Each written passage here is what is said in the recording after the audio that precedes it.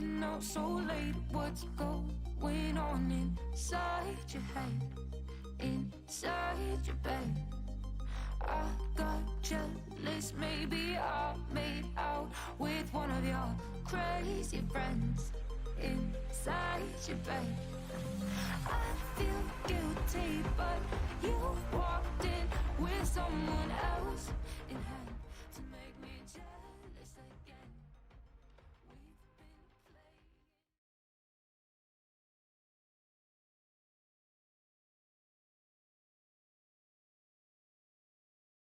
Ja.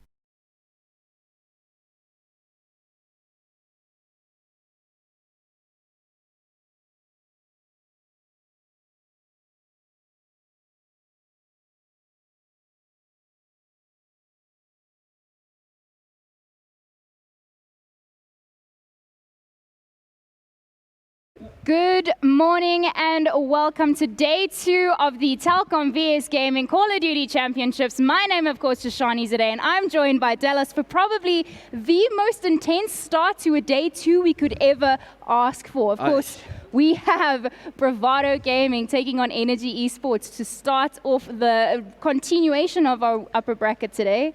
Like you said, it's just a crazy first game, the first game of the day. It is Saturday. Everyone wants to get to Championship Sunday, and it starts here with Energy taking on Bravado. These two's been fighting throughout the whole year for that number 1 spot, and here we see them in the semi-final. I mean, there's still a very long way for them to go today, but just having a look back at the course of what happened yesterday. Of course, we chatted a bit in the stream yesterday evening about who we said goodbye to, of course, as we do move into the bracket today. So having a look at that bracket as the players get ready in those booths, we did unfortunately say goodbye to 8 of the 16 teams in the form of Good Gaming, OK Gaming, also known as Online Kingdom. We have Friendly Fire, World Stars, Supreme Gaming, Phoenix Esports, Eclipse Esports, and then AKA Esports as well. And then to look at that bracket there today now, yesterday the first round of winners bracket has already continued, and we have seen EGSA, X1, Evo and Gamma falling to that losers bracket.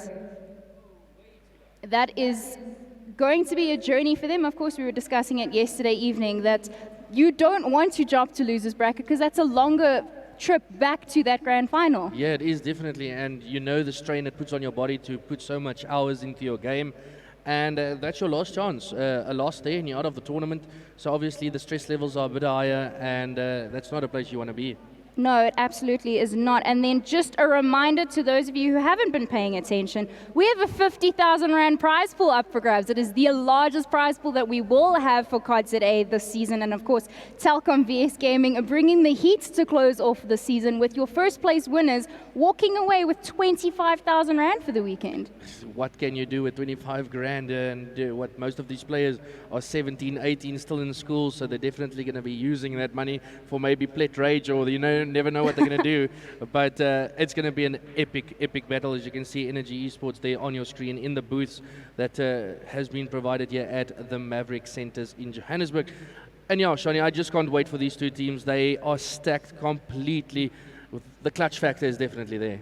I mean, we're just going to jump into looking at this first series for the day. What a game to kick off things on a Saturday morning. We've had a bright and early start, and now these teams are going to put us to our paces, starting with an Arsenal hard point between BVD and EN. Well, that was BVD's pick, that first Arsenal hard point, and I think both teams are really strong on that map. I think we're going to see a very contested hard point, and even all the other maps. But if you're looking at search and destroy on frequency, Bravado has had the upper hand when it comes to that map, and it was Ian's pick, so we'll see how that works itself out. But if it's anything like yesterday, sometimes it can be BVD picks and Ian takes it off, and vice versa, so we'll see what happens. And then going into that control, that map 3 is going to be happening on Gridlock. I know you had something to say about the Gridlock pick. Given that reminder to the viewers at home, Del Rey also happens to be the manager of Energy Esports, so he has a little bit more insight than the usual caster would have to Energy. Well, as soon as I saw Gridlock pick through there, yes, obviously BVD's pick, and what a pick from them. I think that is maybe Ian's weakest point. point when it comes to any of the game modes and any of the maps. So, if Ian can pull that one through, I think it's a good day or good start for them. But it's looking bleak when I look at Control Gridlock. I mean, we were chatting earlier on in the stream yesterday, and basically our storyline for the weekend is how there have been stages throughout the COD ZA history this year of you had the BVD era earlier on in the year where they were absolutely dominating. They were dropping control rounds. Yeah. And then you had Energy Esports taking the reins for a while. Vinco was in the mix as well, and then White Rabbit as of recent. So you've got this continual fight at the top to try and prove yourselves and find out who is that final dagger in that back to say, okay, this is going to be us for the year. We're going to put our names on this major championship for the year. Yeah, and this is the only time you can say that. It's the first LAN and the only LAN this year for COD ZA. Only major LAN. Yeah, only major LAN. So today is going to be that day where some of the top teams get knocked down to the losers bracket, and some of them can't, maybe not even reach Championship Sunday, and that will be obviously an upset. But it is going to be today's that day. You need to cement your name. So just to give you a heads up into how the format will work today in terms of what you can look forward to on stream, we will have 3 rounds of your upper bracket, and then that upper bracket final will be happening today, and then we will have 1 final round of the losers bracket happening this evening. So 4 games will be streamed today.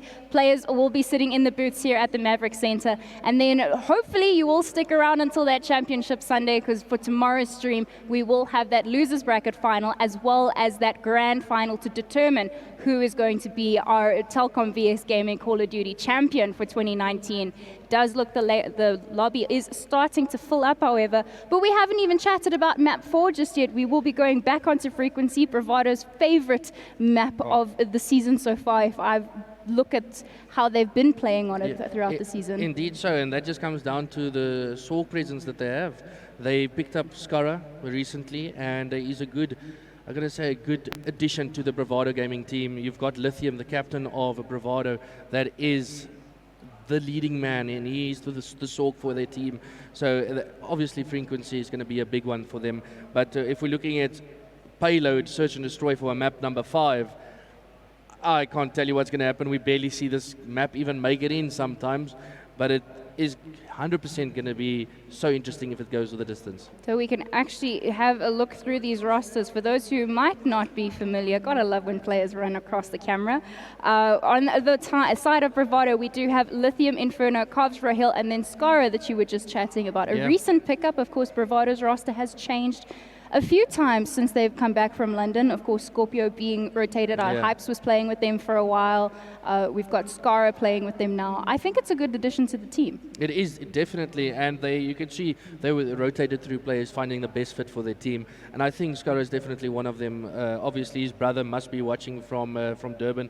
Shout out there for Tukuwala, but Skara is definitely a great player. He's got the composure, he's got the gun skill. Great addition from them, and I think we can say the same from Energy Esports, as they also had a Sharky dropout and they picked up Kerry's. Yeah, so that full Energy Esports roster, Heroes, Perez, Frost, Waffle, and Mickey. Obviously some of the big names taking place in this opening game today, of course, on both of these teams. But you want to take us through a little bit more of what went into making those roster changes, of course? Yeah, I just think it was the position that Sharky was in for Energy Esports. He moved from Johannesburg down to Cape Town, and the team couldn't waste any more time. They needed to make a change. They could see them going down in practice, and their performance wasn't as good. We saw them, yes, as you mentioned, the storyline, Bravado first, then Ian came to the show. That was when Sharky was part of Energy Esports, when they were at that high. But then a lack of practice, a lack of scrims, and you mentioned yesterday, they made it vocal on Twitter that it isn't, or they haven't been practicing. And now that they picked up Keres is very loyal. He scrims every single day. He wants to be the best. He hasn't won a LAN, and if we were going through the Energy Esports team, Frosty, Mickey, and Waffle is the only people with a LAN championship on their name from the Energy Esports team. I mean, they are names that have been around for a very long time. I mean, even names from the Bravado side as well. A lot of experience sitting in either side of these booths here for us today, jumping into some COD ZA action. And the big word here for me is clutch factor. every single person in these booths has clutch factor. There is no way, and if there's a 1v1, you know you can't call it. It's going to be instrumental to see what's going to happen. But we have Ian, we have BVD, two of the best top orgs in South Africa. We've seen them compete CSGO or whatever it may be, even Fortnite now that it's picked up. But even with Call of Duty, this is where it all started. No, and we just do need to make a note is if you haven't been following the championship throughout the season, there have been various cups throughout the year for Black Ops 4 that have given the players the opportunity to qualify. So we've had five cups, where the Bravado and Energy teams actually qualified all the way in the beginning of the season. Yeah, all the way from the beginning. As we now load into our map, you can see there with Bravado faces as we switch over to the game. But here we go, Shani. Energy Esports versus Bravado Gaming, two of the best teams in COD ZA. And you know, if you're watching, you're going to get the game of your life up first. And if you are joining us online and on stream and you want to share any form of clips or images or any form of predictions, make sure you're using that hashtag TelkomVSGaming. And of course, this is the COD ZA community. We know we're loud and proud on Twitter. Make sure that you're showing the community outside of South African esports why we are one of the loudest communities on Twitter for that very reason. But 5 seconds out of this hard point, I don't know how to call this just yet. Oh, you should don't. And it's going to all come down to this first initial push. Going right to the middle, we can see the Energy Esports and Bravado. We're on board with Rahil, one of the straightest shooters that I've ever seen with an ICR. This man does not miss, and we'll probably see him now go in on the right side head. And we can see some of the Energy Esports players flying across the map. Now, to start off, we've mentioned it before, Inferno starting off quite hot as well there as well. 2 ICR set up on this map, which is not exactly 3 if you saw that first start off of the break. Of course, not something completely out of the norm that you will be seeing on something like an Arsenal hardpoint to start off this, trying to assert your dominance and getting that map control for next. Yeah, indeed so, and we can see here with Govs, unfortunately, he gets shot down by his older duo teammate there, but we're on board with Lithium, just duck and diving, making sure to get the kill. And Frosty picks up another one, but a big eye to keep an eye on is Inferno. He's still hanging around at first with 10 seconds to go. And the big thing, if I bring up the minimap after this kill, actually there, is the rotation to next. And only one there for it is Bravado is Kara. And it does look to be like they did get all of the kills to go over into next. And Bravado Gaming still sitting in that lead position of granting that control of Hill to start off. Energy only getting 6 seconds, but that's not exactly out of the bushes just yet. This is a very, very long hard point, a very long series for us to still get into. Lightning strike within the first, minute of the game, Delray. And he hasn't died yet. He's 6-0. We know how good Inferno is. He is the brains of Bravado, and obviously this man strats as them having the score now all streaked out, 53-13 of Energy Esports. Waffle and Frosty at least getting a kill there as we jump on Waffle to see if he can maybe get the rotation in. And we can just look at again, Shani, we're looking at the blue arrows of Bravado. They're already set up and waiting. They're set up and waiting. They've rotated at the correct time. This hill is also very open, so should Energy choose to break in, they do have those streaks in the back pocket in order to use. But keeping on board here now, Energy did manage to pick up some decent scrap time to keep in the mix. Whew. And Lithium there picking up Carl, Frosty. Both of these teams, obviously first game of the day, so yes, Russ could pick in, but we can see clearly from Inferno, he is ready. 11-1 as we jump on board with him again with that ICR. The man is an absolute beam as they increase their lead.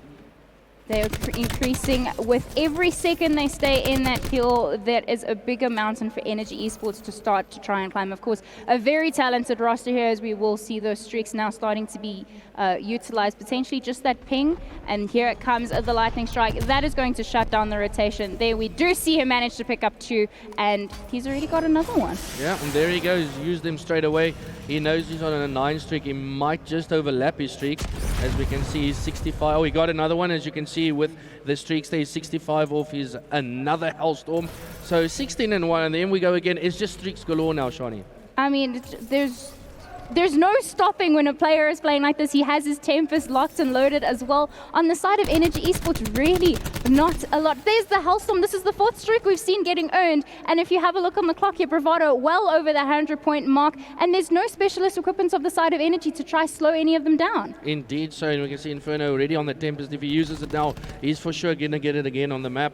But if we're jumping on Energy Esports, yeah, very slow start from Keres, as he's 1-10, and you're not too used to see him dropping those numbers, but he needs to pick up his game, as we still just see the blue in the kill feed. Keres is at the back here. The Tempest has been popped, but Inferno does get shut down there by Frosty, and Shani 150 to 32. This is the perfect start that Bravado wanted. Oh, for sure. Textbook start to a hard point. You were chatting about looking at VODs yesterday. This is the start you want to see if you're Bravado Gaming, knowing to come into this grudge match. Energy Esports, Bravado Gaming, two very well-known giants in the esports community here in South Africa. And they're proving their culture. Of course, Energy now managing to jump into that hard point for a fraction of a second.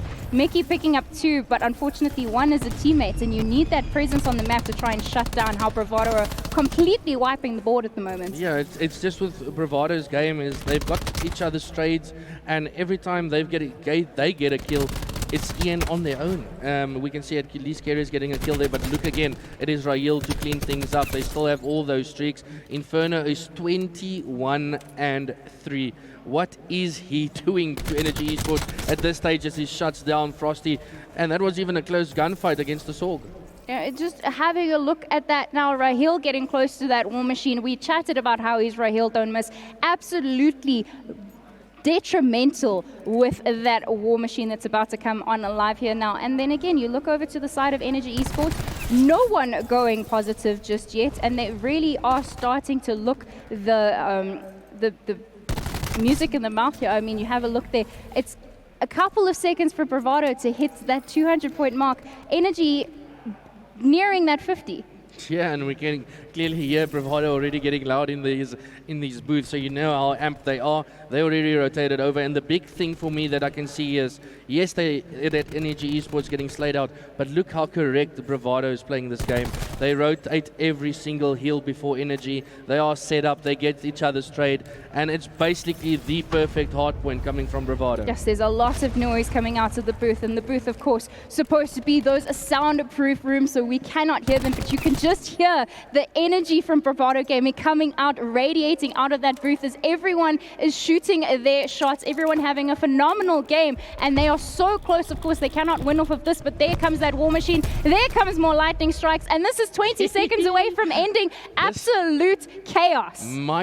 This might even be a 50 club in this hard point against Energy Esports. Who would have thought, as Raheel pulls out his streaks there and a gravity slam to follow as well, but this looks like a 50 club coming in here.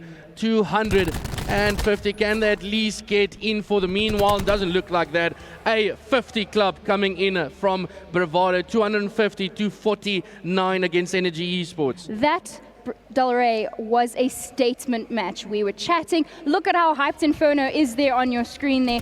We were chatting about how there was the Bravado stage, there was the Energy stage. This is Bravado coming in and saying, put us on stream, put us in the boots. We can prove why we are determined to have that best in COD ZA, and what a show they're putting on for us. Well, this is what we must expect from the team going to CWL London, and they performed. Yes, they came back and maybe underperformed in again, but yeah, we can clearly see them bloom yet again against a studded lineup like Energy Esports, to 50 club them on a hard point, and we used to call those tacos for everyone, but I don't know what Energy needs to do, but they can't let Bravado slay them out like this. No, they need to regroup themselves. Of course, we chatted about that goldfish mentality, map by map, round by round, as we're going to be moving into a frequency now for Search and Destroy. Bravado shooting the way that they are. At this point, if I'm Energy, I'm trying to relook everything. You did mention how about frequency is probably one of Bravado's favorite earlier on in the season.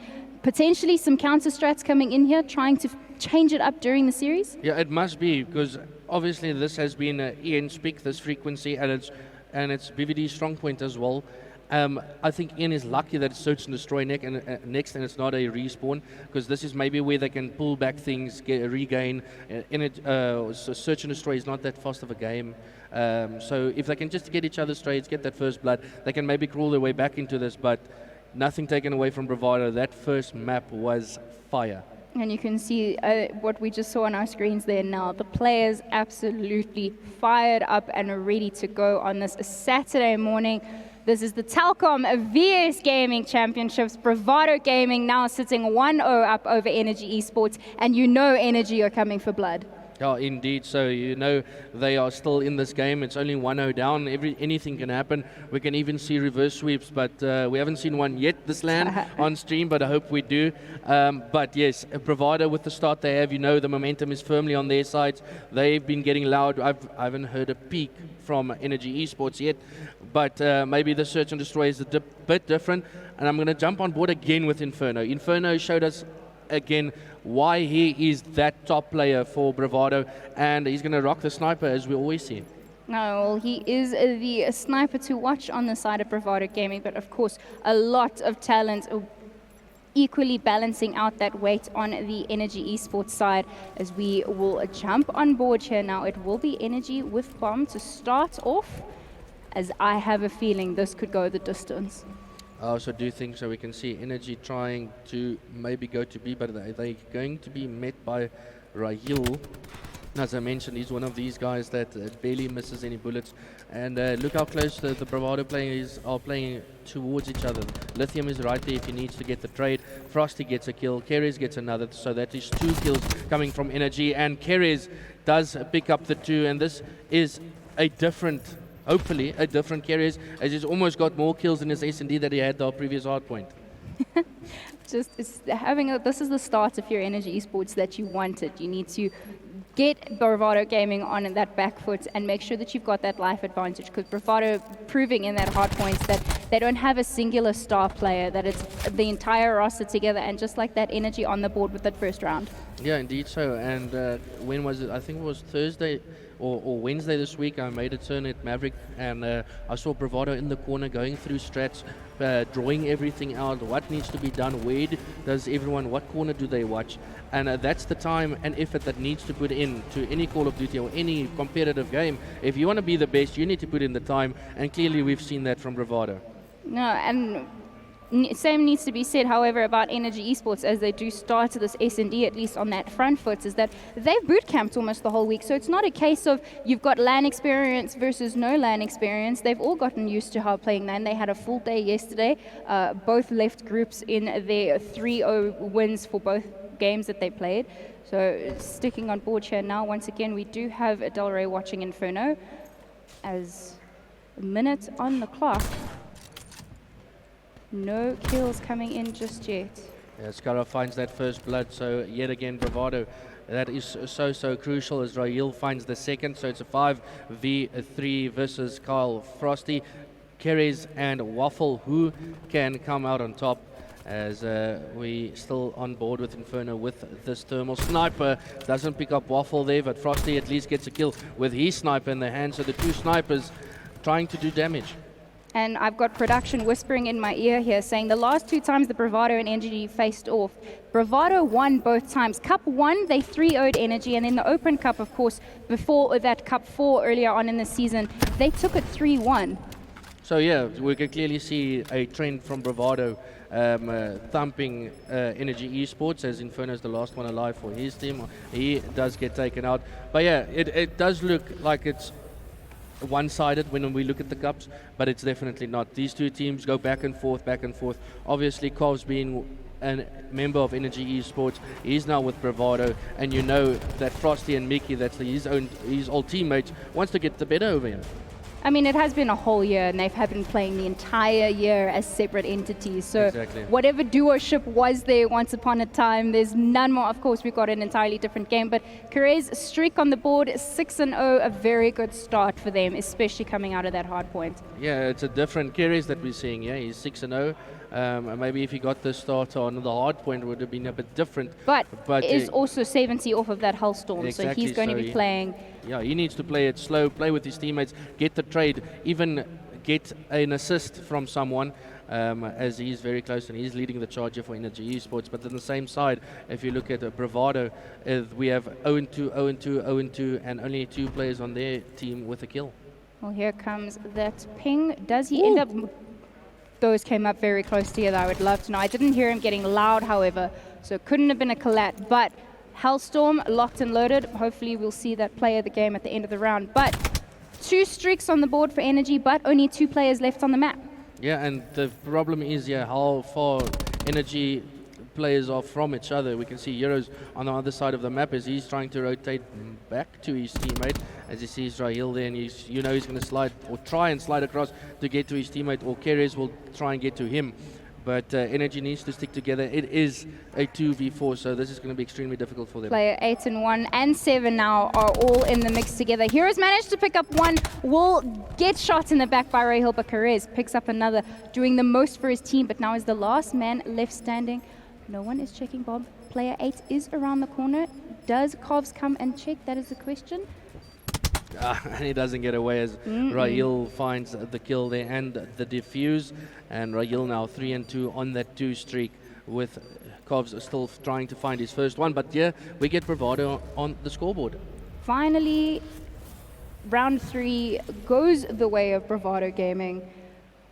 Still too close to call at this point, because Energy, yes, having a hot start, but I feel we've seen it time and time again over this weekend on stream. You give anyone a little bit of wiggle room on an S&D and they run with it. Indeed so, and it all comes down now to Energy Esports is going to invest those streaks. Both sites are out in the open. Yes, A has the plat where you can run into, they have U, the circle where they can run into, and even at B they can go bottom pipes and get into a safe zone. So it's all on Energy Esports and how they use that utility that is the score streaks. And Keres even very close to attack 5 of his own.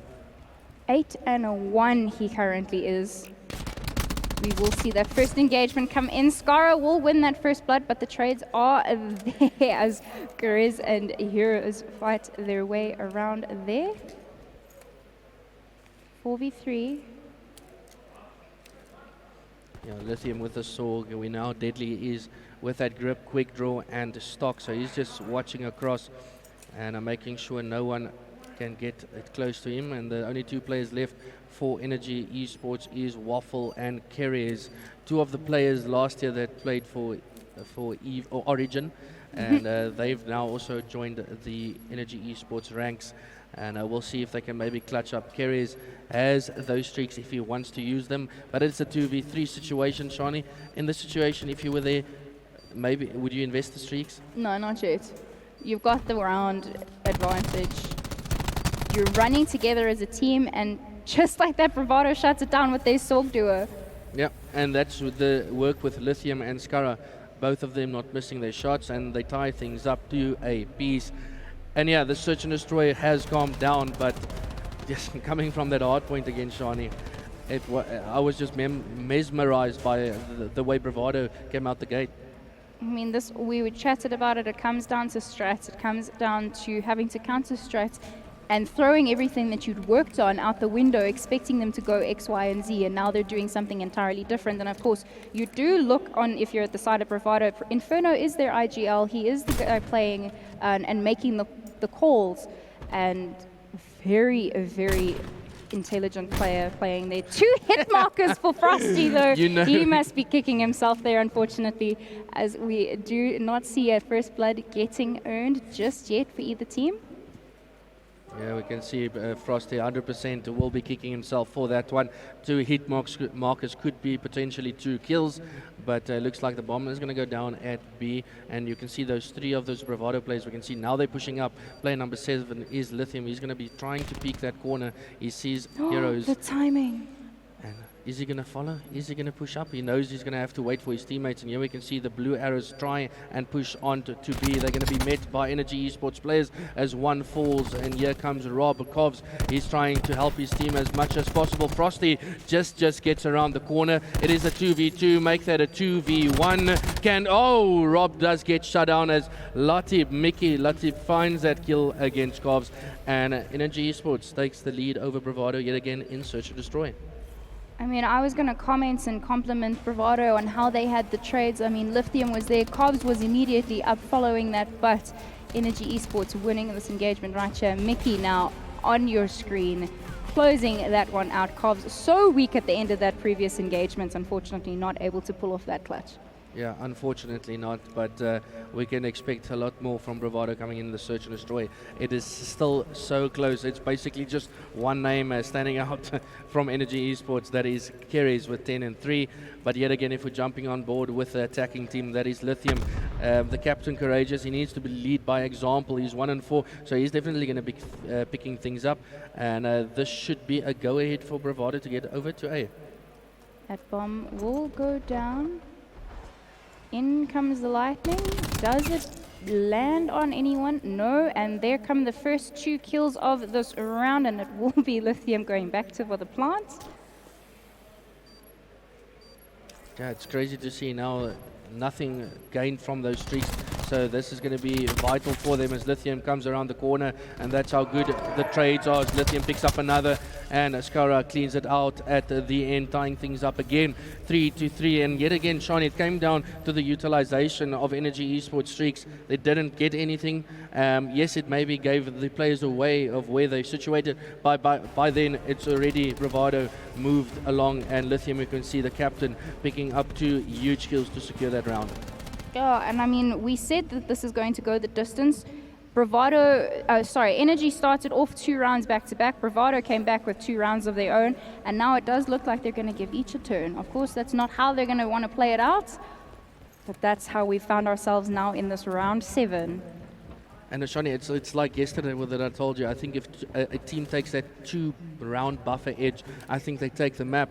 And this is maybe what we're going to see here as Kovs finds Frosty with that perfectly timed nade. And it looks like Energy is going to try something different. And Bravado, they're not pushing further than the bomb. So Bravado gaming the blue wall on the side of that left hand of your mini map, just trying to cover all of their angles as they're hopefully going to have players 6 and 10 read this cross through to the other side of the map. Player 3 now, of course, on our screen. This is Mickey. Going to Jiggle Peak, may have seen Skara, may not have. We don't know. We'll see what they conjure up, but they need to get the Bravado players away from Plat, and they do just that as Keres can now get onto the bomb. They maybe going to try and fake plant this. I don't know. Latib must not peek too much as he's going to get picked off around that elbow side. Player number 8, let's jump on board with Kovs as he's now going to push up. They're going to get taken out. One guy left for Energy Esports, and that is Waffle in a 1v3 situation. He is the AR player, so he might can pick up someone, but he can't as Rahil yet again, that wall that you spoke about, that blue wall from Bravado standing tall, and that is Rahil defusing the bomb there, and Bravado taking the lead for the first time in the search and destroy. And there you go via defuse, and you can see Inferno chatting very wholeheartedly to his team there, trying to keep those comms up. There we've got the angles coming in. Look at the angles. Energy Esports. Keres is saying, I need some teammates here, please. And they probably said the same. Yo, Keres, can I please get you for the hard point? But Keres here giving us a nice little look there on the screen. But again, Rahil finding the last one and defusing the bomb. Yes, Keres is still 1 streak, but the previous one didn't pick up anything. Heroes is 1 and 5. And he's your IGL for Energy Esports. Round 8. Do we have Energy hit back again? My money, I won't place my money on anything between these two teams. It's always so close, except that hard one that we just saw. But it looks like a beautiful U push or circle push coming in from Bravado and Inferno yet again with that sniper. And we said, Shania, how important that first bloods are. First Blood's so crucial as Skara manages to pick up. And the Soul Duo, once again, they're doing their jobs. They're making the plays here as they now find themselves with Heroes and Frosty against the entire Bravado gaming team. This round is basically scrapped already. Energy Esports can basically... Don't say that just yet! Frosty gets the snipe! Does he get the second Come with on, the give us garrison, he will. Now it is a 2v2 situation. You said it was going to be chalk. We see Energy bring that back? And unfortunately, trades do come out. 1v1. And we have a 1v1 situation as they're going to be rotating through. I don't want to give away too much information with my cast. Inferno. Ooh. It's 14 seconds. That's not a lot of time to work with. Yeah, we can see who's going to play this sneaky. Ow! As Zeros gets in, but he can't get the defuse, and this puts Bravado one round away from taking the search and destroy in a 6-3 fashion. But Inferno yet again played smart, played the time, got around the corner, and that's the brains coming through, Shani. That's how you play your Call of Duty. I mean, we were saying, oh no, 4v2, don't worry about it. Frosty manages to pick up 2, one with the sniper, one with the pistol. Here we see some more players here from Heroes as well, picking up that melee and then turning to get Skara with a headshot. Yeah, I just feel again from Energy Esports, the beginning of every round they play together. Then they get sniped off by Inferno with that sniper and then gives them the disadvantage. Then they split up for me. They split too much. They don't play as a team when it comes to search and destroy in the later stages. In the beginning of the round, you can see clearly, if I bring up the minimap, we can see they all push together. But what happens after that, Shani, is the problem for Energy Esports. As we can clearly see from Bravado, they're one round away from taking this. I mean, you want to be on that map point, but we have seen crazier things happen as we do have Energy, have a very strong A push here, but they have left Waffle at the back of the map, trying to call out any form of flank. If you look at the angles that he keeps watching. Bombs down. Yeah, we can see Inferno with the ICR just wants to sit the top window, making sure no one flanks in, but it looks like a full push going to come in from Bravado from that flat area as Lithium gets away, all stunned at the mid side, and that may be a stun coming in from Frosty. 2 players go down and make that 3. It's a 2v2. Who can come out on top? The bomb is planted. Someone needs to defuse. Where is Kov's coming from the mid? And it looks like this could go to Energy Esports. This is a 1v1 for the game. Who can come out on top? And Frosty gets the better of Kovs. Unfortunately, Kov's checking the wrong corner at the wrong time right there at the very end. Also, Maddox in hand. Frosty managing to keep Energy Esports in the loop here, just holding on. In we go to round 10. Of course, Bravado is still on that map point, and that's a very, very stressful position to be. If you are Energy, you want to push this all the way to the very end. Indeed so, and they just need to show us now what that clutch factor is all about. If they can calm the nerves, keep talking, keep getting the comms up, they can still do this. Yes, they're 2 rounds down, and Bravado is 1 round away from taking this all. They just need to save those lives. They don't need to get first blooded yet again. And if we would jump on board with Latib, he's the furthest one pushed up and might be in some trouble. As we jump on Frosty, he's going to get back with his teammate as well. Sticking, waiting for someone to try and peek here. That will be Frosty, but bomb will go down. No first blood coming in just yet, but everyone's pairing up and sticking with one another. Player 8, that is Kovs, down in middle of that map, manages to get picked the first, but will get traded up by Waffle. It's now 3 apiece as Raheel manages to get that melee as well. Yeah, indeed so, but what's going to happen now? They need to get trades. They might be shot down from behind as Raheel picks up 2, and that is the search and destroy as Bravado take its 6-4 over Energy Esports, and that takes them 2-0 up in the series, Shani.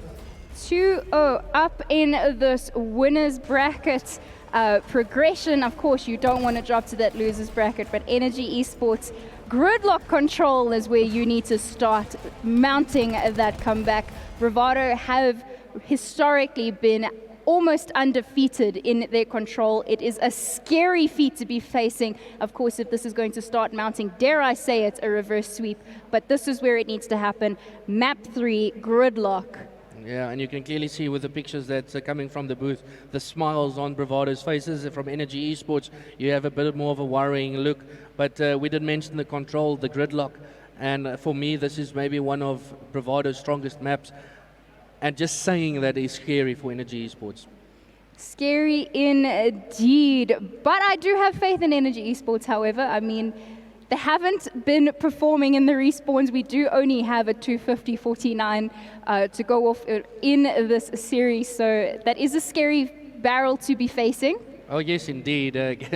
Against a studded lineup like Bravado, it is scary. And it was same from Energy Esports. They need just to pick up the games. They down now.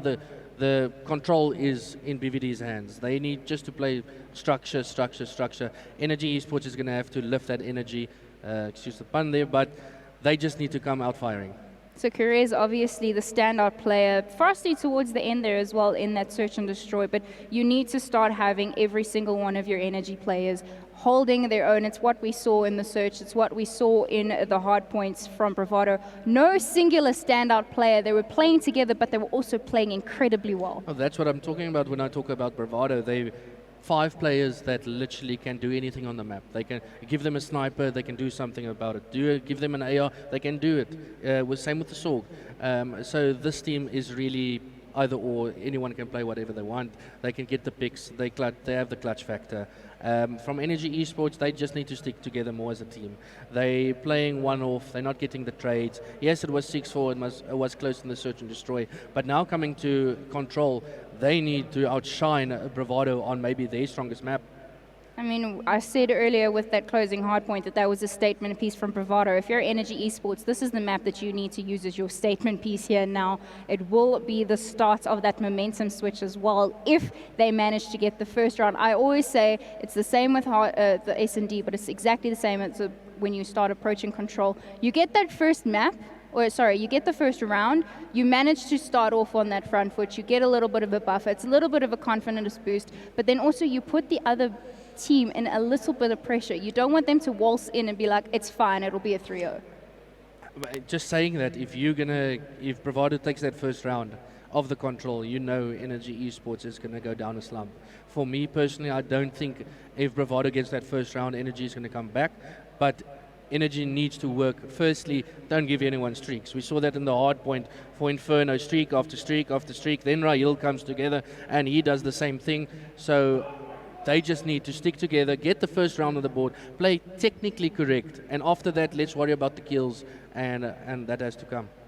I do have faith in Energy, however, though, just having a look at who is on their team based off of experience. This is where that veteran mentality comes in. We see Energy trying to get into the game here now. They're all focused, they're all ready. It's a very different demeanor than what we saw from the Bravado team, as we're going to be jumping into this gridlock control. If you're not familiar, it is the first to 3, and there are 2 points on the map that you need to attack or defend. 3 ticks for each point, and I'm very excited to see what kind of strats are going to be coming in here. Yesterday we saw a lot of chalk it, but then we've also seen we're going to attack both at the same time, see which one you decide to attack, and then just stack where you haven't pushed. I'm just thinking both teams' egos are through the roof, so I don't think they're going to scrap anything unless the IGL calls it, okay, let's scrap it. But both teams, obviously, they can have the ego they've got multiple tournament or LAN wins, and we can see now it is going to be a split push coming in from Energy Esports.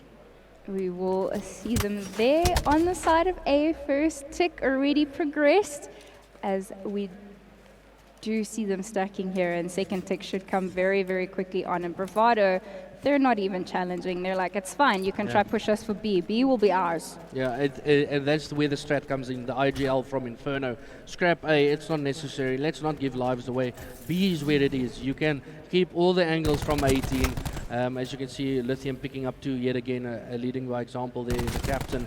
And it is incredibly difficult to get a kill or get into B from the front if they're locking it down from 18 and every hit glitch you can find. So they're going to have to send people through the rotation. And as you can see here from Inferno, he's the guy in the middle, just making sure Energy Esports doesn't get into that flanking area. Players 8, 2, 10, 3, and 1. Basically the entire top side of the map, as we're going to switch out of mid there. This is all going to come down to this this B side, as they're going to jump in, try and keep it contested, but Carbs is like, no, get out my hill. You're not going to get a single bit of capture time on this first tick, as we will see a lot of time still on the board if you are Energy Esports, but your lives do start to matter when you're starting to throw wave after wave at this B point, and Bravado just keeps shutting it down. Once again, contested off the break. Yeah, and it's going to be contest galore as Frosty gets in there with Mickey. Kerry's running one of his own, so at least 3 players go down for Bravado Gaming as one Rahil gets a kill there. And this is a good start. They're going to stack it. Skara is trying to flood in. Down goes Frosty! and round number 1 of the control goes to Energy Esports. This is a perfect start from them. That is probably one of the quickest rounds of control against Bravado Gaming I've seen in a while. And you see the smiles coming in there from Energy Esports. They know what they did. Bravado maybe regretting giving up A so quickly. It could be, but I think it's still the correct call coming in from them. Let's play the lives. Let's give them a B is where it's at. I just think the slaying power from Energy Esports clearly showed kind of hitting from the front. And this is something that they did practice at the boot camp, making sure they get their setups right if they're all pushing from the front. Now it is all up to BVD and how they counter that. I mean, maybe it was even a case of BVD. You're not supposed to over or underestimate your opponents, but having a look at how they played in the first respawn, thinking they're going to have the same approach into control. They're 2 entirely different modes and beasts of their own, so just keeping a look here. Now, of course, the tides have switched and we will have Bravado now trying to capture those points. And this looks like a capture going to be on B and attention is going to be pulled at A. A totally different scenario in this time around as it is Bravado just flooding through to B and Energy Esports clearly just scrapping that as Frosty comes from behind and can't get Covs off that heady there. And attention should be now turned to A. B is captured. So yeah, it's a race to A. Is a race to showers, but if you have a look at where the Bravado players are stationed up, they're going to wait. Player 9 was the closest and he waited. Of course, that is Rahil waiting for all of their teammates to try and push together. So we will see player 2 very far pushed up. This is Heroes on the screen right now. Yeah, and we can see Bravado stacking from the front. They want to make 100% sure they get all of these kills as the cluster comes through from one of the Bravado players. Covs and Frosty gets a kill themselves. But here goes Covs on that rant as he gets to Heroes, tries to push in. Can he pick? No. Lithium turns and burns. And it looks like it's still in the favor of Energy Esports if we're looking at A. I mean, no tick progression on the board just yet, but Bravado do have that life advantage. It's not a very big advantage, but it is still there. Eventually, those lives do start to matter as we will keep an eye there now. Lithium doing the most with that saw. We stick on board 17 lives to 11 as that first tick just coming in right after that contest. Yeah, indeed. So now Energy gets that first tick over there. They just need to let it keep, or just hold. If we're looking at the kills department, 10 to 15 or 10 to 14 as it gets closer and closer. And Lithium picking up another kill there. Captain Courageous, as I said quite a few times. Waffle with 2 with the Garrison. I'm telling you that RK7 is filthy in the right hand. And we can clearly see that 8 and 10, 7 and 10. This might even just come down to those kills, Sonia. I mean, they have started to whittle down Bravado's lives here as well. They had quite a cushion, and now that cushion doesn't really exist anymore. 7 lives to 9 with very, very few seconds left on the clock here. It's 50 seconds on the clock, sure. But if you're rotating through and you're trying to run back into that map, every second counts into the point. Yeah, and here we go. I think it's going to be a full stack from Bravado, and they're going to capture this. And this is going to be a round on the board for Bravado. One apiece, a bit not as quick as the first round that we saw, but a different strat coming in. Bravado taking B, Energy scrapping it, and then all attention turned to A.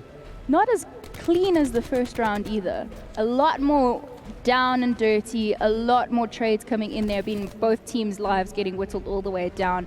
Bravado oh so close to no more respawns, but unfortunately Energy last man left standing. Not much you can do. Yeah, I just think it comes down to what you just mentioned, is the mindset of Bravado coming into this as a respawn, where they had that first hard point where they completely bashed Energy Esports. Just maybe the mindset saying, okay, this is easy, let's just go. And then Energy just showing them what they can do if they really want to. But now going into round number 3 of this control, no lives has fallen yet. And it looks like another scrap going to go down to A. Interesting call here from BVD, but if we have a look at the specialist, we've got the Grav Slam from both sides. And we have Mickey about to earn his War Machine as well. Rahil quite far away from that still. Skara, however, closing in on that TAC 5 and Inferno on the Tempest. So sticking on board here now, that B push now coming in as well, as A is getting depleted from that second tick. Yeah, we can see clearly Bravado trying something different. They first maybe said, okay, let's give them A yet again, but then counted against it as 2 picks or ticks go over at A, and it looks like B might just be captured. And that's interesting strats from Bravado. Unfortunately, it didn't turn into a win for a round for that first round, so maybe they turn it into a round win here on round 3. Yeah, it could be even that, and we can see now Bravado is trying to get into the hill, making sure they don't get any tick progression, and we can see them finding 2 kills. Carries find 1 of his own, finds 2 of his own, but it looks like a total shutdown now at the A site. I mean, something to note as well is in comparison to how loud we were hearing Bravado getting in that first hard point, it's dead quiet from both booths. Yeah, it's everyone is into the game. They know this is the final straw. Maybe if Bravado can take it here, as Latif or Mickey takes out that War Machine, tries to find, but we can clearly see with those streaks also coming in, Bravado having that flak jacket on and making sure he needs to get a kill there. He at least gets that, and that is all streaked out for Mickey. Streaks, specialist Ooh, equipment, Frosty. and as I call it there, Frosty uses that to his best advantage, manages to pick up 2, 17 lives to 11 as they're going. This is Waffle here trying to get this contest, trying to clear the Bravado players out. Everyone playing this shoulder peak game. Waffle does get hit with that Tempest. This will be Inferno using his specialist equipment and will be able to regain and get away with his life for now. He does see heroes, will be able to tag him. Yeah, a clean swipe here from Bravado as the attack 5 is called in as well. The only thing they need to watch out for now, Energy Esports, is not to lose any lives as Inferno shoots the feet there of one of the Energy Esports players. The kills there is 12-9. Energy just needs to play time. They still got 1 minute and 30 seconds, and you've got the kills on your favor. Let's push together, let's get those trades, and maybe even get in or even slay out Bravado. Lithium sitting with the grab slam still, but Mickey has the 2 streaks. There comes the grab as we were just calling that out. And it's all equal. Do still have the TAC 5. Now Bravado sits with that 1 life advantage. A lot of them still sitting with that extra 50 HP. As I say, that Inferno gets tagged up all the way to the bone. As we watch here now as the final 54 seconds of the clock start ticking down. Yeah, and Rahil very close to that War Machine. Probably won't be invested, as he might not even get that if he gets any shots in, as Heroes does get shot down by Rahil. It's 6-7. Oh, he's invested yeah, it. It is. He pulls it out. No one has read it from Energy. Oh, there goes a trophy, but he puts it down, and he doesn't need to get kills with that War Machine. He can do it with the Maddox as he gets shut down. It's a 4v6. Can Energy at least get in the hill and maybe cause an upset? I would say if you're looking at the kill department, it's a 3v5 now. It's more or less like a search and destroy play. But there's no time left on the clock here. If you're Energy Esports, you need to touch the hill right now and shut that down. Mickey trying to do the most for his team, unfortunately not turning into it. Heroes last man left standing, tries to get the kill, but Lithium has the upper hand with the Sorg. Yeah, what a round going to the last seconds of that control, and Bravado takes the lead in this control and now puts them 1 round away from a potential 3-0 sweep, Shania. I don't even want to start thinking about that just yet, because we said a hard point was an opening statement. A 3-0 to start off with Energy. We said how this is going to be a tight game this morning. At this point, yes, that first round from EN was very close. They're pushing Bravado all the way to the very edge with these control rounds. But BVD coming out on top. They're 1 round away from map and series point. Well, from taking it. Indeed so. And if we look at Mickey, he did use one of his streaks to try and save that round, and it didn't work out. He didn't pick up anyone, and he at least still has the Hellstorm to work with if he wants to call it over at B. But it looks like, look at all those blue arrows go towards B. Can he find 2? He finds 2, yeah. But Bravado is there already. No one is with Mickey to get those trades, and again gets shot down from the side. And was that even worth it? As we can see, Frosty at least knocks it down to the beginning of that hard point, or that control. Something also to note is there was a lot of specialist equipment invested in that last round from Bravado. Indeed. They don't really have much. Cavs is the closest, of course, with that vision pulse, but nothing really to throw at energy, because, I mean, you've got Heroes with his Tempest that could still be utilized there, but really a lot went into winning that previous round if you're Bravado. Indeed so, and as we can see, Energy just trying to stop the bleeding at being attention down to A, and the big guy here maybe to look for is Frosty, as he can't find the kill on Cavs. But now the big question is, what does Energy Esports do? Do they scrap A like Bravado has done, or are they going to contest this? I mean, it doesn't look like they're going to be pushing any time soon. They're set up for B, you called it. That's going to be a scrap and chalk for A. As we keep an eye here now, this is very much the same setup as we saw Bravado have, and waiting for the players to push into B. It's going to be a case here now. Be My Heroes watching this corner here. Of course, it is going to be his counterpart Inferno trying to push in, but look how Bravado are pushing together. Heroes only man standing there currently, going to rotate through and around. This is a smart move coming in from Heroes. Yeah, he's trying to catch Bravado off guard, and if He looks might to his do left, it. he's going to spot Inferno, does shot him from behind, and he shoots Lithium from behind, and Kovs at least gets that trade. But a good play from Heroes, playing his life, making sure he can come in from behind and stop the push coming in from Bravado. 16 to 16 when we look at lives, but Bravado, all those blue arrows, yet again, is going to be pushing up. And that is a flood of blue coming in, and that kill feed stays majority orange, and now it's turning blue as we do see 14 lives to 13 as BBD back in the hill, but once again contested. Everything getting thrown now from Energy Esports as that TAC 5 does get deployed as well. Yeah, almost there for Kovs, everyone lining up as Kara finds two. Energy Esports doing a good job holding thus far. They just need to keep their eye on those eliminations, those kills. It's 10 to 9, and I can tell you it's even going to get closer to the end of it all, as it's 9 to 6 now in the favor of Energy Esports. Last live for Bravado now. No specialist equipment on the side of Bravado. This could be going to around 5. We are sticking on board here. Now Energy have 8 people still left standing, so much equipment to work with. Don't foresee them investing just yet, because there's not a lot of time left to work with. If you are Bravado trying to break on in their Energy, or just sitting at up camp, and they're trying to say, come push us, bro. Yeah, just come for us, we'll stand back, we will wait for you. There's 3 players left of Bravado.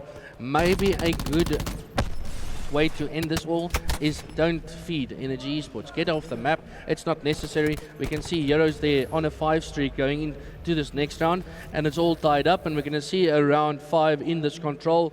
And what's going to happen, I don't know. Who's going to scrap what? I just don't know, Shani. I mean, we said that this is the round that Energy need to start bringing some fire to the table, because they need to stay in this if they want to continue the easier run, quote unquote, Exactly. in that upper bracket further on again today. But Bravado Gaming, currently, if you've just joined us, they do sit on that 2-0 advantage in the series. Now, having a look at the both energies seem to be up in both booths, as we do see a little bit of peek into both teams as we jump on board here now. Final round of this control. If you're Bravado, you want to win this to shut out the series. If you're Energy, you want to push this to a frequency hard point. Yeah, indeed, you're doing the same strat we see coming in from Bravado, just giving up A completely and just making sure you get the B side down. The big thing from Bravado is, yeah, they're going to try and get Energy Esports in that spawn trap. You can see here with Lithium, as he's 21 and 17, and he's probably going to get Frosty from behind. And can he get traded? Yes, Carries at least finds that kill. I mean, we were chatting about how they didn't really have much to work with in the previous round, but having a look at that now, Kovs has earned his vision pulse. You do still have the Tempest in the hands of Heroes. You do also have Ryan Waffle with the vision pulse of his own. So Energy trying to keep technically does have more stuff to work with. Production, I do also hear some whispers in my ears, if you're aware. Yeah, we can see here on board with Mickey. He's just still playing it down at A side, making sure he can get the trades. But the action is just going over at B now as Frosty is furthest pushed up. And can he get that kill, that first opening? It's 25 to 27 in the favor of Bravado. And we just see blue now, Shani. We do see blue indeed, and as we can see, 27 lives to 23. A lot of time left to work with here if you are Energy Esports, but if you look how far BVD are pushed all the way up, Energy really not much wiggle room to work with. And this is exactly what Bravado wants to do. They want to shut it in their faces. They want to be there. They want to not get them any further than gold or small, they call it. As we can see now, Lithium picking up another one there on Frosty. 27 lives to 19. It's really not looking good for Energy at this stage. The only thing maybe saving them is a full push on to B and capturing it as quick as possible as two players fall for Bravado, helping the ease of Energy Esports. But they're going to have to push and get into the faces of Bravado as there's 40 seconds left of this round. 40 seconds and counting. Lithium oh so close to that grab slam. They are starting to really work their way through the Energy Esports' lives. They do still have that Tempest, as I keep calling out there, from Heroes. Heroes picks up 2 with the ICR, but will get taken out by COD. But with 25 seconds left on the clock, they finally touch B. Yeah, they finally touch B, but there's only one person there, and he does die as 12 scores in those streaks, finds 3. The big thing, they can still do this, is the Tempest play of Heroes, and he pulls it out. Jeff Frosty still has the grab slam. How is he going to use that? And we can see now the Tempest being used. The Specialist can change everything, but great covering from Bravado yet again. What can Frosty do with this grab slam? He's going to have to find a lot of them. He does find 2. He's going to push up, try and find the third. He does just that. Now Energy Esports needs to stack this hill as quick as possible. Getting that first stick over. 5 to 13. Last lives for Energy Esports. What's going to happen? Final push, 13 lives to 12, 4 lives to 11. Bravado Gaming, that kill feed, even though going majority orange, they do not get into hill, and this is going to be the final push here from Bravado Gaming, and we are going to they do get it, Energy Esports. 4. Oh my lord, what a control. 3 to 2. Energy Esports by the skin of their teeth gets a map on the board. We're going to frequency HP. Holy moly. I don't know what else to say. What a control. What 2 teams. We thought it's going to be an over 3-0 sweep. And the only thing that saved them was the Specialist usage against Shani. The Gravity Slam, the Tempest from Heroes. And it worked out for them. I mean, just looking at how Bravado looking there on the screen, Energy's happy. They're still in this. They're still in the upper brackets, and they're going to be re-looking at their hardpoint strats, because you cannot have the same performance that you had to open up the series. You do not want to get another 50-point club. No, you don't. Then the big thing here is how Bravado retaliate on this. Yes, it was close, but it's a loss of a map. So sometimes you get a knock, your self-esteem gets a knock. But I think with Bravado, they're just going to keep going. They're going to go through the motion. They're going to be that team again that's going to try and repeat what happened in that first map. And that was 250 to a 50 club of 49 against Energy Esports, as we're going into that frequency hardpoint, Shani. We saw how good Bravado do play on frequency. We've seen it the entire season. You and I have cast a lot of games for VS, for other TOs throughout the year, and we have seen them be deathly on this map. The same, however, can be said for Energy Esports. They need to bring that fire that they had to keep them alive. Now, they want 2 rounds back-to-back in that control now to push this to a game 4. They have to bring that same fire. They need to pull and be able to find that something from deep within you to try and get this to the next round. Yeah, if I'm looking at this hard point, I'm looking at carries yet again, not to have a map like you started off with. If you can just keep going, I think this can maybe favor Energy Esports. But the biggest guy for me in Energy Esports is Frosty. Frosty, multiple LAN wins. He is the clutch factor. He's just going through the motion, the whole everything. He's got it all. He just needs to put it through with his team, and they can do this. The same from Bravado, you could say. The started lineup of them, Lithium, the captain. And we can see now, again, we have to end the game. Unfortunately, not loading into it. But again, Shani, I did mention the Bravado team. And how good is Kara doing? He's filling in perfectly for Bravado. No, I really do like the addition of Skara, of course. BVD going through a couple of roster changes we chatted about earlier on in the cast about how they came back from CWO London. They did have that little bit of a difference, of course, coming out of placing top 32 and then, of course, getting that international exposure, coming back in here. Everyone was spamming those avocados, but then coming back and then really having a bit of a shaky midway through of that season, as we are going to be re-looking. If you've just joined us, my name is Shani and I'm joined by Delray Delas Vermaak as we are in the second day of the Telkom VS Gaming Call of Duty South African Championships. Remember that this is COD ZA and we do find ourselves playing all the way till the very end of the Black Ops 4 season as the new game does come out on the 25th of this month. But BVD currently do sit in a very comfortable 2-1 over Energy Esports. And just to recap you on the series so far, Arsenal 250 to 49 in favor of Bravado Gaming, and then it looked to be business as usual for BVD as they did take the frequency S&D 6-4. But then the upset of notes coming in here now for the first game of the day on stream. Energy Esports closing out a 3-2 on that gridlock control, and that is going to be pushing us to this frequency HP. We'll find ourselves here now.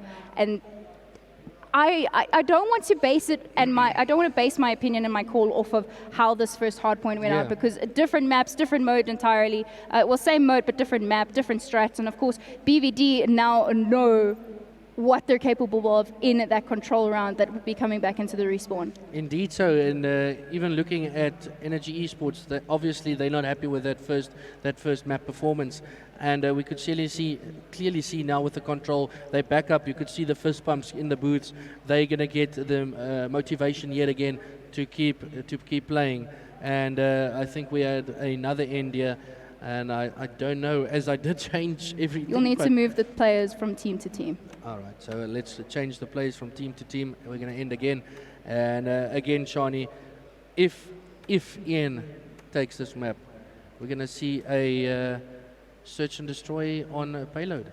Well, if they do take it to a payload, I would like to see a game around 11. Of course, the first S&D not going all the distance, but they did push it to the distance in the control. But we want to hear from you in the chat. Of course, we want to hear from you online. If you are joining us for the first time, this is competitive Call of Duty, and we're great to have you here. If you're using us, if you're joining us online, that hashtag Telkom VS Gaming, and then of course COD ZA, the loudest and proudest of the South African esports communities online, using that hashtag COD ZA to be able to give us your opinions. We've got two mammoths and Goliaths in this scene with Bravado Gaming taking on Energy. You chatted and touched about it a little bit earlier about how this is a rivalry as old as South African esports goes all the way back. I mean, you've got Bravado Gaming, who had the CS and the versus Energy Esports rivalry. You've got them in the Fortnite now. You've got it in so many different areas. Of course, COD ZA going way back for a very long stage. It was Energy Esports,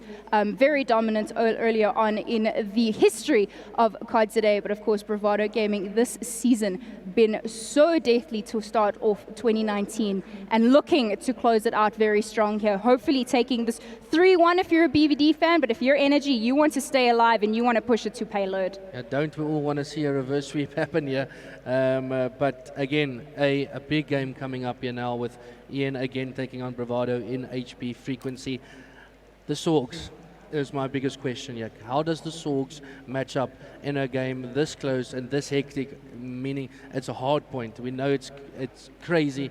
And when I'm looking at Frosty, he is the Sorg guy. He needs to be in the faces of Bravado. And so I'm going to say with Lithium and Skara as well, they need to bounce back and take this hard point away from Energy Esports. I mean, that control came all the way down to the wire at the very end, however. So we're going to jump on a board here now. Do we have another 50 club? I don't think so just yet as we jump into the swing of things. Of course, if you're looking on the screen right now, the orange team, of course, is going to be your Bravado side, and then on the side of blue will be your Energy Esports roster. So colors are switched, but you do have the roster lineup at the top that just needs to be edited.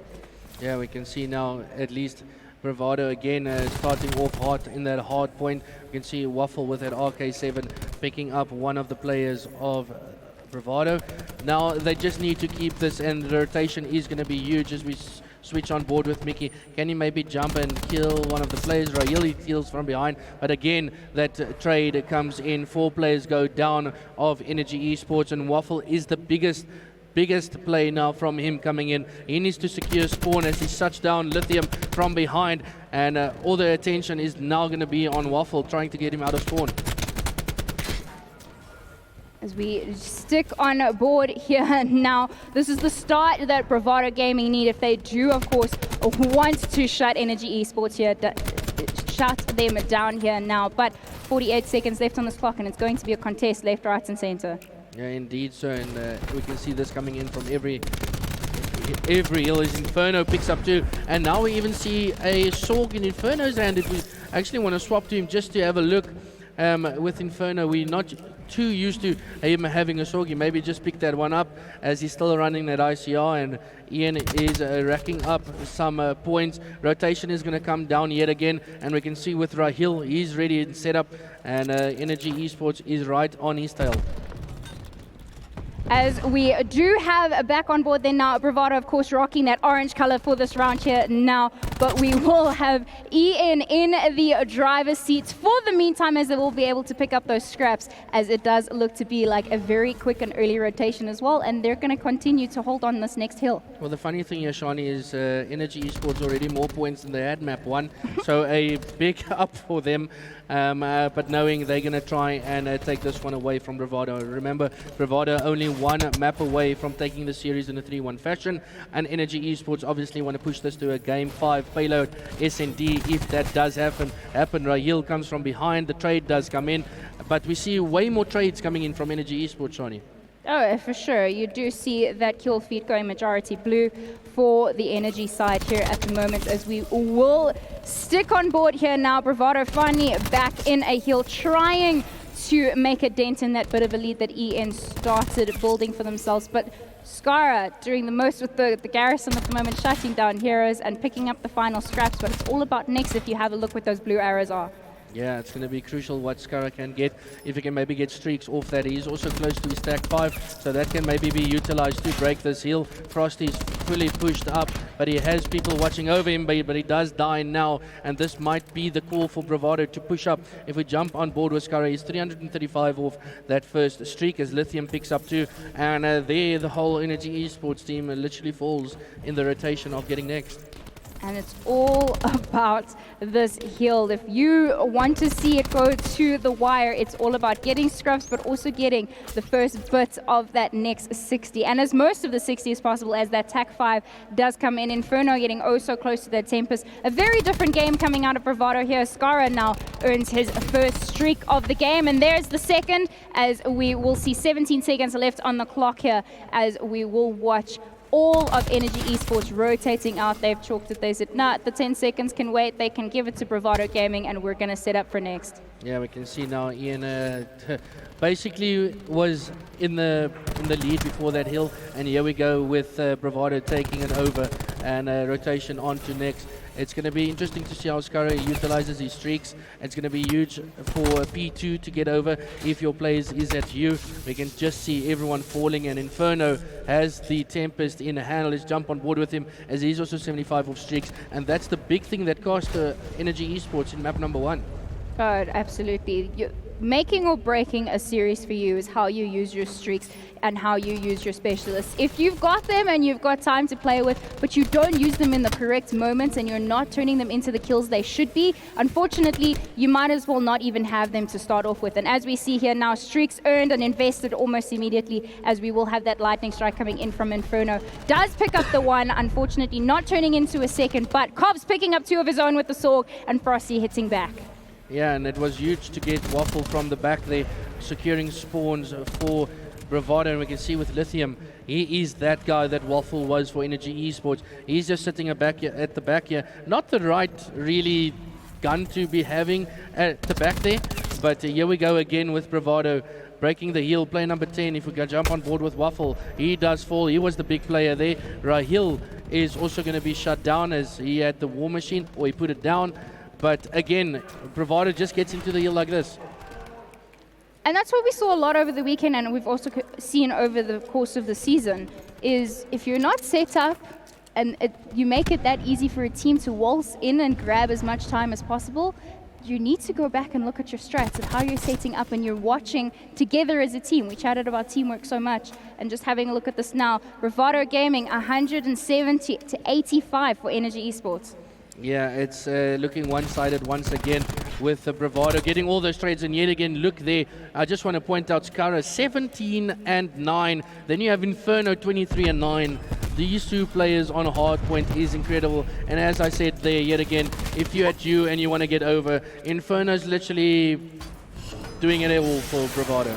He is doing it all for Bravado. Coles had mistakes were made, fell off the map, and then got taken up by a lightning strike as he spawned back on up. So not having the greatest time there, but is 13-14 at the moment. Skara now has full streaks for himself as well, as they cross that 200-point mark, and streaks are going to be invested almost immediately. They don't want to give Energy any form of wiggle room to try and make it back in this hard point. No, I think this is maybe where the score will stay the same, unless Energy Esports can pull something out of the pocket. But TAC 5 is pulled out yet again, and Skara is doing exceptionally well for Bravado. He's been picked up 2 months ago, and look what he's doing. He's fitting in. He's 22-9, the perfect guy to pick up. And here we go with more streaks, and they're going to be clearing out for next. And this is where it's going to end, Shania. I think the score is going to be 250-85. If you're Energy Esports, you need to take those 3 specialist equipment you have now. There comes the TAC 5. You've got Frosty with the Tempest. He will get taken out there by Rahil.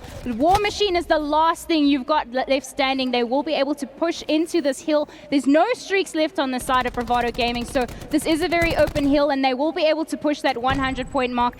Mickey now last man left standing with that TAC 5, and this is going to be Energy's final stand to try and make their way back into this hard point.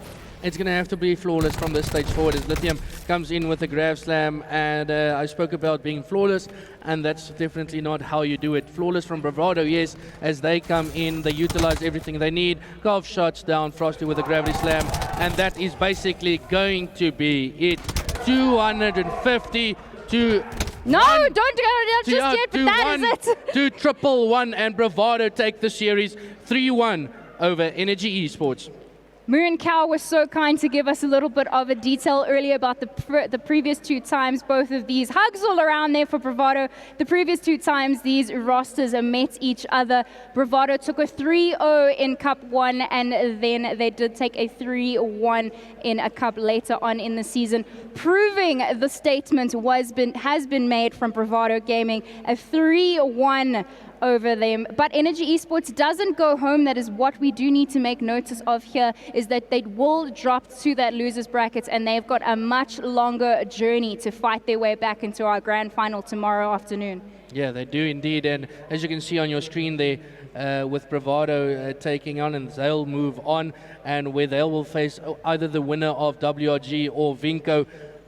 And yeah, it is going to be all that. And yeah, Energy Esports falls down. They got a long road now. They're going to go, they're going home at 7 o'clock tonight if they go all the way. So it's a long road for them. It is a very long road indeed, but that is perfectly fine because they are here. This is the only major land that COD today have to compete for, and everyone wants a piece of that 25K first prize. But that is going to be it for us. Now we will be back with the next game of this upper bracket as we get those scores in. So don't go anywhere, hang around with us, and we'll see you soon. Whoa, honey, I'm a perfect 10. Whoa, and if I say it enough, it gets ingrained in my head, and I start to think, honey, I'm a perfect 10. Honey, I'm a perfect 10.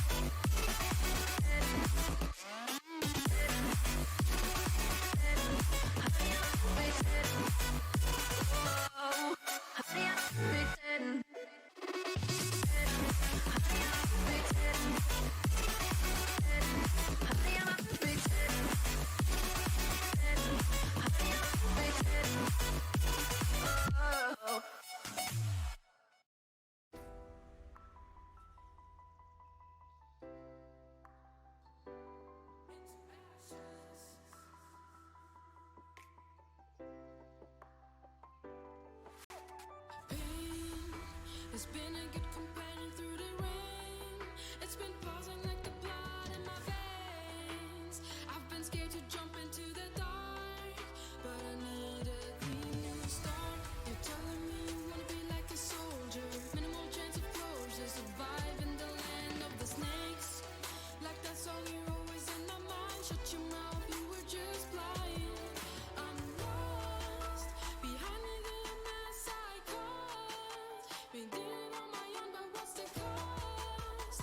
When I look back, I see all my memories burn into ashes.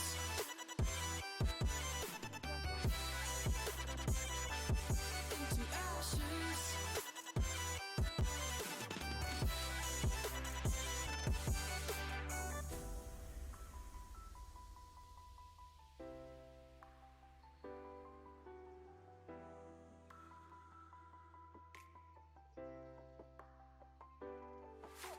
Years that will mark our kids with salty, bitter tears, while they're forced to face our fears. There will be no way out of it. We blew their chances. We're telling them they're gonna be brave soldiers, putting all the weight on their shoulders. This is the land of the snakes. Like Billy sung in honesty, everything is constantly fake. We're lost behind us, the mess we caused. We did it on our own, but what's the cost? When we look back, we see all our memories burn into ashes.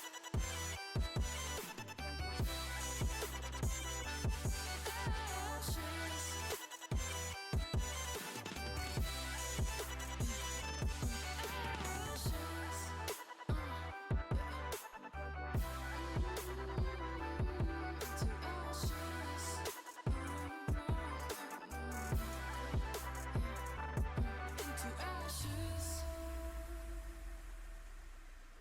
I'm on my own, broken alone.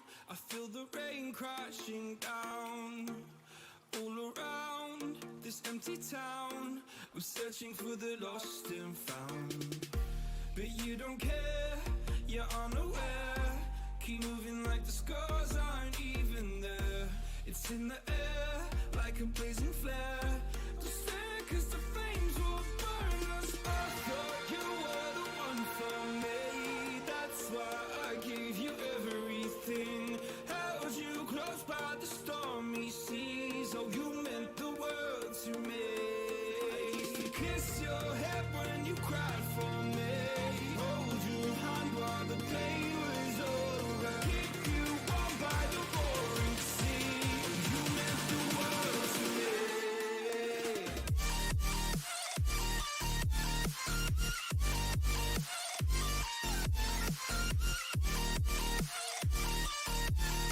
Oh, you meant the world to me.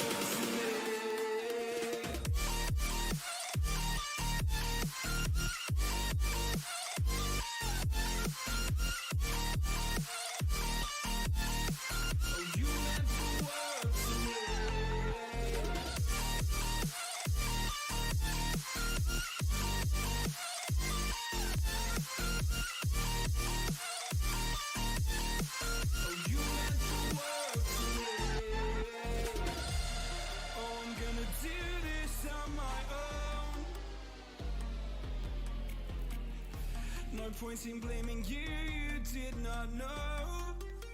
Oh. I thought you were the one for me. That's why I gave you everything. Held you close by the stormy seas. Oh, you meant the world to me.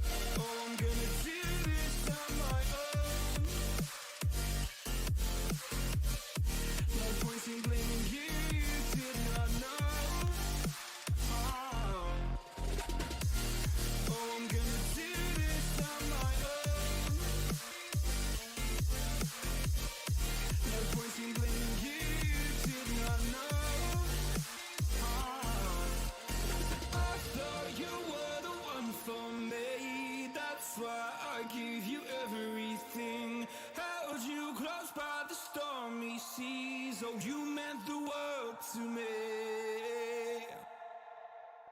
I'm rich.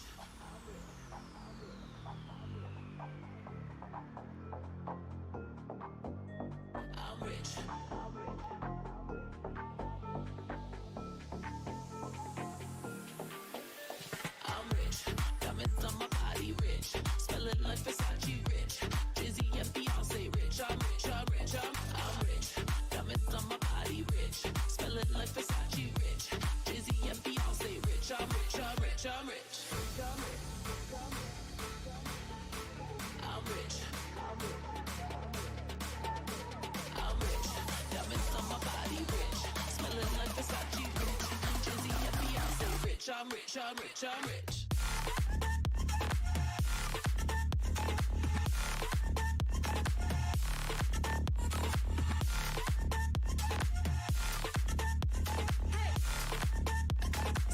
I'm rich, I'm rich, I'm rich.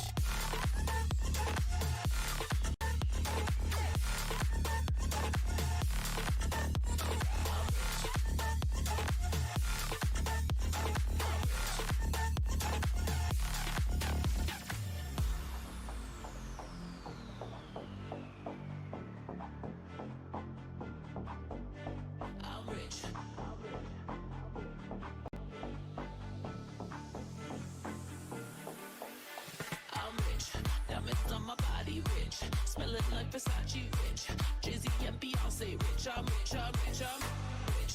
Diamonds on my body rich. Smelling like Versace rich. Jay-Z and Beyonce rich. I'm rich, I'm rich, I'm rich.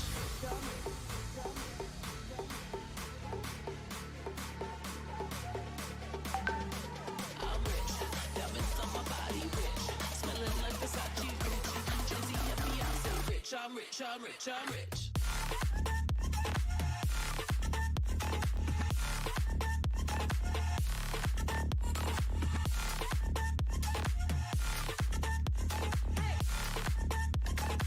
I'm rich, I'm rich, I'm rich.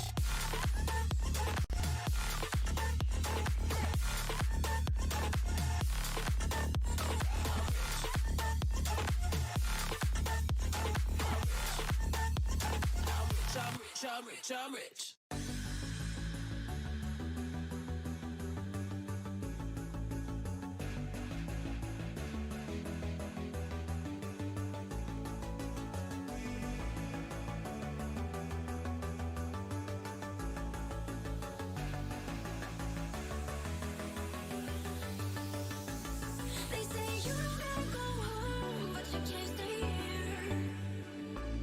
And no, I don't wanna be alone in the world.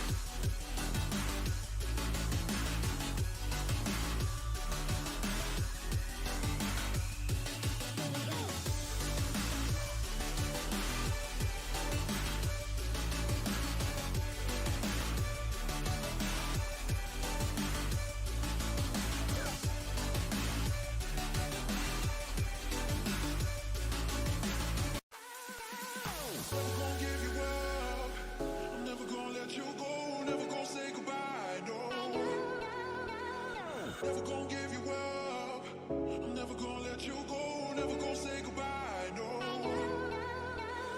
Never gonna give, never gonna give, never gonna give you up. Never gonna give, never gonna give. Never gonna give, never gonna give, never gonna give you up. Never gonna give, never gonna give.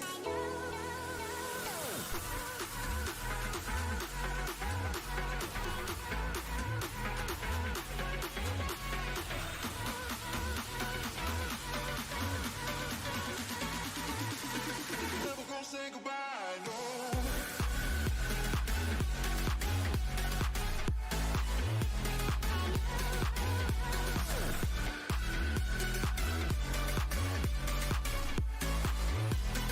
Never gonna say goodbye, no.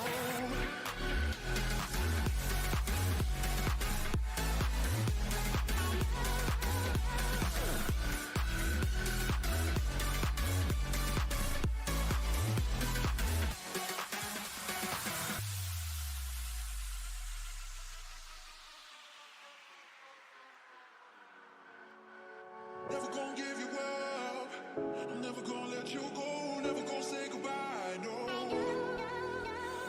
Never gonna give you up. I'm never gonna let you go. Never gonna say goodbye, no. Never gonna give, never gonna give, never gonna give you up. Never gonna give, never gonna give.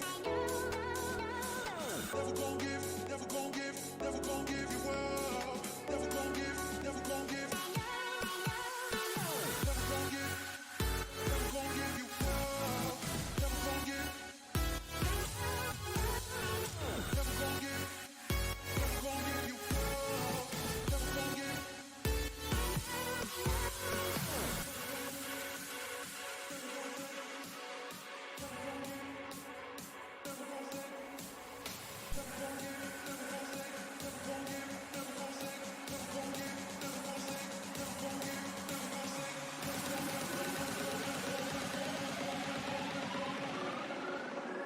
Never gonna say goodbye, no.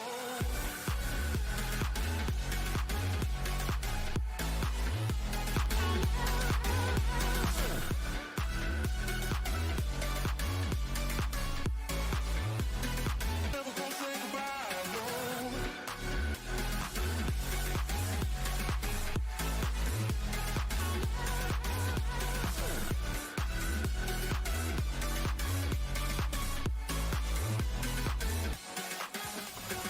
Never gonna give, never gonna give, never gonna give you up. Gonna give, never gonna give. Never gonna give, never gonna give, never gonna give you up. Gonna give, never gonna give.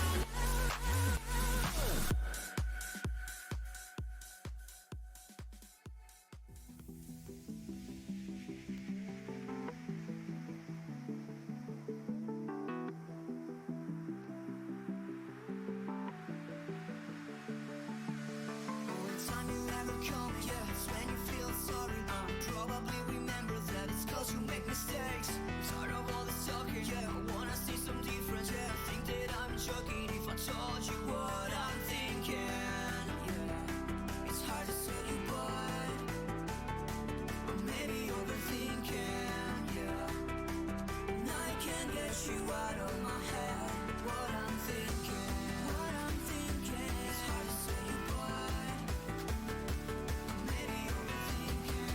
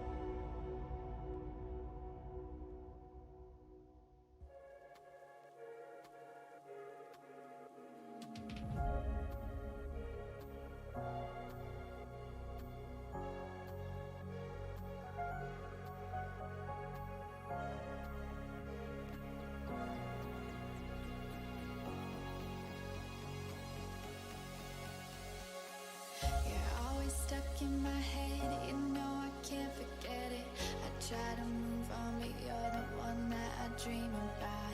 I sit alone in my room, drawing up pictures of blue sky.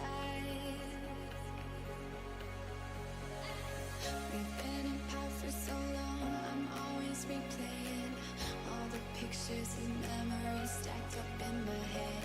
I wish I could let you go, I wish I could just forget you. I can never shake you off. You're stickier than the super glue. I can never shake you off. I'm always trying to get rid of you. I'm never shaking you off.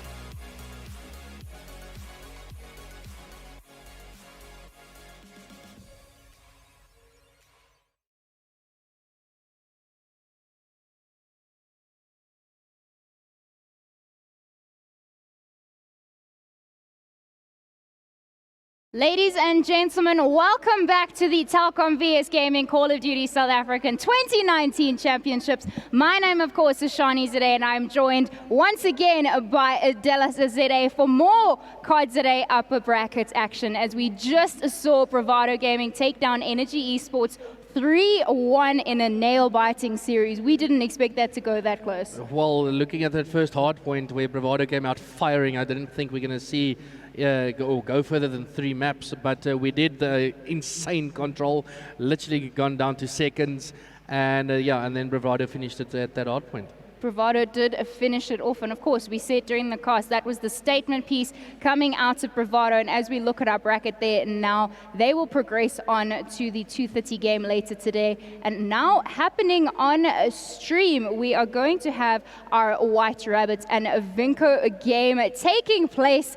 I am excited. This is the first time we will be seeing White Rabbit Gaming on stream. So we've been seeing some over-the-shoulder action from WRG over the course of yesterday and then this morning. But this is the first time that we're going to get to see this team play on LAN this season. This is indeed, and we mentioned that storyline from Bravado at the beginning of the year, and then Ian taking over, then Vinco having a little stint of their own. But the last 2 months was really dominated by WRG and how they went through things. And I'm very curious to see how they go against a very good Vinco team. I mean, Vinco, we did see play last night against Gamma quite convincingly, as we will be jumping into the series. And now to remind you of those rosters, Zinco, Sharpie, Nato, Java, and Hypes will be flying the White Rabbit Gaming White Rabbit Gaming roster, should I rather say. And then on the Vinco side, a bleeding yellow will be Lau, Oriti, Rich Thew, who is 14 years old, by the way, Levkov, and then Scheme. So nice to see both Levkov brothers gracing the booths this morning, as Cavs did play a little bit earlier on in the day. To jump on in first, we're going to have that Seaside hardpoint to start off the series, and then we will be going to a frequency for Search and Destroy. And then game 3 for Control will be on Arsenal. We've seen a lot of upsets on a lot of these maps, and I hope that these teams take it the distance. I think it will go to maybe a map 4. I think if we're lucky, I don't think we're going to see all the way. I think WRG is such a good team. And maybe you can say the same for Vinco. Vinco we had yesterday on stream, and we saw Levkov have a screamer of a match. So this is going to be a screamer. Well, just having a look at these two lineups and knowing who wants it more, 25,000 Rand is the prize being taken away for first place. Of course, second and third do also have fist bumps all around there in the White Rabbit booth there as well. And then Zero getting told to sit down. That, of course, is the coach. Admins doing their job here from the VS Gaming side. But as I was saying, a 15K for second place and then 10K for the third place to walk away this weekend. Our first major LAN for the season. There have been a bunch of majors throughout the year, majority based in Johannesburg, but we will be jumping into the score predictions, should I rather say, as I want to put you on the spot here a bit. As we said, you're expecting it to go the distance, but in the same breath, both of these teams on paper fired up. White Rabbit been playing exceptionally well, and of course, Vinco Gaming wanting to represent, of course, their manager not here this weekend, so they're going to want to do his namesake proud here this weekend. Yeah, I think it's going to be back and forth, but if we're talking about predictions, and I'm looking at it a hard point, and I know how WRG is capable of, I think I'm going to give this first hard point to WRG in maybe 250, 180, 190, around there. Vinco is a strong team. That's why I think they're going to put up the numbers right there. But I think WRG is maybe just edging it out on that hard point. I mean, I did see White Rabbit play against Evo yesterday evening, and it was a very one-sided hard point. Yes, Evo and Vinco, two entirely different teams. Evo were here this morning starting their early grind and making sure that they're shooting their bots, staying hot, staying on point, making sure that they're shooting their shots, and just seeing some more vibes in the chat there as we can see both of these booths. I love that we can see the players because, of course, it does also give us a little insight into that morale. I mean, we saw it in the BVD EN game. When BVD were winning, they were very loud, they were very hyped, and then, of course, that control came back, and it was almost like the game faces were switched right back on. Indeed so, and I just want to have a look at the team lineups here of WRG. They have Java, Hypes, Uzefi, Nato, and Sharpie. Now the WRG team also went through a couple of changes the whole year. At the beginning of the year, it was basically just Sharpie and Hypes left in the team, and they need to pick up players around that. But they have Java. I think Java is one of the best captains around IGL. The man has it all. He also came from Vinco Gaming, joined WRG. That I was about to mention. He's playing against his former team. He's and his former home. He was with Vinco for so long. But jumping on into this, you are in the driver's seat here, Delray. So who are we going to jump on board with? I think we just spoke about him, and that is Java Johnson, as I want to call him. And we can see him at the outside here with the ICR. And Hype's also one of those players coming from Vinco Gaming. And yet again, look at that beautiful red from WRG that we see there. I mean, first couple of seconds on that map, and that is pure domination coming out for the first push of the first hill. Of course, still a very long way to go. We chatted about Seaside a bit yesterday. This map is quite an intense one, especially if you do set up correctly for that money hill, that third hill there up on Fountain. But right now, it does seem to be going the way of White Rabbit Gaming as they get most of the time here. But the first hill is more about asserting your dominance on that map and making sure that you're set up for next. Yeah, indeed. So we can see Sharpie trying to defend off the Vinco players that is in hill. There's about 4 of them around him as Lal gets that beat down on the player of WRG, that is Sharpie. And we can see now Hype's trying to get the spawn as well and making sure he can find skill there on Ariti, but he's going to be traded from the left. And that's the teamwork that is on the show there from Vinco. They're getting the trades in. They got in it. WRG at the start of this had the rotation of getting in there. As you can see, Java with the Sorg now that he picked up. He finds one, but he gets traded again. I mean, just having a look there, Vinco doing a very good job of keeping this hill contested and not letting White Rabbit add any more buffer to that bit of a lead. Finally get one little bit of a foothold there, but White Rabbit stomp straight back on in, clear that hill out, and continue their run towards that 100 mark. Indeed so, and if we just bring up the minimap player, 10 and 7 is going to be crucial for WRG, but they get shut down by the 2 Vinco players, that is Theo and Levkov there. And we can see now all the WRG guys spawning right at the back at P2 that we see now, and they need to rotate over. And I just want to see the position of Theo. As you can see, he's right at the back here. Maybe not the preferred weapon to sit at the back here, but he is 100% securing spawn for his team. I mean, he's doing the hard grit work right there, making sure that his team is spawning as close to this money hill as possible. But if you're going to have a look at that as the way it goes there now, hill feed left, right, and center. Trades going back and forth, 2 pieces all around. Both of these teams came here to play, but Vinco Gaming managed to win that skirmish. At the dust settles, they will continue their hold on Fountain. Yeah, but this is the big question now, is how they rotate going into next. Yes, WRG is already spawning at barrels. Do they give up, maybe pushing up now and make sure they can keep this? I do think so. The barrels is incredibly difficult to break. You're going to have to get a pinch in. If you're spawning P1, you can go either gate or you can go through church and maybe get a pinch in. but it all depends on what Vinco decides to do here as WRG is set in barrels. I mean, they pick up that final bit of scrap time there as well, and they've really made a good dent. Hype's picking up 2 good dents into the White Rabbit lead that they had started setting up for themselves, but as you were chatting here, they're set up in barrels, and to try a break in there are only a couple of entry points that White Rabbit are going to be watching every single angle. Yeah, we can see 3 of them of WRG just watching the side or the front side of this hill as Java is in this corner playing a sneaky corner, but he gets traded yet again, and we see some Hillo in that kill feed with Nato. We can hear them getting loud now as Nato picks up too. Nato, one of the veterans coming from White Rabbit Gaming, he's been in the scene even before I was. He's been around and he's such a great player, such a great dad, I would call him, of the WRG team. I don't think he'd appreciate being called dad, but absolutely that veteran mentality coming in here. I mean, he was one of the players that managed to win Mag Cup all the way back in 2016. Of course, that was Black Ops 3, if I'm not mistaken. Looking back at my COD knowledge now. But jumping back into this game here now, Vinco Gaming once again on the tail of White Rabbits, trying to make some noise. And there we see Rich Theory manage to pick up 2 with that grab slam as they're going to hang on to the control of this hill and once again chase that score that White Rabbit has set for themselves. Yeah, and a great start from Theory. He's 15-9, almost 30 seconds in the hill. And he's the youngster for Vinco, as you mentioned, Shani. Only, what, 15 years of age? 14, 15? 14 years of age. So he's definitely filling in some big shoes there on Vinco Gaming as WRG makes a clean work there, getting 3 of Vinco's players down. And also another big thing that we can talk about is the inclusion of Huzaifi in the WRG team. His old teammates, he's playing against them right now. That is Levkov, Lau and them. He used to play with him and he made the switch to WRG and it's clearly been working. Yes, he's 6-4, 14.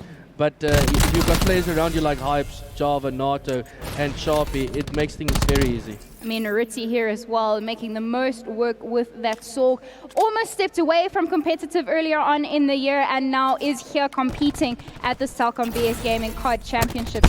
We'll hear that Hypes grab slam comes in, gets another with the Sorg, decides that no, but the specialist equipment wasn't enough, I can do some more with the guns, as we will see here. White Rabbit really starting to add some cushioning between themselves and Vinco, and they do still have a Tempest in the back pockets of Sharpie. Yeah, we can now clearly see the rotation already going down at Fountain. Hypes with the Sorg going right at the back, but he's accompanied by Huzaifi.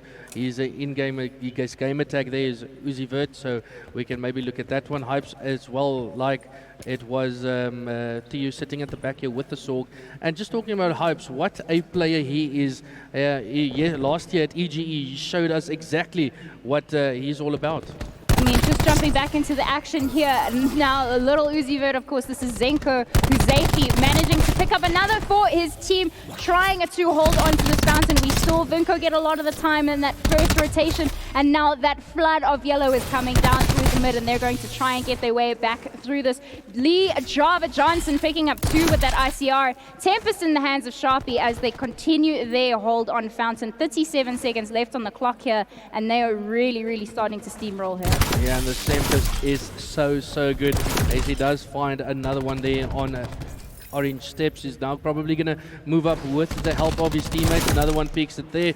The Tempest is gone and used as Sharpie gets shut down, but the damage probably has been done as they push into barrels, making sure they can get it. And player number 3, Lau, has pulled out the Tempest as well. If we can jump on board with him.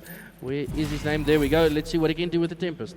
As we stick on board, we saw some great Tempest work coming in there from the White Rabbit side, but unfortunately it's gotten shut down and we will have to wait for it a little bit later. Ritty getting close to that attack 5, but Hypes now streaks on the board as he manages to get another with that nose breaker as White Rabbit really starting to look. Those streaks are going to be invested almost immediately. That should turn into 1 for himself. We hear the players getting loud as well as the attack 5 gets pulled in as well. And that's exactly what I'm saying. Look at Hypes. He's 28-9, currently on an 11 streak. I think the most we've seen on stream, and he's just going at it. What a player. He's the Sorg player for White Rabbit Gaming. And what a gem to have on your team. I mean, White Rabbit are going to close this out right here. Unless Vinco throw everything in the kitchen sink at this final couple kills, that is going to be it for this first map. As I say that does get contested, but will get closed out right at the very end. 120, unfortunately, as we will have White Rabbit Gaming walk away very convincingly, and we can hear them in the booths getting loud. Yeah, no, White Rabbit has been that team the last 2-3 months that has showed their worth, and we can clearly see here taking out a good side of Vinco Gaming, 250 to 120, and it's basically been led by Hypes and his Sorg presence. He just went off, and it's exactly what you want from a player like him. I mean, we saw he got player of the game. We just saw him left, right, and center, managing to get those melees in and amongst the kills as well. So thoroughly enjoyed that opening HP for the second map of the day. But Frequency S&D, a very different map and a game mode combination, potentially where we can see Vinco shine. We could see Vinco shine there. They've got the IGL of Lefkov obviously coming in there as well. We haven't seen too much of White Rabbit Gaming when it comes to Search and Destroy. We all know when it comes to scrims, players don't want to play Search and Destroy, so we can't go off much, but White Rabbit Gaming, that hard point, was really well played. Oh, phenomenally so. I mean, it was neck to neck to start off in the very first couple of heals, but White Rabbit just ended up putting foot, and they really, really put their backs into it as everyone was doing the most for their team, with also very good specialist usage. Yeah, it was. We saw the Tempest being popped there. I think we missed the War Machine, or we just got shot down with it. But yeah, the specialists make such a huge difference in the game. If you utilize them the correct way, it makes the huge difference. And if you got streaks, listen, it's so difficult to push a heal if it's out in the open. So a lot positives going for WRG. Vinco, a couple, yeah, they started off strong in the beginning and then faded away at the end there. I mean, it all comes down to a Search and Destroy here. Now, we of course saw BVD go 2-0 up, in the earlier game, and it was evenly matched up until that point on paper, but not what ended up happening within the games themselves. Now, having a look here now, if this is the way that WRG are going to be playing this game, and of course in the booths, it's a very different mentality that you're going to be approaching it to, as we can see the players jumping in there now.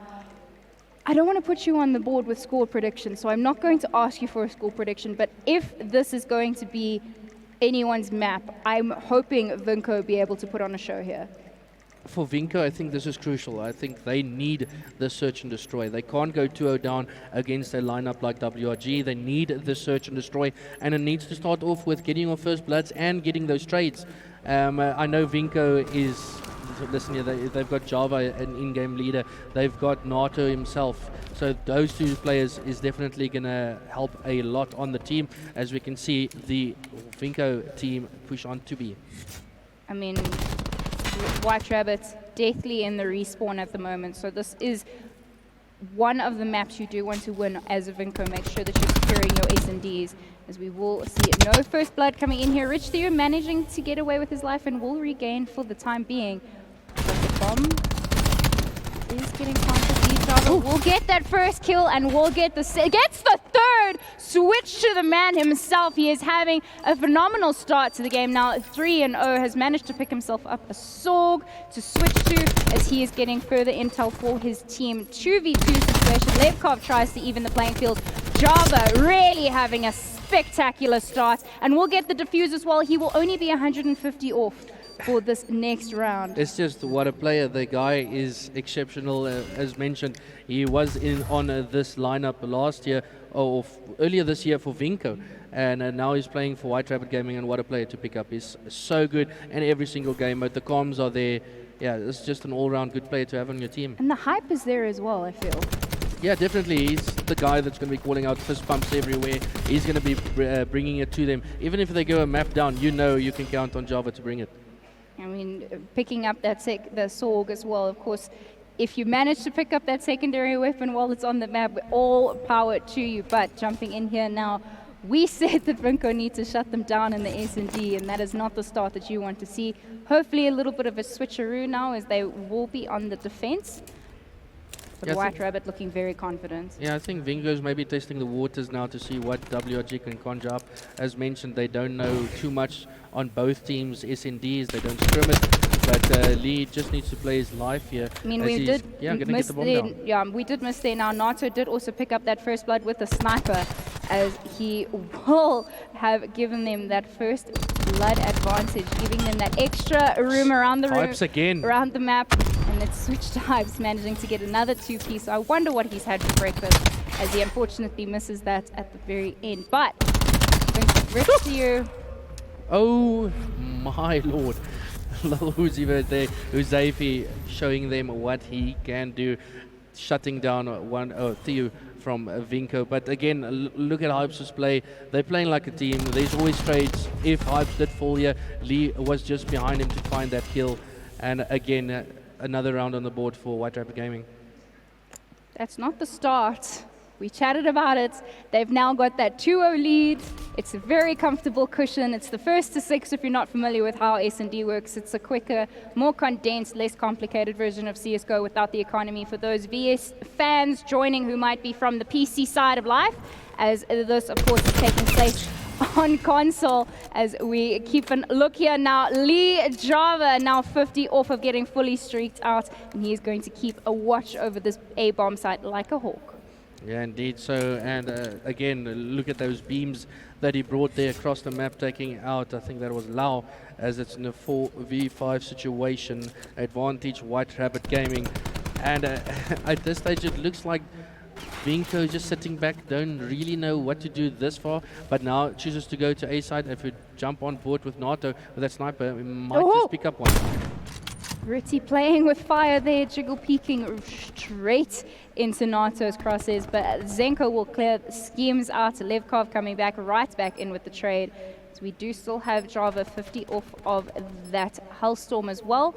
4-3 situation here for White Rabbit. It will turn into a 4v2 as Nato picks up another one, but Levkov comes straight back in with the trade, and some melee is coming in there on screen as well, and that will be another round win. And it just shows you yet again, an all-round team is White Rabbit Gaming. Such a good hard point, and then so far a flawless search and destroy. Just playing on each other, making sure you get your trade and getting those picks. They're not over-eager. You saw them just hang back. At the beginning of that round, we saw Lee getting that kill on Lau cross map from the window. So always that first blood is so crucial, and Vinco needs to pick up one. We can see 2 players from Vinco currently 0-3. But if we switch over and look on the other side of the map, or on the other side of the Codcaster rather, Lee Java still 50 off of that streak. 6-0, also having a phenomenal start. We saw Inferno have a great start to his S&D earlier on in the day. Just waiting, playing that patient game. It is search and destroy. You turn down the volume, turn down the aggression just a bit, but Schemes does get that first blood, and now Vinco looking to have a bit of an advantage going into this next round. And they're looking to get their first points on the board. Yeah, and here we go. Hypes getting the bomb down. Now Vinco's going to be pushing flat as Hypes is stunned, and they do at least get up there. The RK7 out again. Nato and Java versus the 3 players of Vinco. Who's going to come out on top. That RK7 yet again. But Java, remember, 50 off streaks. How is he going to play this? Ooh. He does ping them. A very good usage from... Oh, he actually uses it. Is he going to pick up anyone? No. He's sitting in the corner. He's gonna Oh my goodness, the timing there, and still manages to get that Hellstorm. Unfortunately, Schemes didn't check the correct corner and push through window immediately. But looking at that time there now, no one on bomb. He will fall, but not enough time for Vinco to defuse, and this will be another round for WRG. Yeah, the damage has been done there. He played the time. He knew he couldn't get on bomb, and you could see him pre-fire the bomb if Vinco was on it. But again, White Rabbit playing a flawless search and destroy, and Java yet again doing what he needs to, with Nato always finding that first blood. And this is why you need to have your sniper be so accurate and on points. Unfortunately, we saw Frosty pick up 2 hit markers earlier on the same map, if I'm not mistaken. Indeed. So, yeah, and just again that pistol, how incredibly OP that thing is on LAN, and the difference to it online, as Java still 7-1 eventually did die, but we're going to jump on board with the attacking team, and I think we get on board with Levkov. He is leading the chart for them. He's 5-4. Let's see if he can do even more with his ICR. I mean, Vinco, you need to start slowing this bleeding down. I mean, White Rabbit 1 round away from map point. They are sitting with a very comfortable lead at this point. We have seen bigger comebacks than this, and Vinco Gaming obviously looking to get that foothold in somewhere, and it does seem to be like a very, very cautious push coming on here to A, sending players in there for backup players 2 and 3. Yeah, we can see now Vinco deciding to go push up. A nade was invested there by White Rabbit Gaming, but Riti is just making sure he pushes back up. The bomb finally gets planted for Vinco Gaming. Still, no one has fallen, but player number 7, I think, is a big guy to keep an eye on, as he is on the flank for White Rabbit Gaming. But he is going to find schemes. Will shoots him in the back and does get the second over Levkov, as it shows that if you're on that flank, it doesn't matter if they got first blooded. This is a phenomenal round win, of course, for White Rabbit, as they sit very comfortably with that 5-0 lead. Give him any weapon. He did turn 18, so you can maybe give him a bells too, but I just think it hypes what a player, and just shows you what flawless game White Rabbit Gaming brings. A 5-0, and might even be a 6-0, and you could see the guys in the booths, but again, White Rabbit Gaming flawless. Just rewatching that player there now, phenomenal work. If you're willing to put in the time to rotate all the way around, you need to have it turn into kills, and that's exactly what he had to do. You'd hate to get called out and having spent all that time rotating around. But now, White Rabbit sitting very pretty, Hellstorm in hand, as they are now will be on this attack, and they could be this round away from going 2-0 up in the series. I think it might just be that, as we can see already how quick this bomb is being planted. Player number 3 is Theo. He's the closest up there as they now back out and gives a free plant. No one has fallen yet, but I think Streaks, if we keep an eye on Java, he's going to be the big player here to maybe take out the entire Vinco team trying to get on that bomb. And just keep an eye on the minimap. Look at them just back off, because they know Java can invest the score streak. Nato picking up another snipe off screen as Hypes picks up another one. Maybe let's jump back into the action here, happening around the bomb site as 19 seconds left on that clock there. There comes the Hellstorm, unfortunately brings himself to fall as well, but 1v1 situation is going to be Richie gets the melee and the timing. No, he's not going to get there. He's not going to get the time, and unfortunately that is going to be the 6-0. You hate to see it if you're Vinco Gaming, not enough time on the clock to get that defuse.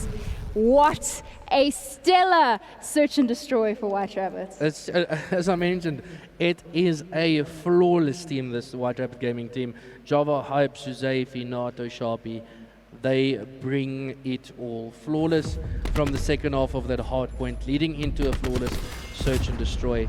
And it started with Java. Java getting the streaks, Java getting those kills cross map with an ICR. And then you even have Hypes that did what he did in hard point. And it's just everyone from that White Rabbit Gaming team is just on form. I mean, you could see there on camera Levkov giving so much information to his team there, giving the comms, giving a bit of potentially what they need to switch up going into this next round. Of course, not the next round, the next map will be an Arsenal control. And we said the same for Energy Esports earlier when they were in the same predicament. They didn't get 6-0'd in the S&D, however, but they did sit in a 2-0 back foot, and we're going to have to watch here. This is the moment where Vinco Gaming need to start pulling themselves towards themselves and start making something happen for them in the control. Of course, that hard point, that respawn, 250 to 120 in White Rabbit's favor. They're playing phenomenally. We saw it back-to-back with a respawn and a non-respawn game mode. Going to be madness here if Vinco can cause an upset. We're getting back to predictions, I think we are, with them being 2-0 up, and we saw, a 6-0 just now on Search and Destroy. I think it's going to be over here, Shania. I just think this White Rabbit Gaming team is on form. We've literally seen them dominate in this match, and I think it's just going to be a 3-0 sweep. And You hate to see that on stream, but then of course that is just the nature of competitive Call of Duty, or any competitive esports at that. But you're going to have that one team that's doing a really flawless run, and unfortunately anyone that gets in their way, it's unfortunate for them. But something to keep in mind, not counting out Vinco Gaming out just yet, but the loser of this series doesn't go home just yet. This is still the upper bracket, so they will fall to the lower bracket.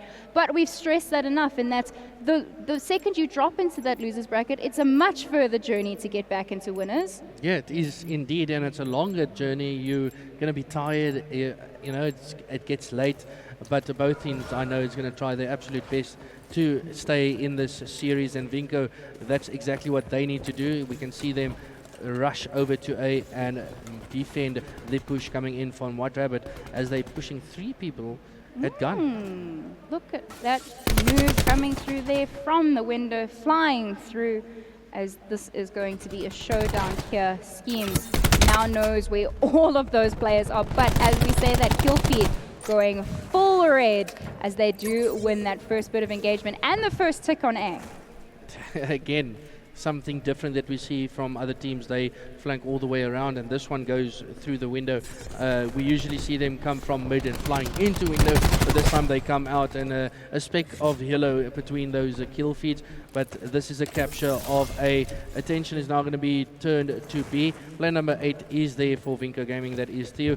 If he can maybe stop the bleeding, they can maybe hold WRG in their spawn. I mean, it's too early to have anything to work with yet either. So this is going to come down to who you're set up with, where your players are pushing from. An interesting push coming in here from players 1 and 4. 1 will win that engagement. That was Lee Java. Again. And he's just doing the most for his team now, as he does keep an eye there on Vance as well. It's just, again, the slaying power. They know where each other are. They know where to look as Java just gets out there with his life. But it's just red everywhere you look as Java is going crazy. And Nato's 3-0. He's 50 away from getting full streaked out. And that's already it in round 1. White Rabbit, who can stop them at this stage? I maybe have one in mind, and they're waiting for the winner in this game. So yeah, the winner of this series will face Bravado Gaming in the winners bracket final, and I've got it on the cards that it's going to be Bravado versus White Rabbit. I mean, we do still have 2 more rounds still to go, but Vinco Gaming, unfortunately, you see the vibes that have been showing on the booth. It's not the vibes that you would like to see. You don't know what's happening in comms, of course, but they're going to keep their heads down. They're going to keep on grinding. Nato sitting with 2 streaks in his back pocket. Interesting bits of Codcaster Gremlins, as we do have an 0-0 on the side of Nato, but he has streaks. Yeah, it's always glitches in this game, but we can see Uzaifi trying to get in there and cause a bit of a ruckus, but it is Vinco at least standing tall and getting into the hill. If I jump on board with Levkov, finding Java there, so they starting to take over the zone at A. I think a good idea is maybe to stack this. Let this go as quick as possible. Player number 4, Lil Uzi Bird, is just outside of window, does shut down Theo, and that is streaks for him as well. And as we say, that kill feed goes full yellow, and this is potentially the moment that Vinco Gaming have been waiting for. They've got that tick progression, but more importantly, they have that life advantage as well. Hypes manages to get that melee, but we do only have B left to worry about. But if I'm Vinco Gaming, I'm worried about having to be open in the wilderness, having those streaks coming potentially down on top of my head. Yeah, I can't see them even getting close to be with the streaks. That is going to be raining down, and I think we just need to stick on either it's Uzaifi or Nato, because they are going to be the ones that's going to clear Vinco out of that hill, and no, they don't invest it yet. Deciding to potentially clear it out with guns before they do start investing streaks. Of course, we said earlier about smart streak usage and smart specialist equipment usage, but White Rabbit on a bit of a back foot here, that they do have 16 lives to 20. Vinco Gaming doing a good job of winning those engagements. As I see there, we do see 2 coming in from Levkov, having streaks of his own. Hellstorm left for himself, but needs to also find a gun. Oh, and as you say that, there he does die from the streaks of Lil Uzi Vert. But it's crazy to see. Lefkov was 0-3, and then he went 8-3 with 8 straight kills. So he also has streaks to bounce back if he really needs to use them. There's about a minute left, and they've got the upper hand if you're looking at kills between the two. No, they've got the upper hand, and they also, if you have a look at how they're setting up now, yes, we do have all the White Rabbit players pushing all the way on up, but that life advantage we were just chatting about, they've got more bodies to throw on this hill, and here comes the streak. Oh, it's just been pinged. That's going to move the players out of the way, potentially. That's a good strategy coming in from Lefkov there, just forcing the White Rabbit Gaming players to back out. But then we see Nato hit back with 2 kills of his own, and now it's going to be White Rabbit in the faces of Vinco trying to spawn trap them, and now the kills between is only 1. We saw a very, very dominant lead starting, but there, WRG, no respawns. They've now, Vinco have no lives left either. But if you're Vinco, you need to touch that hill right now, but they're so far away. This is potentially going to go the way of White Rabbit once again, as they are holding on to that 3 lives to 2. There's the bloodthirsty for Hypes, and that time is not in their favor, and unfortunately, that will be Sharpie closing that one out. It just shows you again the strats from White Rabbit Gaming. They knew they were, about 8 players down. They played it a bit slower. They utilized the 1 streak to get 3 players down. And then they just pushed up into their spawn. They knew Vinco needed to get on the hill because the time was against them as well. So again, from White Rabbit, playing it perfectly. It's quite surprising to see White Rabbit this good. I mean, we were just discussing it off stream, saying they are currently very cracked going into this LAN, as we do keep an eye here. Now, there are still streaks at play, both Nato and Levkov. Of course, Nato does have that Hellstorm as well, but White Rabbit currently sitting in a very comfortable position in order to close this series out 3-0 and close out the control as well. Indeed, so. And War we see the Machine, War it comes! Yeah, War Machine for Uzivit here. And also, Vinco Riti, it's we in the 3rd round, and he's only gotten 2 kills as he picks up his 2nd one only there. But they need him to pitch up, and the War Machine does get taken out. And I heard a little howl coming in there from Uzefi as he gets shut down, but the attention is now over to A. And unfortunately does get spotted out coming up there through Vent. We will see that progression coming onto A, and there's a slight bit of progression there on B. As you can see, they're now working their way a lot on A. Vinco going to try and contest this. They want to stay in this upper bracket. They want the advantage of moving on in this upper bracket here. Now, Skeeves manages to pick up one, maybe trying to turn that into something. We did hear that Grav Slam get invested, didn't turn into anything either, as they are now sit looking to try and keep that deal contested. Yeah, they tried to, and we saw Vinco taking care of business down at A as Hypes picks up 2 again, and now they turn their attention to B, but A only needs 1 more. So if B is taken, A only need 1 pick. Yes, Theo comes down with the Gravity Slam, only picks up 1, but the damage has literally been done as it keeps White Rabbit out of the hill. Attention maybe being turned again to A. I mean, they go back and forward, as we do see 44 seconds left on the clock here. So if you are WRG, you need to get into the hill and make something happen here. Capture either one of these points. Does look to be like it's going to be A, and have them add that extra minute onto the time. Give them some breathing room. Yes, Vinco do have the life advantage, but White Rabbit doing a very good job of trying to whittle that back down. Indeed, so almost a little cheeky turn on there, but that didn't happen. Player number 7 is Lau. He is on Jet, making sure everything is happening. But you can see clearly from Lau here, he's trying to cover 1, 2, 3 angles. And with it, if your team strats was down to it, then that wouldn't be necessary. You had a player watching Vet, you had a player watching Lobby. So they need to fix on that, as Hypes again picking up 2. Oh, Tempest in hand of Sharpie looking to close this one out. He will pick up the first. Does he get any more minute left on the clock here, as he is going to try keep this hill contested? Does have the Tempest. He does know that there's a player behind him. Will get the teammate to come and back him up. going to try shut down players in lobby. Now 7 lives to 8. But if you have a look at how close they are to the tick progression, Vinco nowhere near touching that, and that will be the victory for WRG as they 3-0 the control and they 3-0 the series. It's exactly what I expected from this White Rabbit gaming team. They are so good. We saw them at the LAN taking on Energy Esports. It was WRT, and this is their weekend. It looks like they're going to meet Bravado Gaming now in the winners bracket final. Vinco, they're not over. They're just dropping down to the losers bracket, where I don't know who they're facing, but they definitely we'll have wait someone. for production to tell us in a little bit of a second now, but a very, very super strong showing coming in there from White Rabbit Gaming, and unfortunately Vinco will drop to that lower bracket here now, as we are going to have to go to a production break, get this next game up and running. As you see, congratulations all around there. Unfortunately, you see the disappointment there on the side of the Vinco team. They're not out of the woods just yet. They do have a lower bracket run to continue their ways through. But that will be us for the meantime. Don't go anywhere. We'll be back in the next couple of minutes with your next game and the next information. So we will be right back.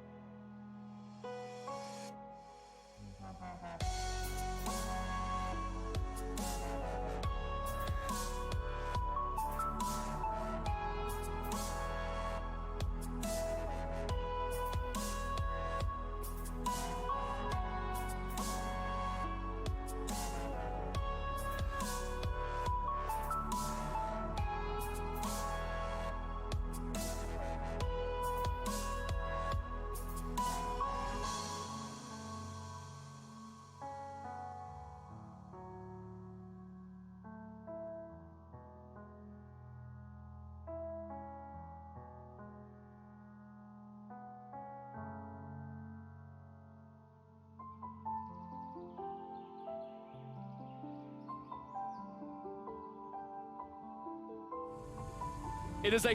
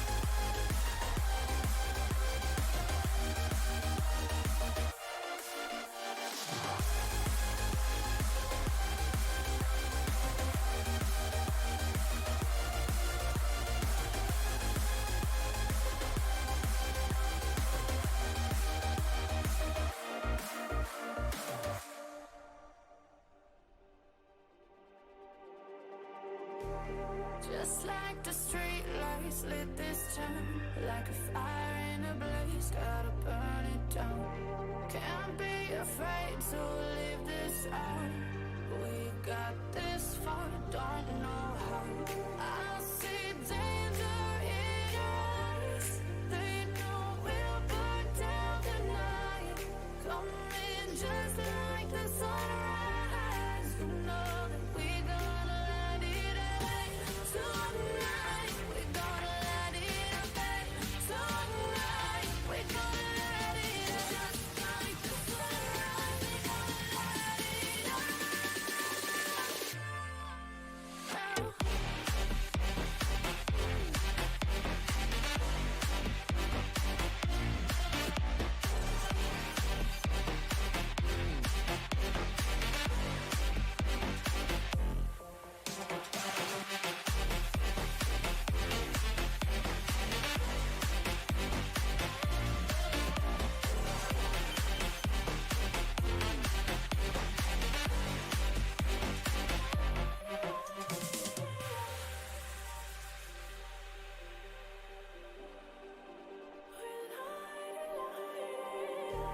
Just like a spark that's breaking out. Can't make a stop, can't turn back now. We know that there's no room for doubt. No, we can't turn back now. I see danger in your eyes. They know we'll burn down the night. Coming just like the sunrise. You know that we're gonna light it up tonight. We're gonna light it up tonight. We're gonna light it up just like the sunrise. We're gonna light it up now.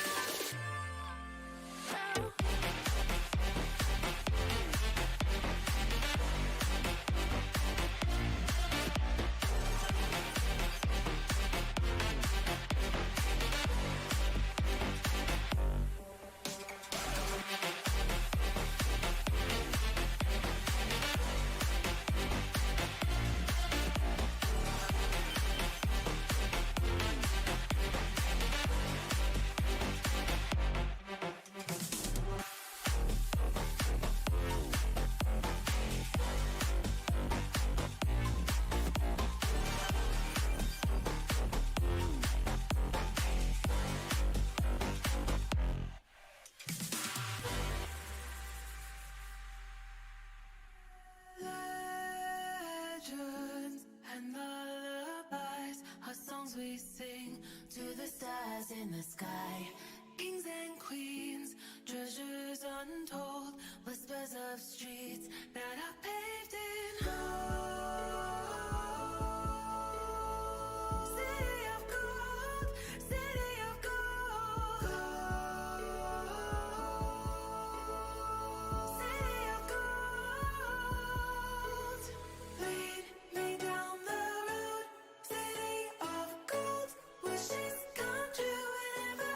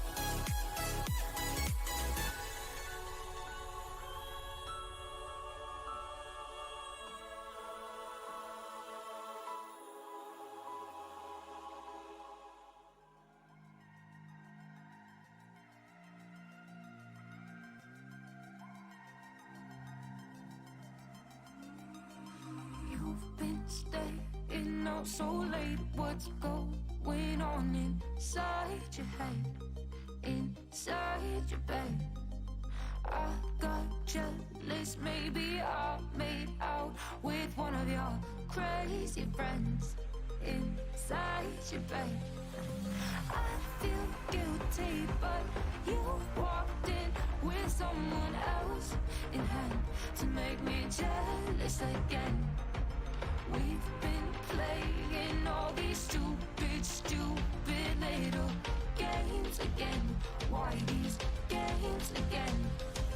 It's been way too long, but still not long enough. No matter how I want to begin again. It's been way too long, but still not long enough. No matter how we end, can't we just begin again?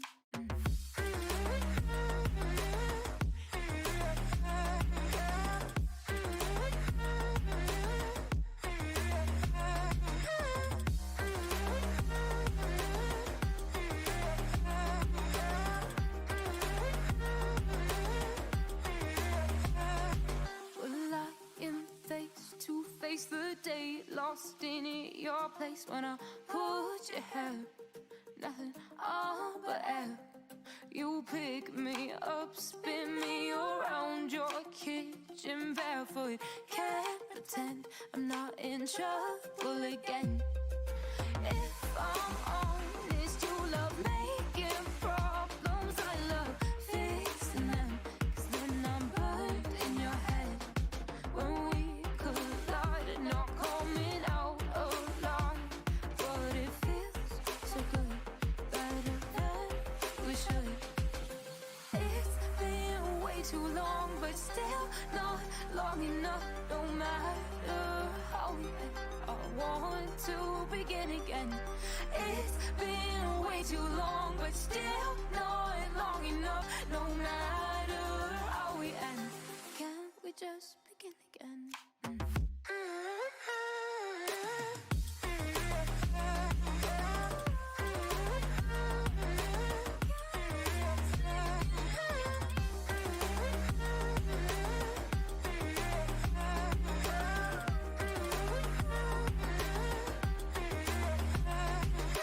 It's been way too long, but still not long enough. No matter how we end, I want to begin again. It's been way too long, but still not long enough. No matter how we end, can't we just begin again?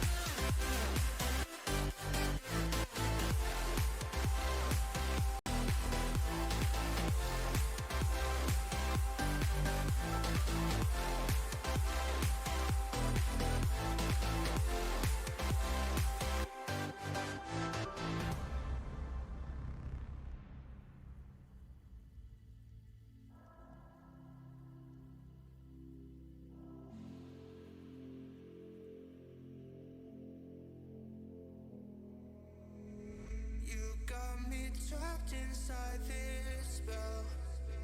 Now I feel like, now I feel like your demons drag me close to hell. I can feel them, I can feel them pull me down.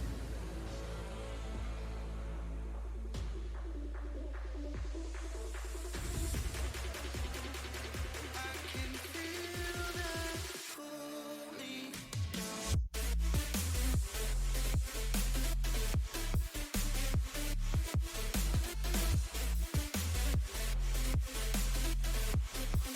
Pull me down.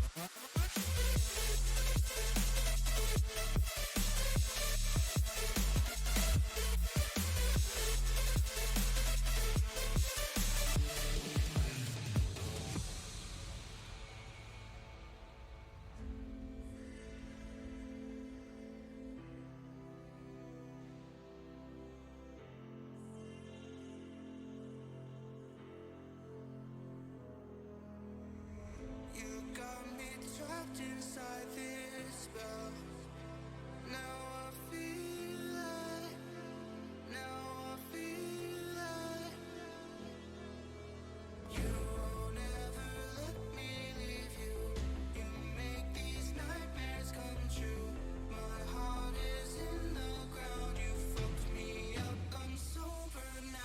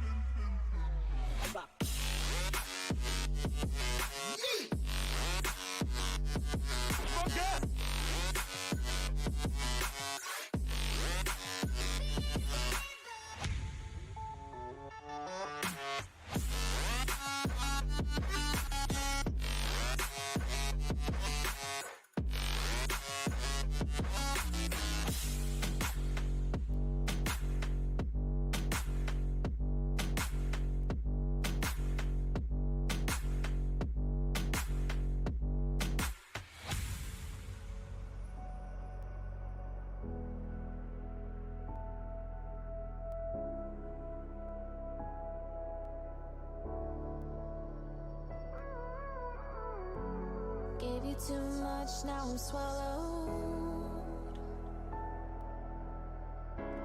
Now I'm a fool while you're breaking rules. Dangerous path that I follow.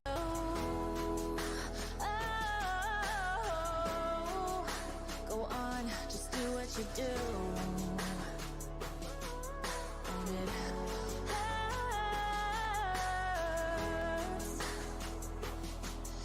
as I bleed for you, cry for you. Oh,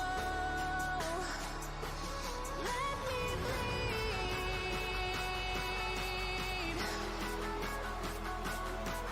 as I bleed for you, cry for you. Oh, let me bleed.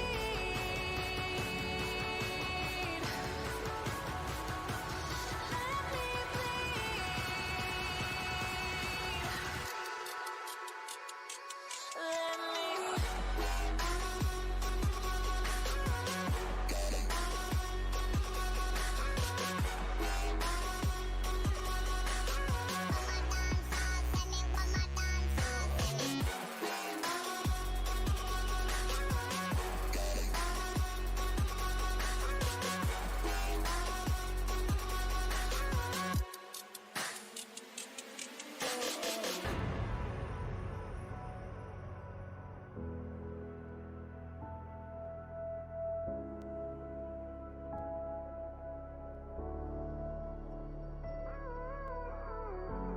all of the pain seems to follow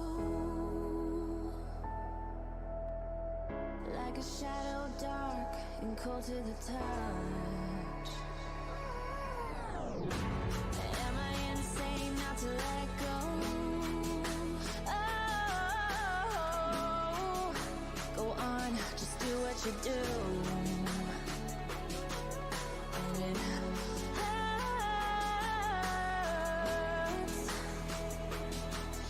as I bleed for you, cry for you. Oh,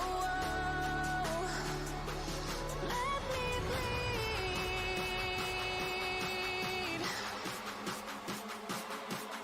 as I bleed for you, cry for you. Oh, let me bleed.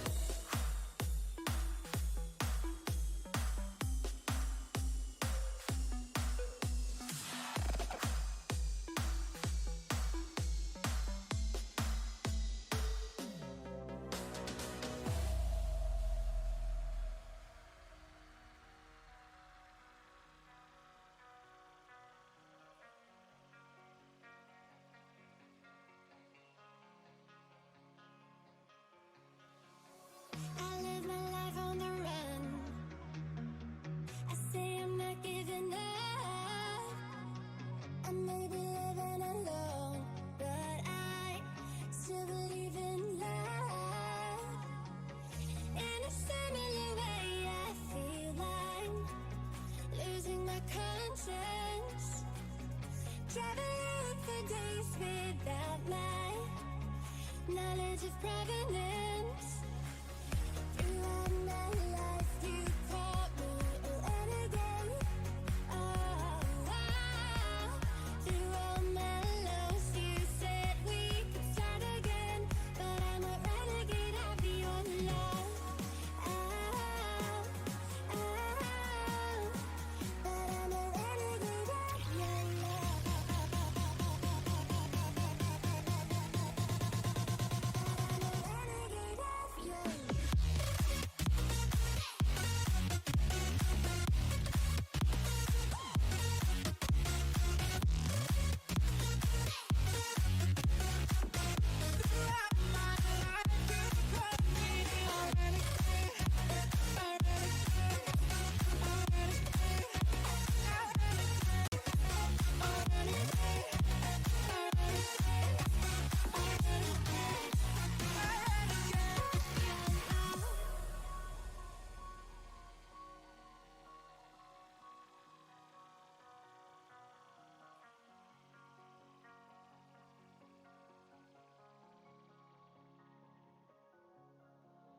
Been on the streets a few months. I'm trying to pick myself up. I may be living alone, but I still believe in love. And although my flaws had dragged me down on the coldest night, I'm still kicking around. Then I saw you back before my time was shortened. No, throughout my life you called me a renegade. Oh,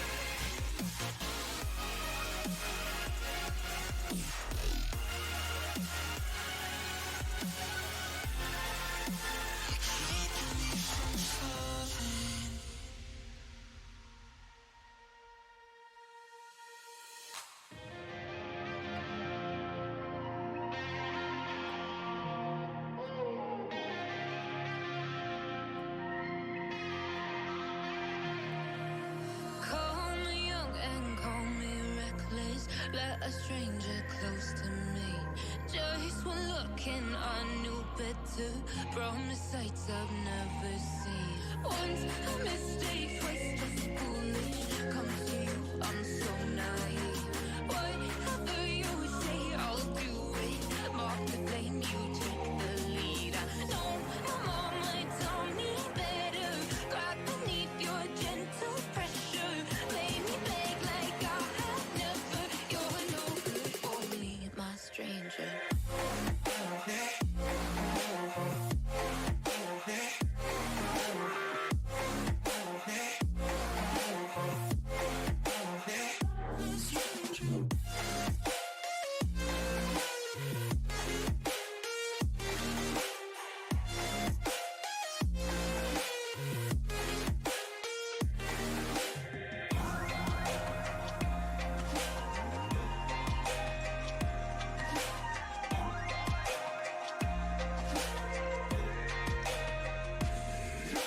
Neon lights and sticky counters. In a haze we disappear. I disregard the ringing warnings while you whisper in my ear. Fly across the world in secret. Made a paradise with me. But reality keeps rolling, counting down to when you leave. Once a mistake was just foolish. Come to you, I'm so naive. Whatever you say, I'll do it. Mark the flame, you take the lead. I know my mama told me better. Grab beneath your gentle pressure. Lay me beg like I have never. You're no good for me, my stranger.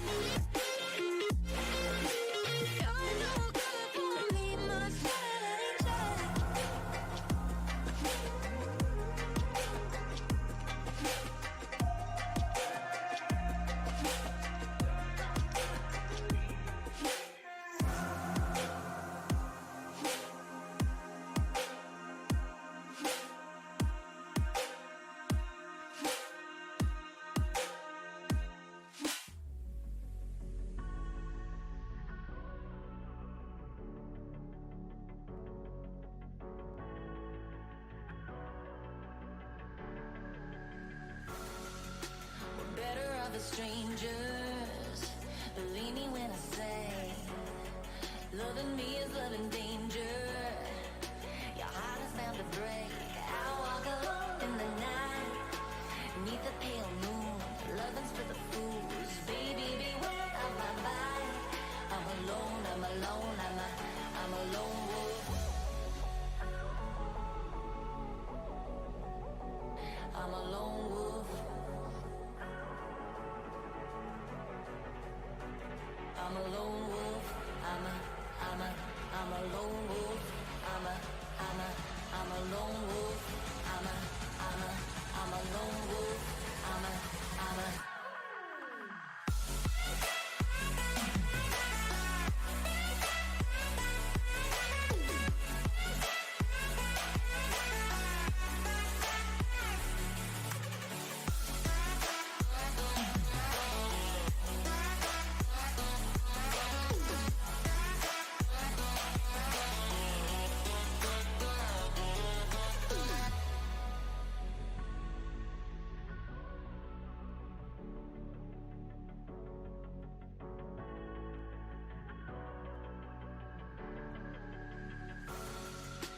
Creeping through the shadows and the corners of your mind.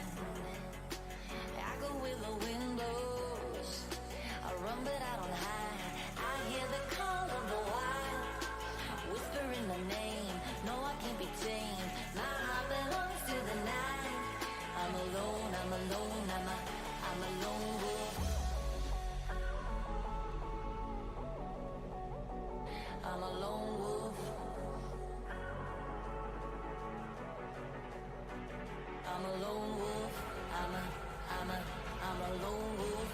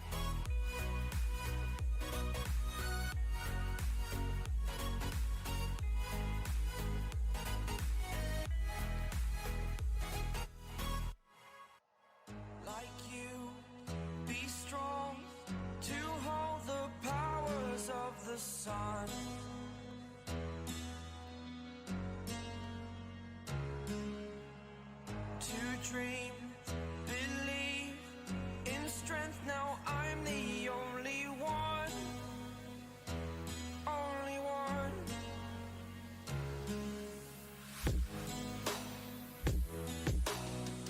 I was an ordinary boy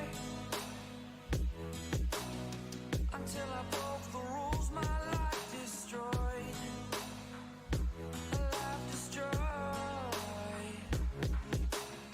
Until I woke awake, scream my mind, I shout, the ground shakes.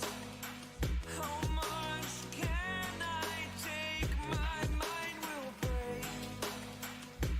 Will it break? Can I take? Can I be your superhero? Superhero.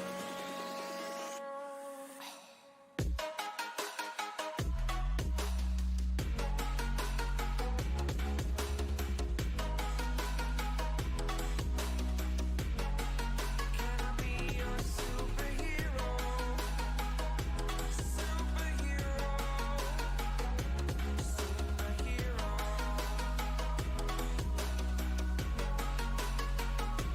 Superhero.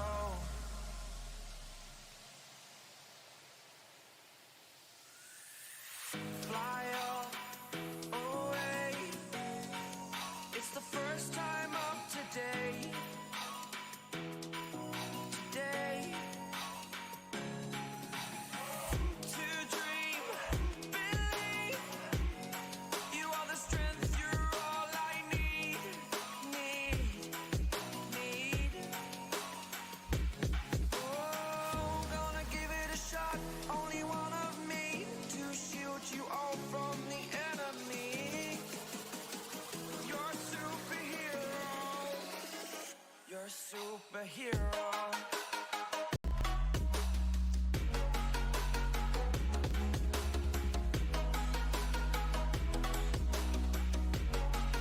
Can I be your superhero? Superhero. Superhero. Superhero. Can I be your superhero?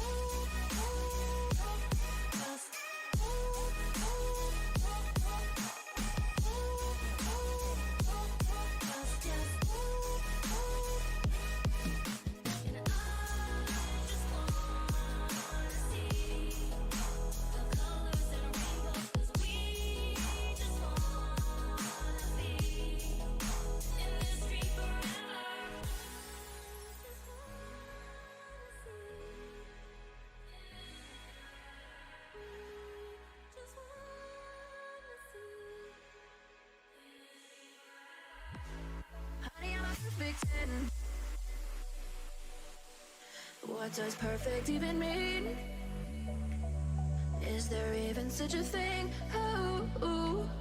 Can we switch up all the rules and imagine a utopia? Darling, I'm just so fed up with these expectations. They keep weighing me down. My heart is begging me to get the hell out of my head. I'm gonna live inside the upside down for a minute and pretend. Honey, I'm a perfect 10. Whoa, whoa. Honey, I'm a perfect 10. Whoa, whoa. And if I say it enough, it gets ingrained in my head, and I start to see. Honey, I'm a perfect 10. Honey, I'm a perfect 10. Honey, I'm a perfect 10. Honey, I'm a perfect 10. Whoa. Honey, I'm a perfect 10. Honey, I'm a perfect 10.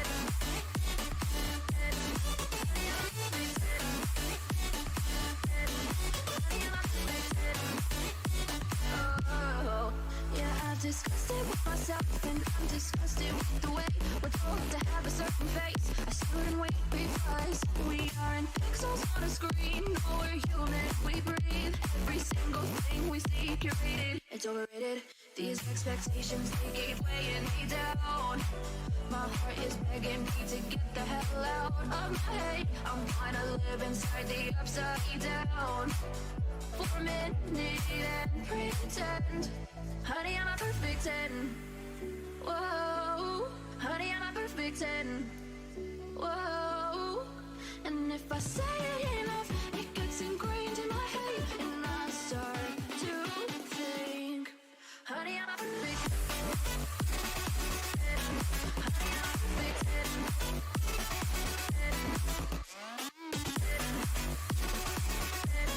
Honey, I'm a perfect 10. Whoa. Honey, I'm a perfect 10. Honey, I'm a perfect 10. Honey, I'm a perfect 10. Honey, I'm a perfect 10.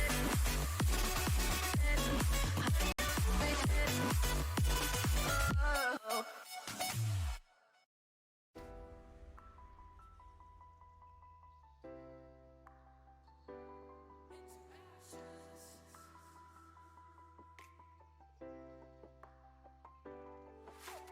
Pain has been a good companion through the rain. It's been pausing like the blood in my veins. I've been scared to jump into the dark, but I need a clean new start. You're telling me you wanna be like a soldier, minimal chance of closure, survive in the land of the snakes. Like that song, you're always in my mind. Shut your mouth, you were just blind. I'm lost behind me, the mess I caused. Been doing it on my own, but what's the cost?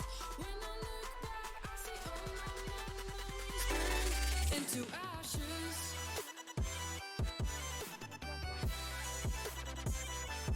Into ashes.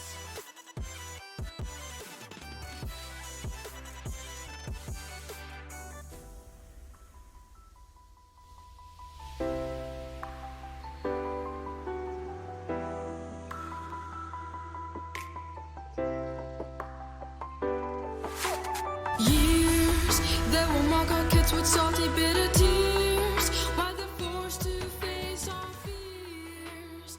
There will be no way out of it. We blew their chances. We're telling them they're gonna be brave soldiers, putting all the weight on their shoulders. This is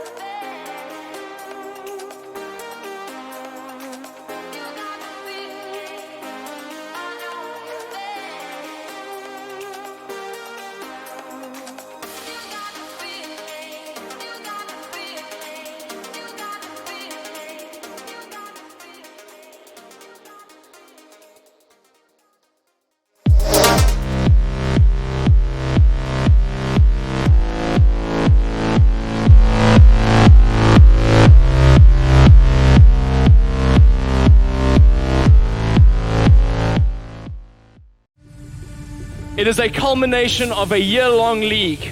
These are the best of the best our country has to give.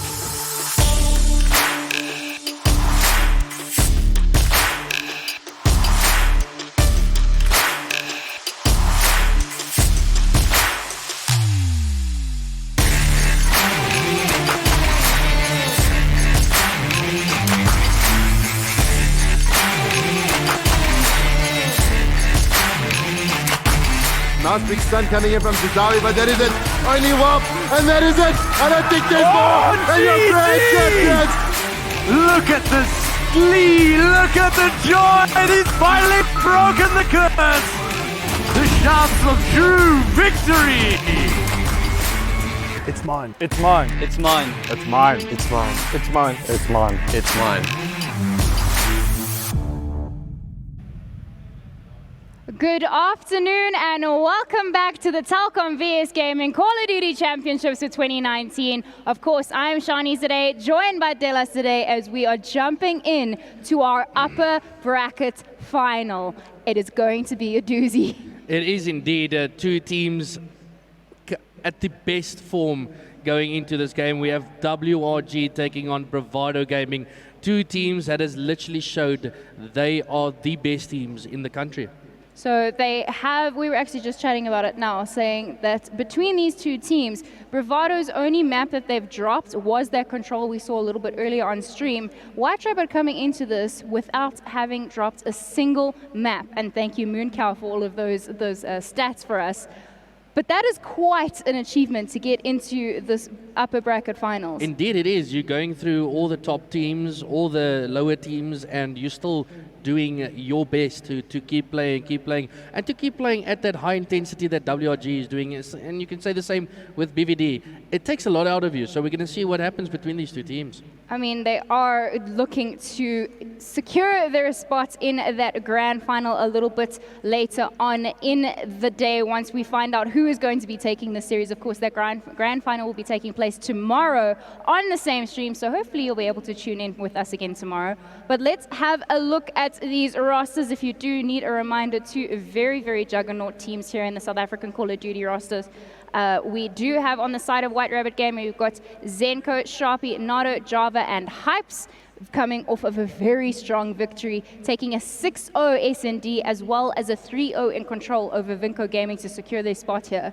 Yeah, that's huge. Even against a team like Vinco Gaming, you know you're going to come in hard. And with the fashion that they did take care of business was quite exceptional coming from White Rabbit Gaming. And I'm keen to see what they do against the powerhouse of Bravado Gaming. Obviously, their roster of Lithium, Inferno, Covs, Rahil, and then Skara, that new addition to their team. Bravado just looks phenomenal. Well, we'll see what they do against WRG. I mean, we are looking at the map vetoes at the moment, and we've got a Seaside going into a gridlock. Now, you just passed the comments as we were off stream saying, I don't think Seaside's going to get in from the vetoes.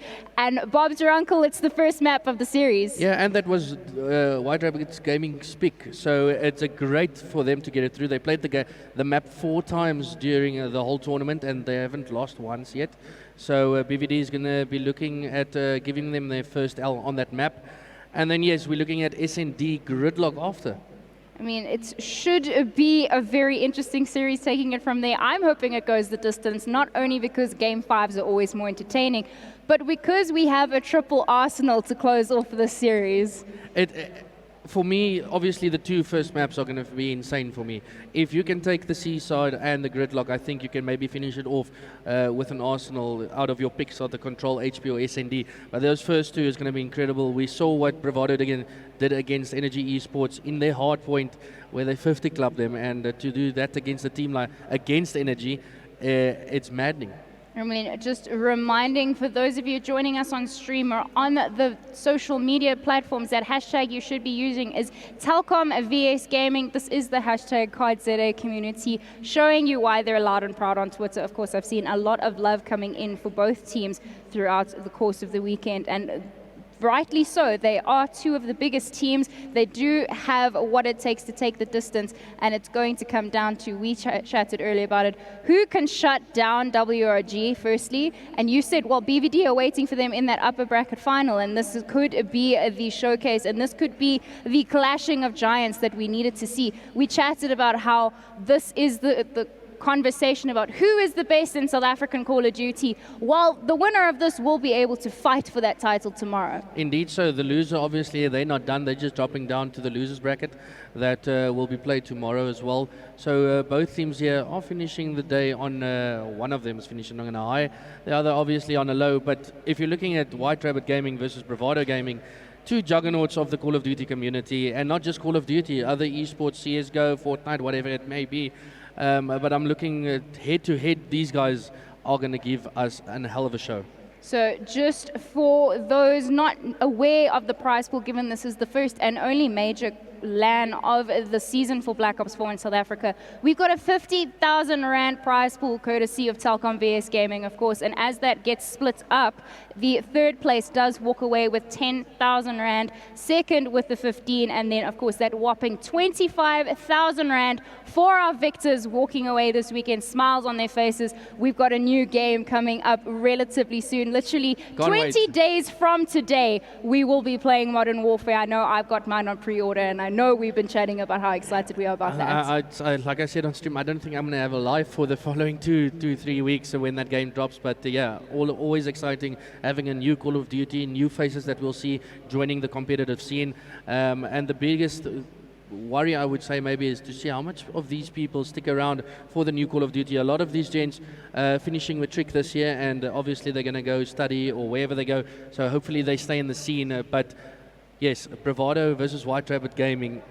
And if we're just looking at White Rabbit, we saw Hypes, what he did the previous game against Vinco.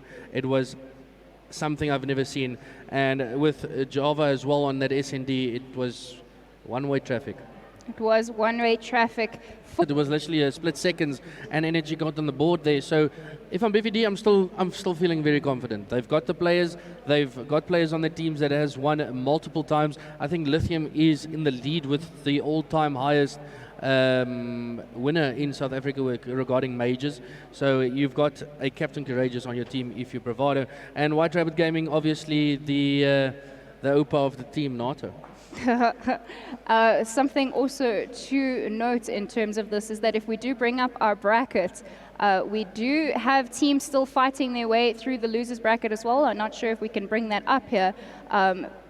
But they are going to be fighting their way through, of course, loser of this dropping down to that bracket, and then they need to fight their way through that. Of course, I've actually just been given the go-ahead to say that we can go live with this game rather than chatting to you about that bracket. But if you want to know the stream layout for the rest of the day, we will have this upper bracket upper bracket final, and then we will be going into one of the losers bracket rounds, and then tomorrow morning, your losers bracket grand final feeding into that grand final to close off the day. There's the bracket up on screen for you right now. As you can see, Energy and Evo will be battling out of here, and then we are waiting to see X1 should be facing. Not sure how I read that incorrectly. That's EGSA, but we wait to find out. Oh, they must be waiting for the losers of this game. Yeah, indeed. So as we load into this game, it is Bravado Gaming taking on White Rabbit Gaming in the winners bracket final. Let us know in the stream, who do you guys think is going to take us? Give us your scoreline. But it is going to be one hell of a game, and I think we're going to restart. And that got me all hyped for nothing. Gotta love the codcaster glitches that we've had throughout the season.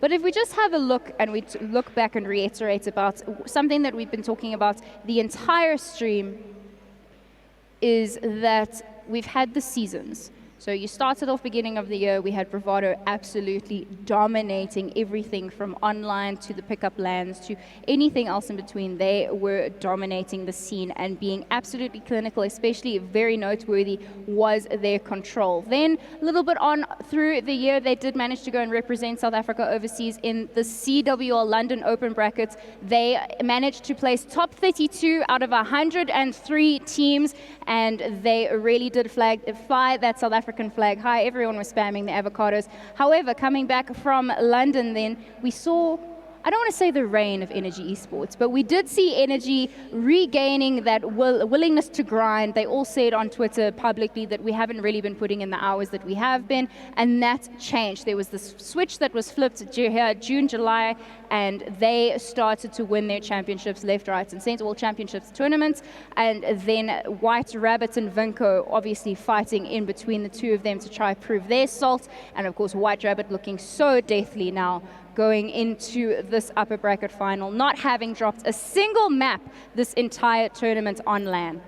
Well, we'll see if they can maintain that. They're going against a very, very strong team. And for me, the winner out here has a very good chance of winning the whole thing and putting 25K in their pocket. Yet a 50 grand prize pool. But here we go, 13 seconds and counting down, getting into this game. White Rabbit Gaming taking on Bravado Gaming. And Shani, who do you want to jump off with? Well, I absolutely want to stick on board with White Rabbit to start this seaside hard points off, just to see. We already said who can shut them down. Maybe it's Bravado Gaming that will have that utility in their back pocket to try and stop the steamroll effect of Bravado Gaming. That's not going to find themselves getting the first couple of time in this hard point as White Rabbit stomp on in and say, "No, hang on, we got this first pick." Yeah, and here we go with the break, and they're going to get this last bit of scrap time, but we can see already our blue arrows keep an eye on Kovs and his teammates already rotating up to next, making sure they get in and get the spawn. As you can see, Inferno picking up one. He had a huge start against Energy Esports in that first hard point.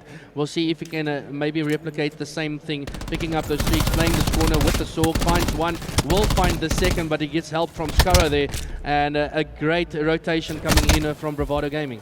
I mean, we just keep on board here now. Bravado should be able to overtake as they have just done there.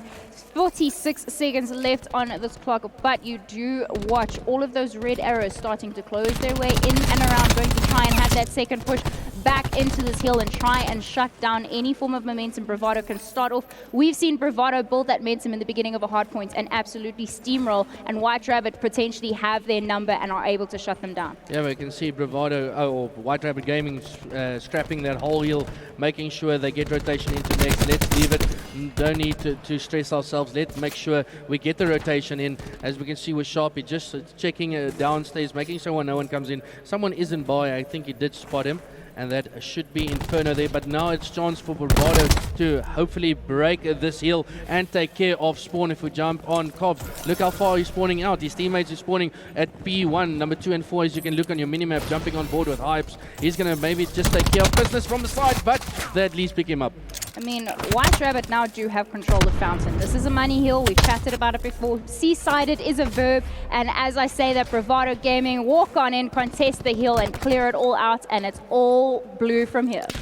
Yeah, blue with a spot of red coming in from White Rabbit Gaming. But still, I'm quite surprised how well Bravado is taking this from the start. Just mentioning that White Rabbit has not lost a Seaside HP this tournament yet. They've played 4 of them and won all 4. Not even close to any team getting to them with rotation now. If you jump on board with Skara, you can see is just in orange steps, making sure no one pushes up. And the barrel hill is extremely difficult to break. I mean, just keeping an eye on board here now. The rotation came in early. There was a couple seconds left on the clock. No one picking up those scraps as White Rabbit are trying to set up and trying to chase that 100-point mark that Bravado Gaming have already secured and passed for themselves, as we will see Skara jumping back into the hill, doing the clean out of any trophy systems, and really doing the most as one of the sorgs for this team. Yeah, Bravado is definitely taking it to White Rabbit in this map. We can see the scoreline reach 125 to 37 as the Tech 5 gets popped. But as that happens, it is White Rabbit and Java that gets the job done, pushes through, but Lithium bounces back, killing Zenko or Lil Uzi Vert there, and they pop right back into the hill. And Shani, Bravado is finding it easy just to break White Rabbit Gaming. They are left, right, and center. Every single hill that White Rabbit has a hold on, whether they had the early rotations or whether they break the initial hold of Bravado Gaming, they waltz straight back on in as if it's nothing to reclaim a hill. I mean, Lithium does have that Tempest, the Grav Slam in his pocket ready and waiting. But at this moment now, White Rabbit trying to find their way back into the series. It could only just take one really good, decent hill hold in order to get as close to a full 60 as possible. But Bravado Gaming really taking them to task here. It's exactly that. Bravado tried once to break that hill, and they did exactly that. They broke hill, make sure they're winning their gunfights. If there was trades, they would be getting it. And Lithium picks up all five falling for White Rabbit Gaming, and that is the captain of Bravado, with Kovs finding the streaks as well, and that ticker keeps going. It's like we're seeing Bravado and Energy Esports at first map all over again. I mean, just having a look, that is a classic textbook use of that Grav Slam, proving what we've stressed all weekend. If you've got the specialists and you've got your streaks, make sure you're using them at the opportune moments. And Bravado Lithium really giving their team so much room to work with, completely squad wiping, as we will see them now set up for next. This is, of course, White Rabbit Gaming in the hill now. They have a big mountain to climb and not a lot of specialist equipment to work with, and Cobbs does have those streaks. Yeah, and his captain is building on his as well. He's 16-5 on a 5 streak. That 5 streak is literally one gravity slam that came down from him. So he's 125 away. You can see he's playing with the teammate just to get picks where needed, as Kovs used that streaks, and he does pick up one. What Rabbit needs to break, as this is looking gleam for them, as they're not even going to contest this hill. They're just going to be rotating over. Looking at your mini-map, look at player number 10, 7, and 8, all rotating over to next, and Bravado has been given a free hill. Free hill indeed. They're going to get as close to that 250 mark as possible, but White Rabbit is saying, no, we want money hill, we want this top fountain. But Cops is saying, I've got streaks. The streaks is a breaker. We can see he's just hovering above, waiting for White Rabbit to just cause them to push back, as Kovs is shooting through middle, as Tempest out for Inferno. Inferno has that Tempest out. He has 3. He's 200 off his own streaks. Look at the scores, ladies and gentlemen. 222 to 70. And a BVD yet again, first try. They get in as he gets 2 more streaks of his own. He can't find the third, but the damage has been done. Shani, look at Rahil as well with the War Machine. It's raining streaks and specialists for Bravado. 10 seconds left on this clock here. Inferno bringing in that lightning strike. Cobbs picking up 2 with the Manos. This is going to be closed out. White Rabbit so far out there, not even pushing close to the hill anymore. They know it's chalked. That's GG's. 250 to a mere 70 points for the side of White Rabbit Gaming. That is why Bravado Gaming have stated this year that they are the best team. And coming into this upper bracket final, that is what you want to see from that team. Well, it just shows you they're the team that should or have gone to CWR London. It's the right team to send over there. Lithium, Inferno, Kovs, Rahil, Skara, what they just swept the floor with White Rabbit Gaming, that I thought was one of the best teams here, and giving them 70 only on a map like their strongest one, winning 4 seasides in a row, and not dropping 1 to dropping 100, not even. It's crazy. That is the beauty of Call of Duty. That is the beauty of competitive esports, is that it doesn't matter what your previous stats are. You need to take this every series, one map at a time. And if we're going into the S&D now, it's round by round. We are going to go to a gridlock. It is Bravado Gaming sitting with a very comfortable start. That is, we heard them getting so loud in the booths now. That is a confidence boost of a note. Having watched White Rabbit recently play so cracked. We just recently saw them take that 6-0 and 3-0 in the S&D and Control respectively.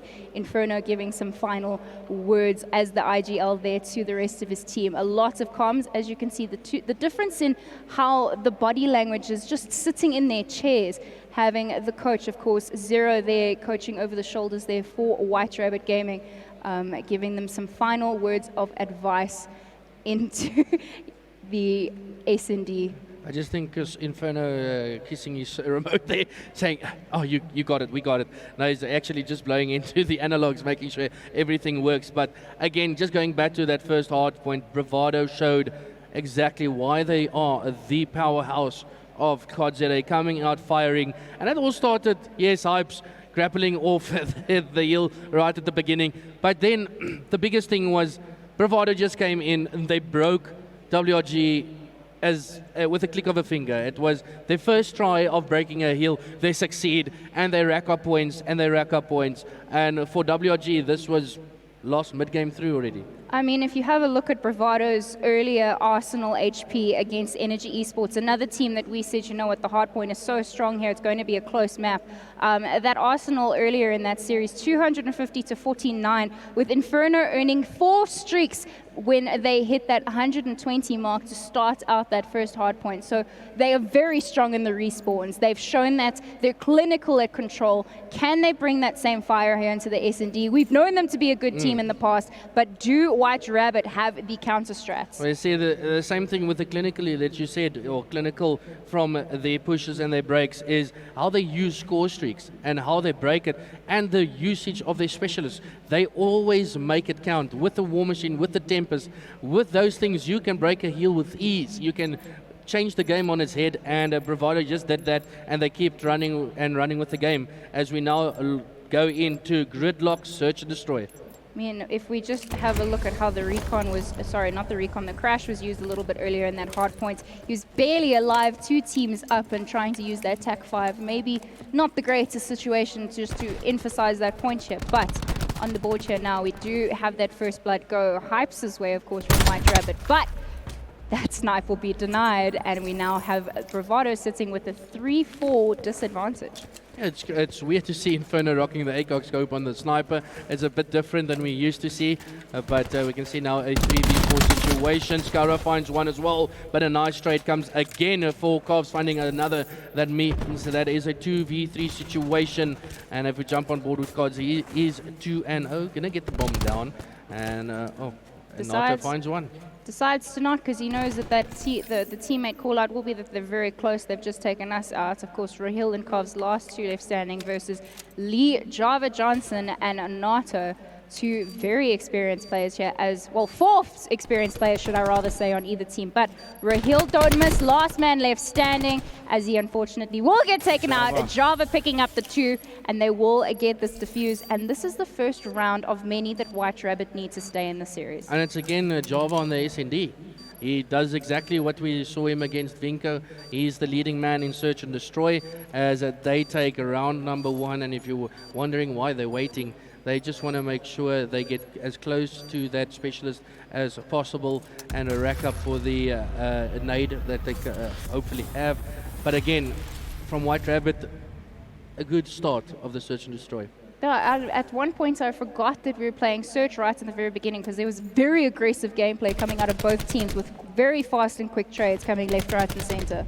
Yeah, it's something different. Some teams want to surprise the opposing team to maybe push and be a bit more aggressive and catch them off guard. And that helped, or didn't help actually, with Bravado pushing in very, very far. But it is round number 1 for White Rabbit Gaming. What does BVD or White Rabbit decide to do? And maybe go to the Sign Bomb, and they've got a different stat, it looks like. And sticking on the attacking side here now, we will have Hypes getting that information to his teammates. And gets taken out by the snipe. Inferno says, cheers, see you in the next round. As we will now have the trade come in, and there will be Rahil falling. We can see Java right over the path of the flank. He can just wait down right through the middle, and Nato finds a snipe himself. So the snipers is actually getting the kills, and we know how crucial that can be.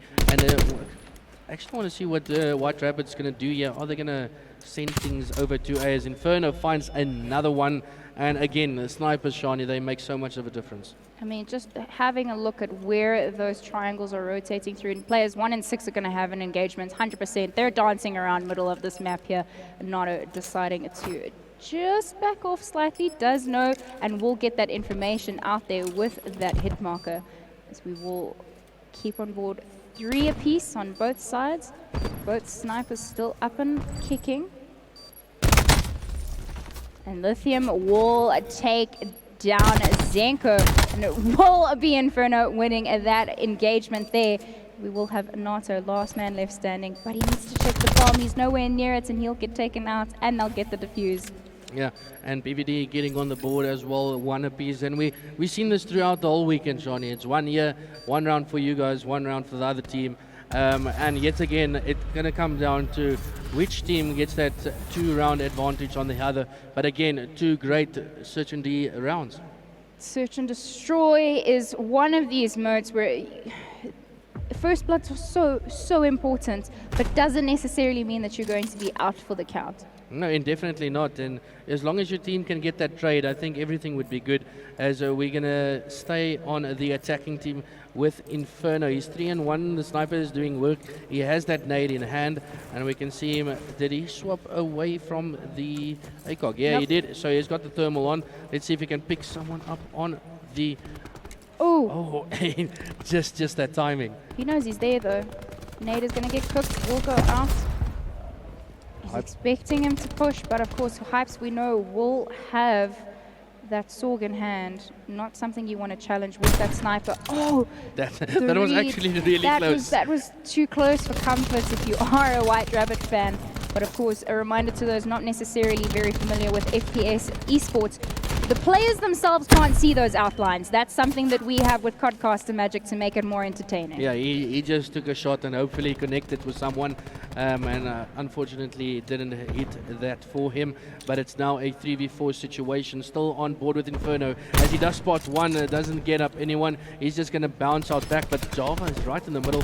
He's probably going to, oh, good work coming in from Skara, and then his IGL teammate of Inferno, and it looks like it's going to be Skara and Inferno versus Nato, Sharpie and Hypes. I mean, 17 seconds left on the clock here. It is only 5 seconds to plant, but that'll be Inferno. Last man left standing. Unfortunately, Sharpie does pick up the 2 and will shut that down and get a point back on the board for themselves. Yeah, again, back and forth as WRG then takes a round of themselves. And it's basically just gone back and forth. They're not too aggressive right now, just standing back. If Inferno maybe could have picked up one kill with that sniper, obviously it would have changed everything for the team. But again, a great search and destroy played by White Rabbit. I mean, this is the question now. Do White Rabbit take 2 rounds back to back, or do we go round and round again and have Bravado take a round for themselves? Yeah, well, let's see what happens as Java jumps down. I think you saw a couple of Bravado guys going through middle as they jump on board with Hypes. He is furthest pushed up for his team over at A. And if I just bring up the minimap, look at the Bravado. Oh, but there's going to be an gonna engagement. Oh, there's going to be player 8 is going to run away. He's going to get the Come bomb back down in around. time. I think Bravado is just hanging back, waiting to make sure that they're all in that pocket. But now Bravado is pushing out. They're going to see blue everywhere as Carves picks up the first kill there. But look who's coming from the back, though. If you have a look at Java, he's gone on such a long rotation in and around to the back of Showers. And unfortunately, Inferno calls his number and says, "No, I saw you there, Nato." Now, last man left standing. Unfortunately, gets stuck there with the weapon going up for the reload. So that'll be another round for BVD. I must say, if I'm looking at Inferno, I don't think he had one bad map yet on stream that we've seen. He's literally taking control for his team, and he's rocking that sniper. But here we go, 1 year, 1 there, as BVD takes another control of their own. Another S&D round of their own. Just rewatching here, Inferno proving to do the most with not only the pistols, but also with the snipers. But here, Garrison proving to be such a powerful weapon. Really stoked it came into the meta right towards the end of the season. As we stick on board here now, 2 apiece as we go into round 5, and it will be Bravado Gaming back on the attack. It does look to be like a strong A push with only Rahil going down mid. Yeah, we can see Rahil's currently 0-3, not too accustomed of him not dropping a kill yet, as Nato barely misses him. And it's an A, the side is open for Bravado to get the plant down, and it looks like the carbon copy of what we saw the previous round as Inferno picks up 2 with that grenade. You gotta love the Kobe's when they're perfectly timed like that, but we have a 3v3 situation now. If Zenko has something to say about it, holding back, waiting for his teammates to come and support him, and they all push together. It's going to be a massacre here around Showers as he decides to watch his back. This is Hypes, of course, on stream here now as we do stick on board. BVD's round. Yeah, BVD just picked them off and made sure they get on the board yet again. 3-2, and Shani, probably another White Rabbit Gaming round coming up. I mean, BVD just did take rounds back to back. Indeed they did, and we did say if a team takes a Well, it's not yeah, a maybe. guarantee and it's not a necessity, but it's what we've been seeing happen on stream continually. But you don't, if you're White Rabbit, want to give Bravado any wiggle room to be able to get a really comfortable cushion, because then they've got rounds to play with. But having a look now is a very split push coming in here from both teams. Everyone's going to have their counterpart waiting for them. It's just going to be a case of who's checking those angles first. Inferno managing to pick up Lee Java, as we know that that will most likely be with that sniper.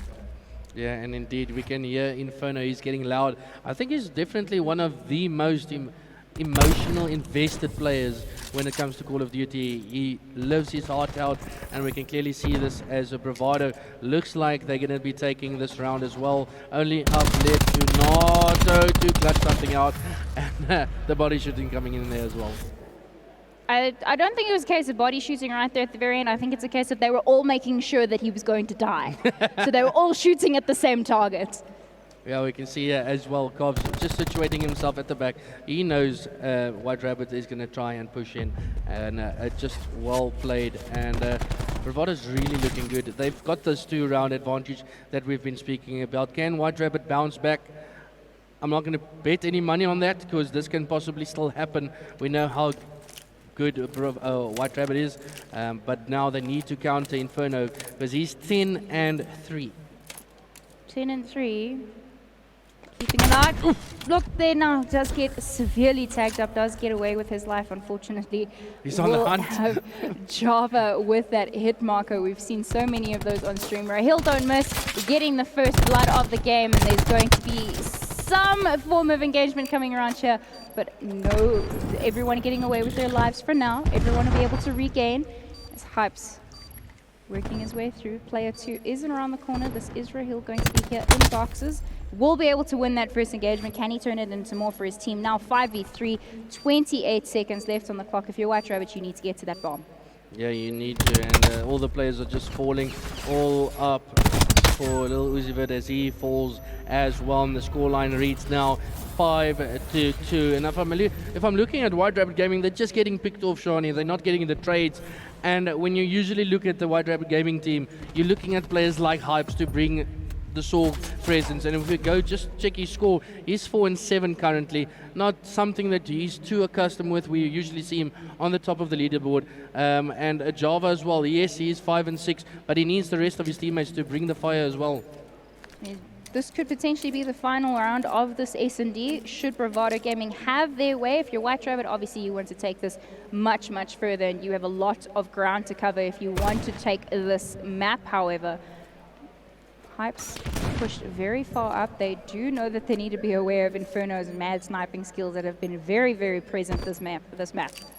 Yeah, I'm just waiting for that Tempest. If he can maybe just tag someone and his teammate can get the kill, he gets that assist. He does see someone, but just evades it. Here comes another nade. We know he picks up a lot of kills with that nade. I just want to see Tempest in search and destroy, man. Don't shoot your teammates. That's all I'm asking now. Cobbs, however, on that defuse. No one's really checking bomb. No one is in and around. Sharpie will manage to pick that up. The diffuser has been killed. 2v2 situation and kills all around. And now Skara, last man left standing for his team. Sharpie will manage to close him out. Unfortunately, Skara not able to get that turn and burn.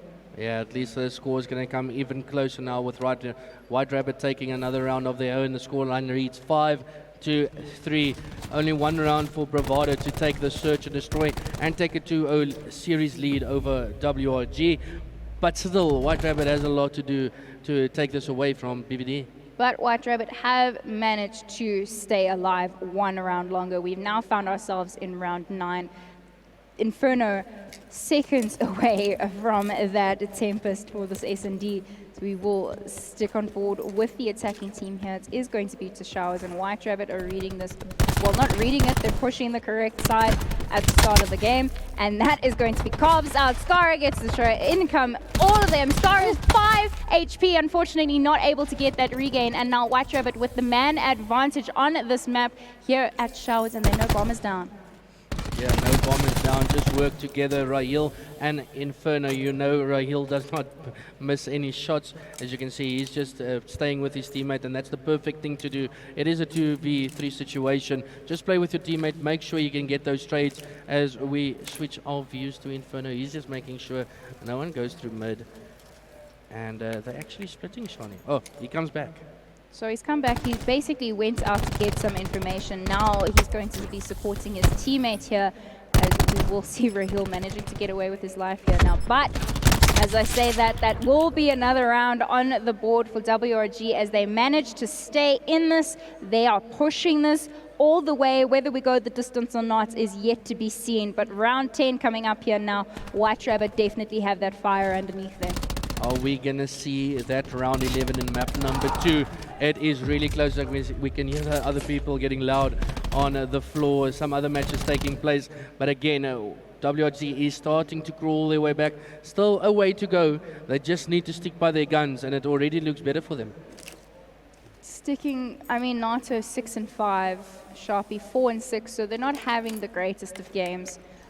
If you turn over to the other page where you've got 11 and 5 in the form of Inferno, and the rest of BVD doing the most to stay in this series. We will have bomb diffuser, the bomb planter did get taken out. Carves will pick up that too, as he is making a nuisance of himself here in the middle of the map.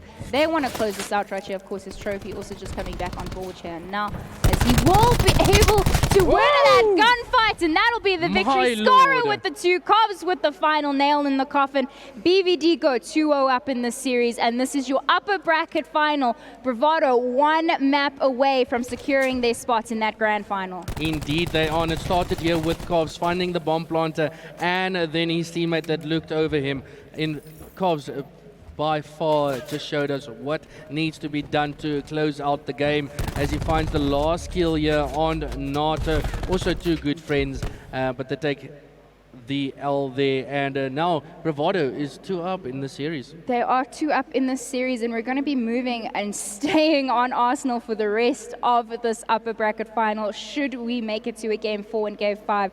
But an Arsenal control is what I want to see the showdown coming in. We hear the let's go chant coming in, or at least the let's go shouts coming in from the side of BVD. So just going to have to find out how this ends up going. Bravado playing a beautiful game of Call of Duty. They are indeed, and just going back, BVD's only map that dropped was on control, so maybe this is the time for White Rabbit to crawl their way back and maybe take one over BVD. But also, if I'm looking at Arsenal control, take it back to the middle of this year, BVD was unstoppable on Arsenal. I don't know how they're going to play this out. Yes, they've got Skara on the team, but we've seen them still the powerhouse that they are.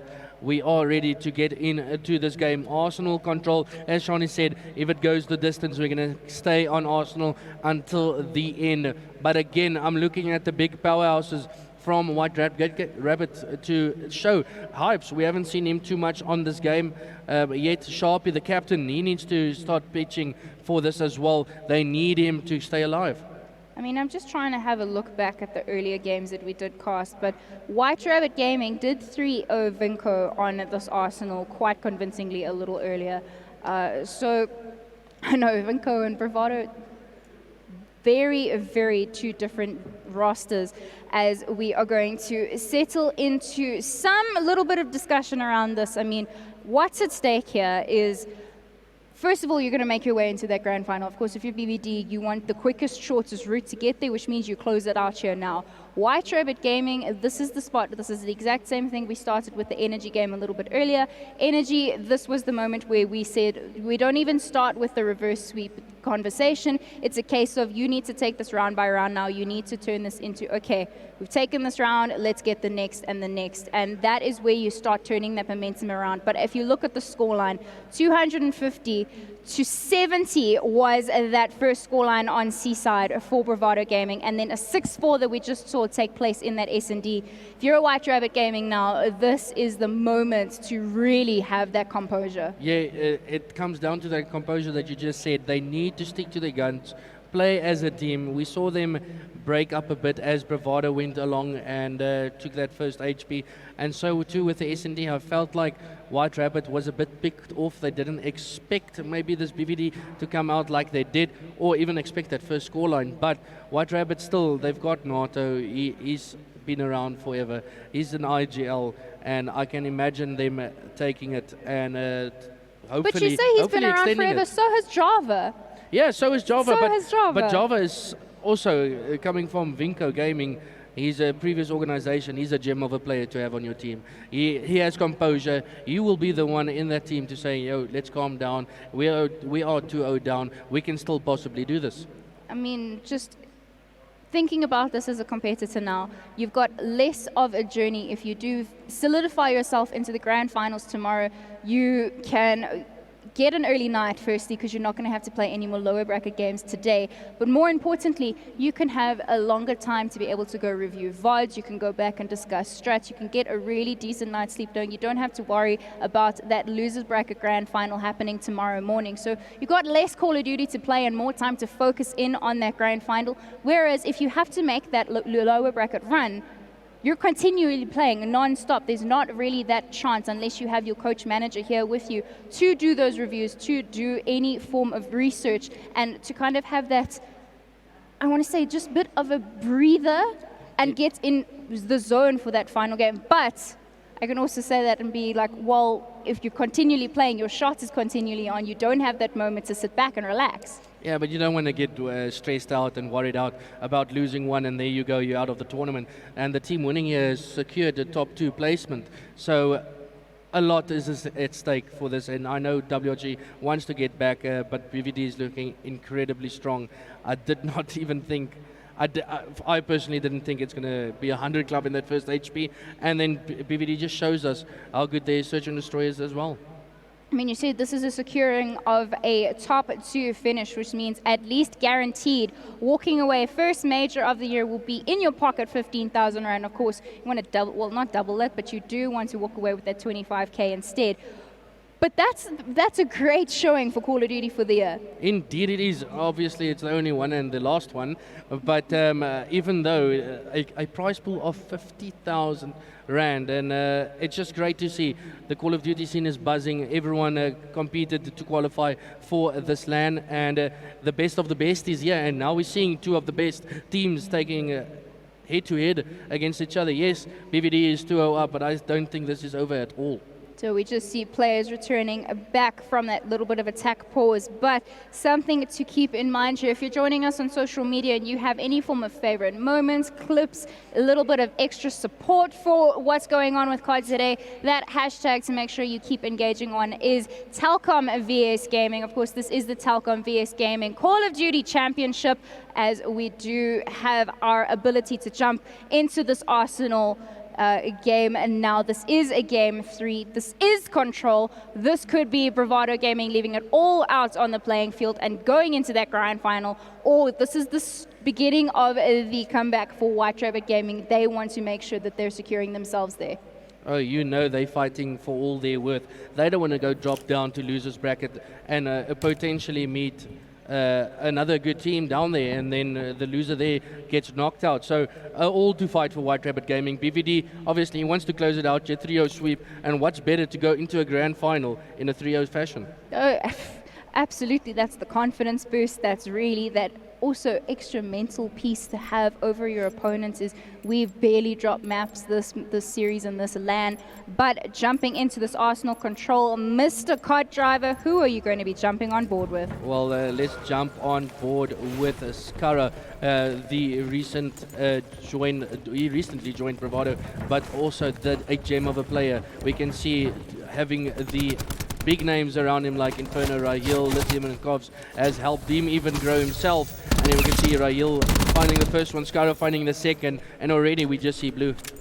And you know, we've chatted about it, I've spoken about it in so many casts before, but Bravado's control is scary. It is. If you, doesn't matter which team you are up against them, but we don't even have a minute on the board yet and they've already gotten that B point, and now it's all about A. Yes, it is a strat for teams to chalk that and decide to only focus in on one, but if you're White Rabbit and you're not hanging on to this A side and Bravado Gaming are managing to storm straight in like this is not a good start to control. This is but the perfect start for Bravado. Look at the scoreline. They've only lost 3 deaths and the 9 of White Rabbit, and we already have the second stick coming in, almost in there, and it should be now.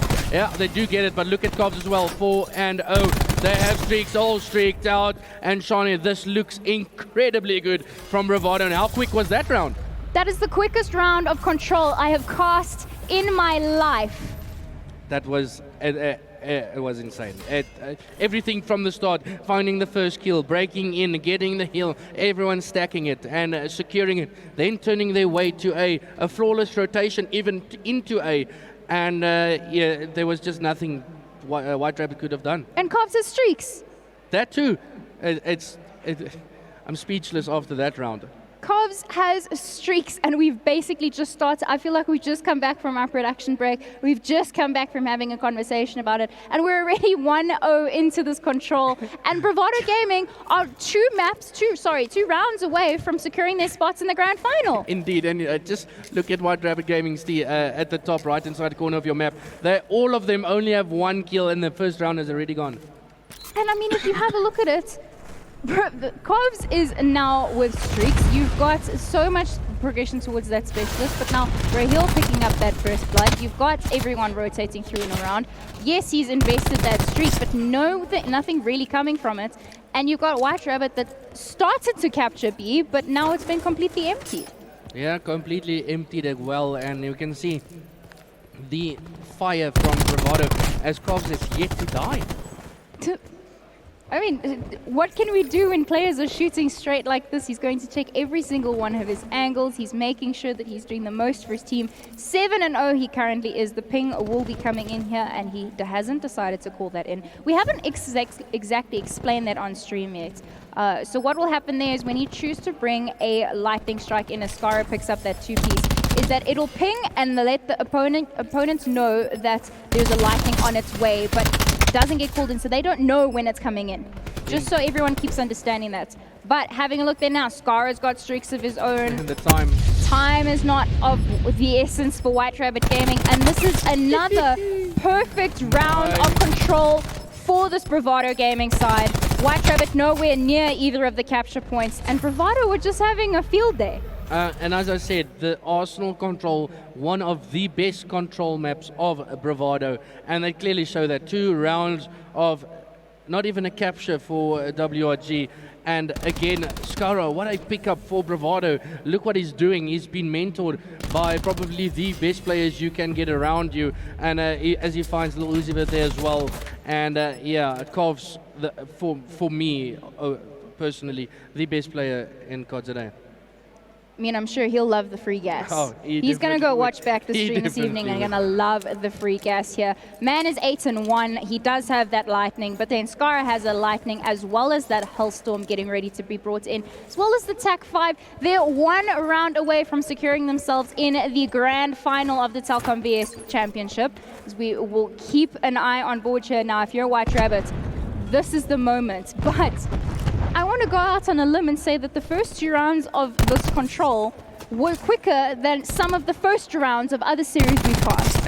It's extremely quick. We're going to see about a 10-minute control, and it's basically over. 9-1 is Kovs. He's just jiggling and jiving, and they should eventually get this as he gets one. Almost takes Java off the head glitch there, but B has been secured, and here already we're going into next with streaks being called in. Fireworks to close out this round, question mark, as now Hypes and Co are going to be doing everything and more to try keep this a hill contested. A is all but they have left to try and stay in here without dropping to that lower bracket, as unfortunately Bravado Gaming do have 1 life advantage here. and Rahil has War Machine, Yep. and they've just popped Tac 5. Indeed, so this might be the perfect opportunity for him to pop it. He's going to check both sides as he doesn't get that kill. So WRG at least getting a couple there, but it's back and forth with the trade as WRG is still in the hill. The captain is 3 and 7, but if you got two players of Skara 12 and 4 and Covs 11 and 3, it doesn't really matter, does it, Shani? Bravado Gaming are just playing on a different map at this point. Yes, White Rabbit are finally bringing it back in here. We do see them picking up the kills left, right, and center in comparison to the first 2 rounds. But that's it. They have to win rounds now. They don't have any wiggle room. They don't. It's make or break for WRG. Yes, they drop down to losers, but that's not a place where you want to be. Skara finds another, and just again, if you're looking at the kill feed, it's blue, red. It's just back and forth with everyone getting each other strayed, and it looks like player number 3, that is Skara, is in the hill. He's waiting for his teammates, and this might just be it, Shani. I mean, I don't want to count White Rabbit out just yet, but I feel if you hear the War Machine from Rahil, don't miss coming in here. Now, yes, he picks up that teammate, but you will still have him running around, making a nuisance of himself with that, not getting it to use any further. But Skara bring in that Hellstorm, and this is going to be it. Final push coming in from White Rabbit Gaming. There's no respawns left, and that is it. Bravado Gaming are going to your grand finals tomorrow afternoon. Sheesh, Shani, I'm speechless. Bravado came out, brought the fire. Just having a look at it again, that first hard point played on Seaside, 250 to 70, the strongest map of WRG. They get 100 clubbed, and then that search and destroy again from Bravado. Well played, 6-4 there, and then just this Arsenal control that we saw. It's been a field day, as you mentioned, for Bravado. White Rabbit Gaming will drop to the lower bracket now. They're not out of the woods just yet, but Bravado Gaming, pat yourselves on the back. You've at least earned yourself 15,000 Rand for the weekend, courtesy of Telkom VS Gaming. But that was such a pleasure to cast. If you're a Bravado fan, you are flying that flag exceptionally high. Of course, we have so many spectators joining us in the audience here today as well. So if you are on stream, don't go anywhere. We will have that next lower bracket game coming up for you next. But Bravado Gaming, GG's, and we'll see you in the finals.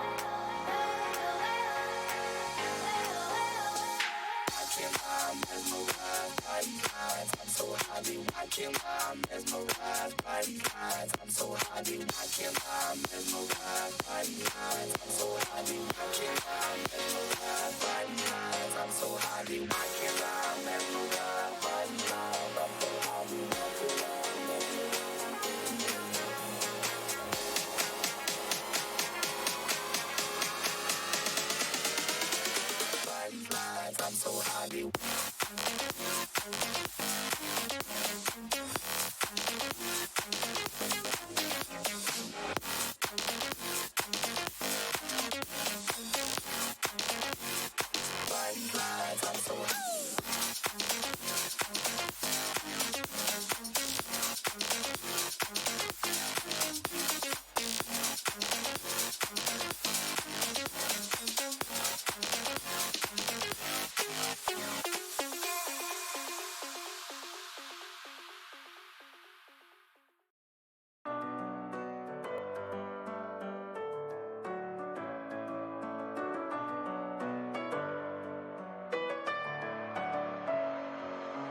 Messing with my head again. You had your heart set on me, but these feels, they come and go, and they come so easily.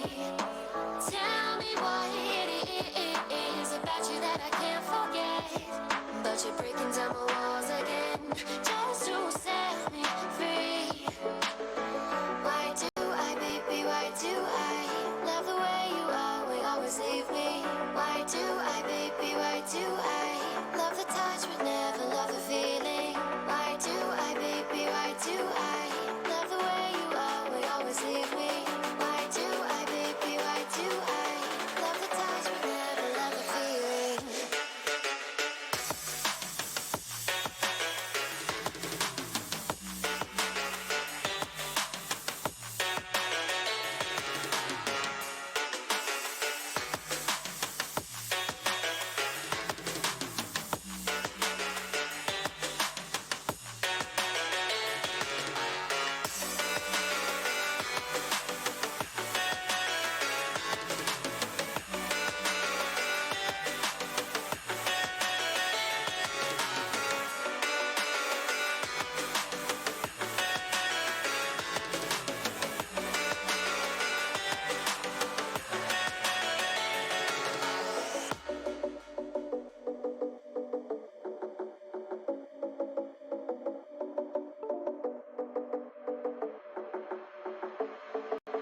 Staying up when I go out, you gotta know I'm all yours. But when I say what's that about, you start slurring your words. Tell me why you have to seem so distant when I'm holding you. Your fingertips are drifting away, and I fucking love how it hurts. Why do I, baby, why do I love the way you always leave me? Why do I, baby, why do I love the touch but never love the feeling?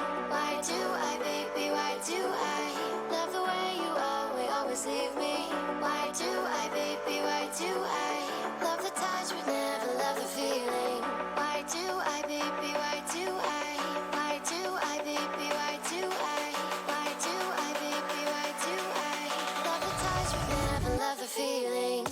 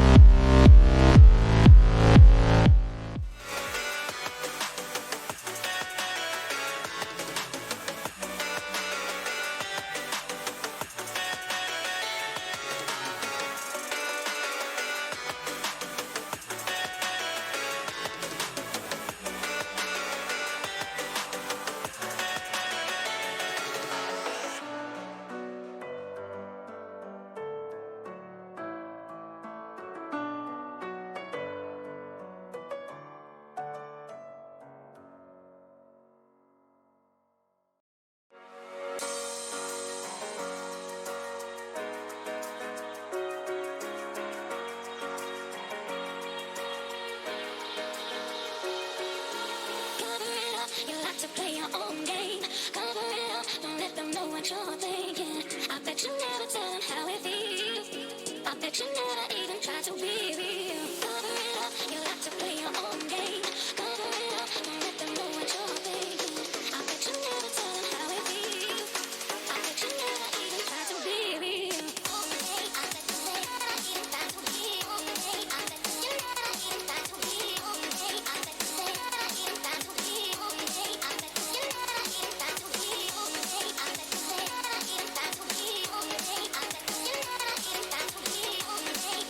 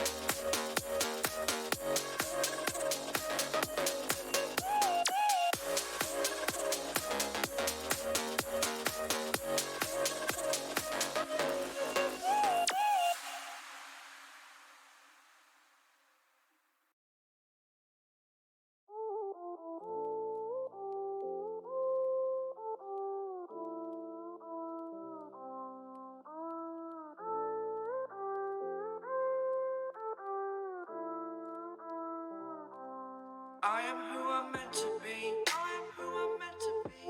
Over and out again. My future needed clarity, so I could see how you react, how you react to me.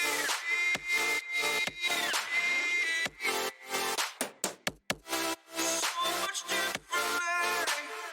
I am different.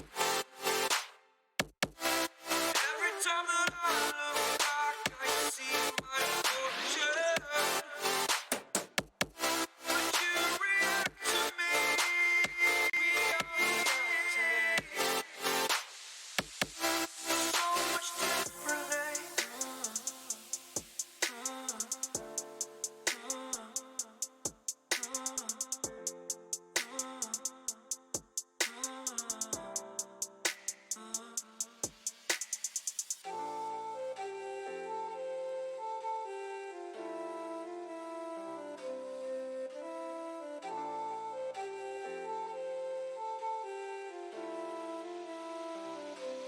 Doubted all that I could do, knowing what I need to do. All I can say, the word is thank you. I think is what you need to push away from the shore, amongst the waves. Exactly where I wanna be. I am where I wanna be. Remember the start, when my future needed clarity. Yes, I needed clarity, so I could see how you'd react, how you'd react to me.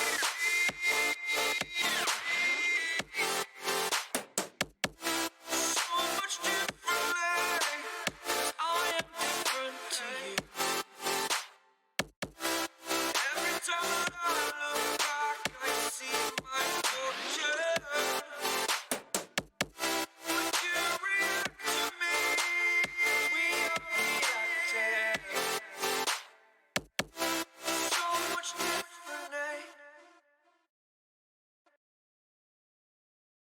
The seasons come and go like thoughts of you.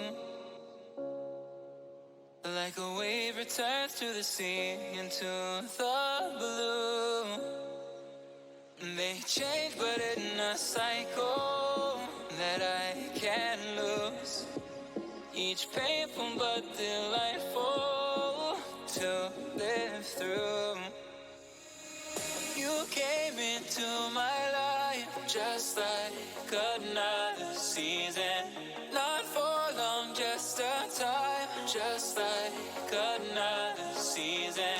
Maybe this time next year you'll reappear for no reason. But I'll cherish every day until you come my way this season.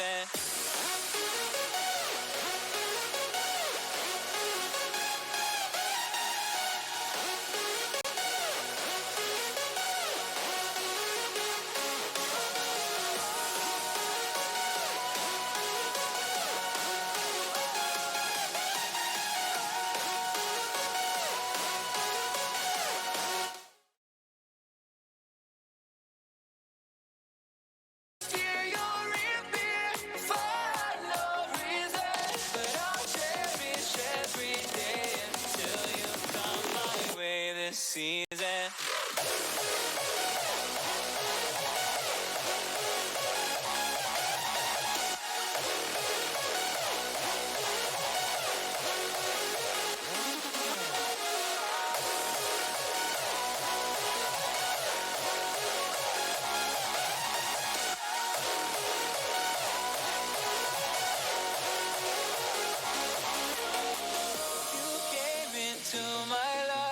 Just like another season.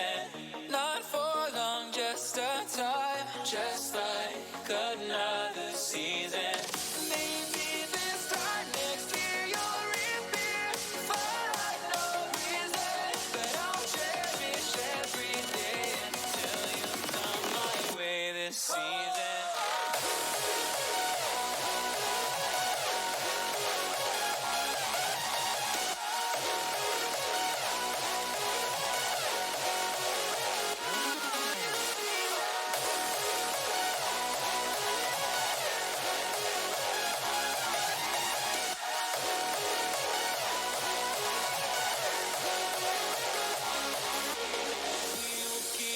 Changing all over again. Yeah, we will keep on changing. Just like another season.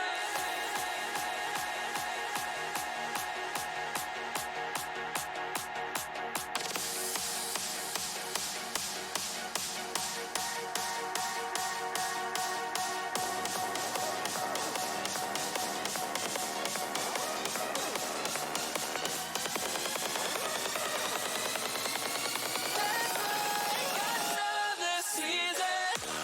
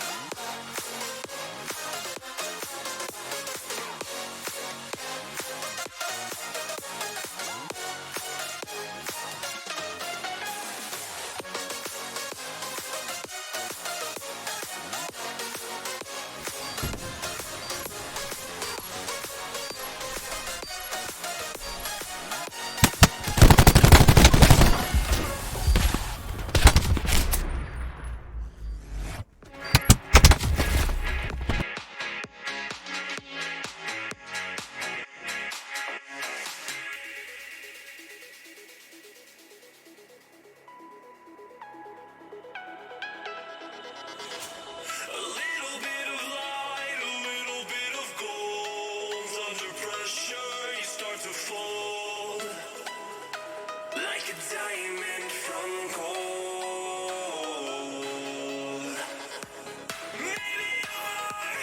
Maybe you are something I cannot define. Maybe you are the fallen kind. I lay in bed with violence, the silent side of me. We see where fire starts to breathe. When I would lay in silence, the voice inside of me made me use my mind right.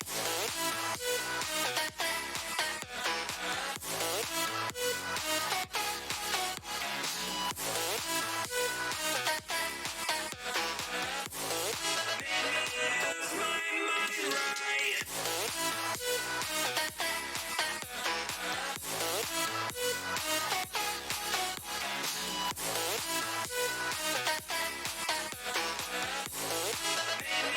Use my mind right. Lost in the moment,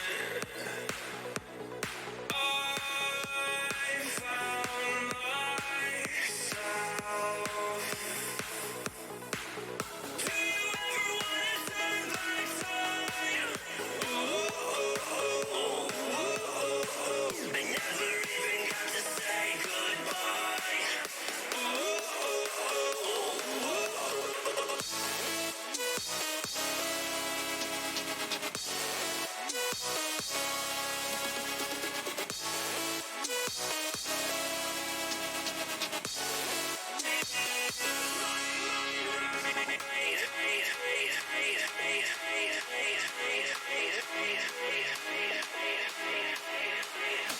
When I would lay in silence, the voice inside of me made me use my mind right.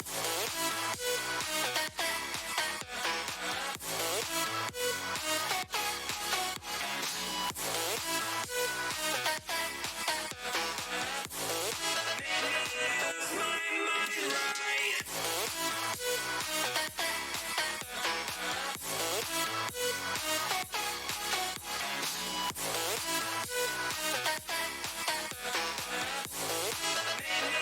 Use my mind right.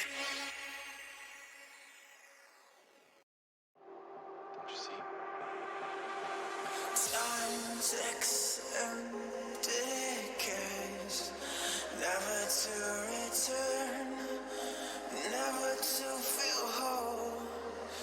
Isn't it so easy to lose yourself in time, to draw a finish line, to give yourself to one beyond what's good and bad?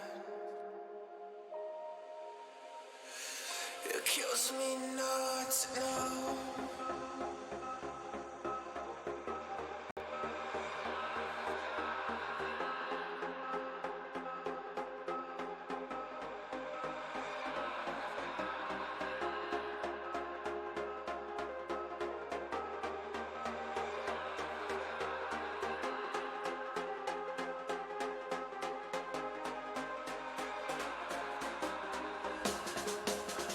Lost beyond the edge,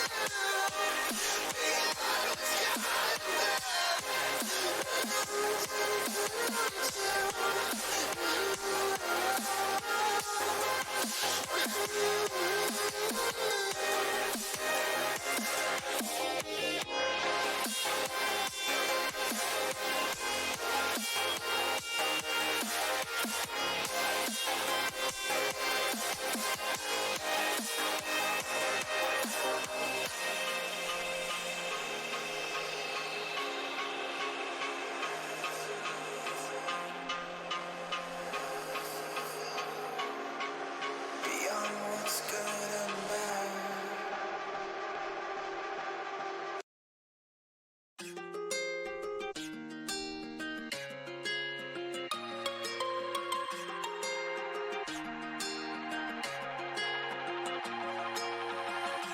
Looking past my reflection, thinking about what you mentioned. It was supposed to be the one to take every last pain away. Nothing on our loving, maybe time told us that we were different. Did it break you down? Staring at the ceiling, fighting off a feeling. One more minute, 'cause I just don't wanna come down. I wanna go back to how I used to be.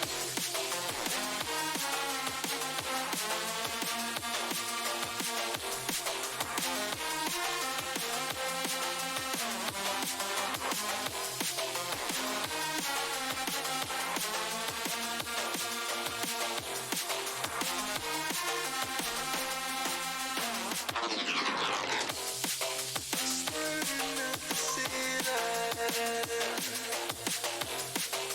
fighting off the feeling. One more minute, 'cause I just don't wanna come down. I wanna go back to how I used to be. Looking past my reflection, thinking about what you mentioned. Nothing on our loving, maybe time to just that we were different. Did it break you down? Staring at the ceiling, fighting off a feeling. One more minute, 'cause I just don't wanna come down. I wanna go back to how I used to be.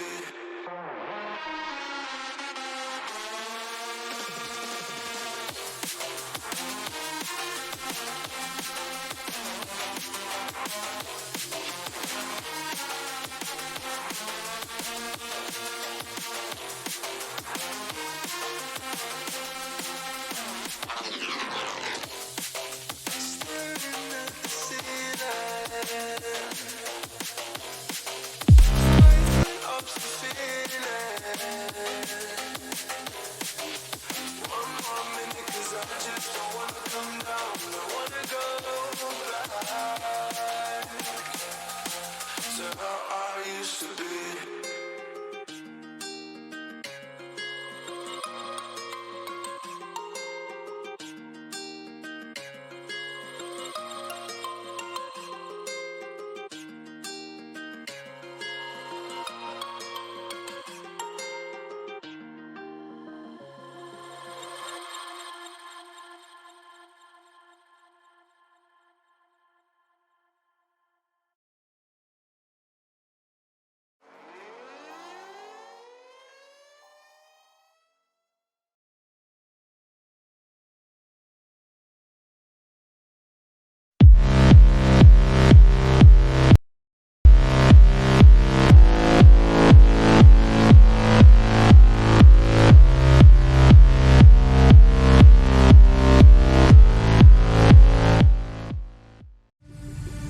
It is a culmination of a year-long league. These are the best of the best our country has to give.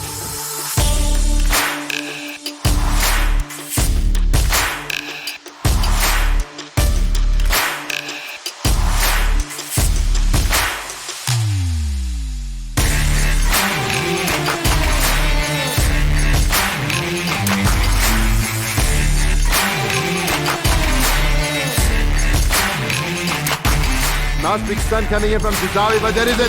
Only Wop, and that is it. I don't think there's more. And your grand champions. Look at the glee, look at the joy, and he's finally broken the curse. The shouts of true victory.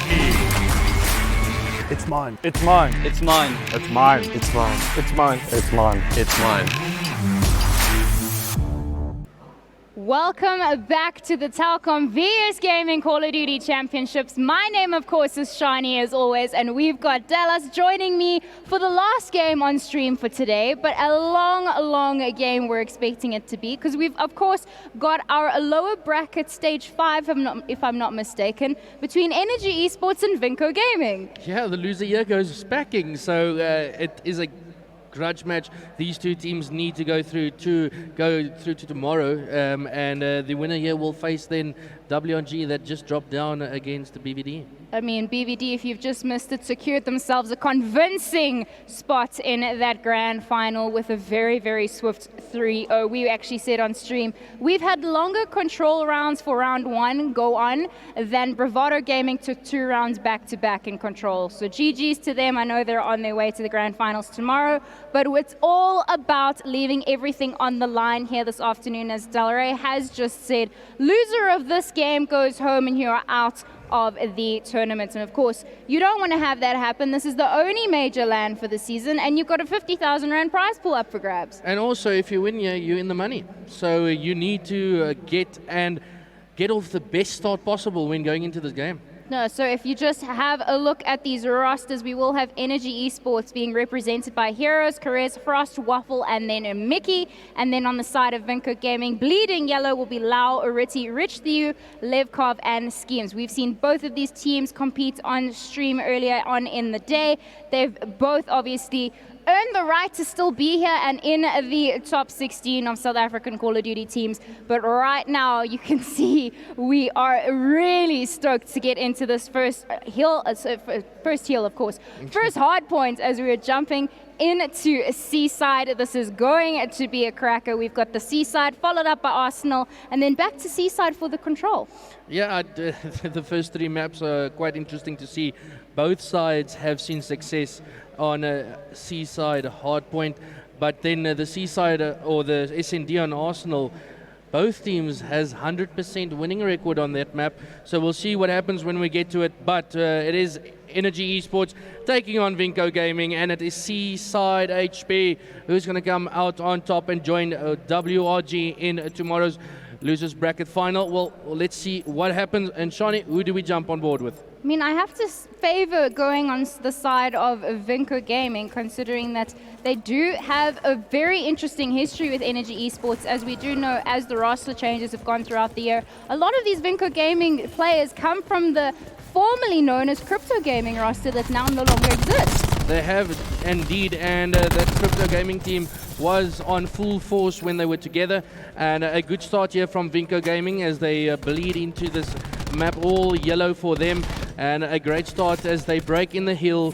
take the first 10 seconds and counting, with Ian trying to break back. That's the first 16 seconds now as Energy finally managed to jump into the hill for some scrap time. Of course, as always with this beginning of a hard point, it's more about getting that control of the map and set up for next. As we will see bottom of that mini-map, we do already have those yellow triangles hanging on out here at the bottom of the map, giving that scrap time to Energy Esports and ensuring that they're going to try and get as much of the hill as possible. Yeah, Vinco just needs to watch out to not give too much scrap time away. That can bite them in the rear, and we know how important those scrap times are.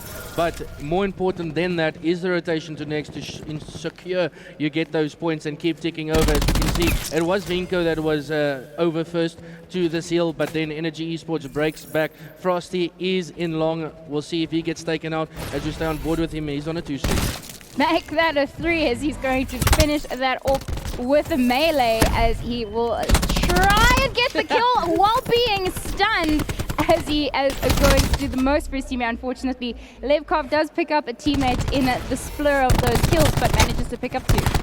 Yeah, managed to pick up 2, and this is going to be Vinco getting into the hill, but yet again jump on board with Mickey. As you can see, he's securing the spawn for his team. He's probably going to look and see if there's anyone from Vinco there, but he is open, and he's going to secure the spawn for his team with player number 7, that is Keres. Now Keres had a slow start against DVD, but he's here to get fired up, and he's probably almost got that kill there. He was 18 health himself, but again a flawless rotation from Energy Esports. I mean, if we just look at those scores there now, Energy Esports slowly ticking that lead ever so slightly over, but Vinco Gaming right there on the heels of them. We have discussed this Fountain Hill several times in the past, but currently, if you look at how Vinco Gaming are going to try and flood in onto this hill, Energy Esports have got all their bases covered.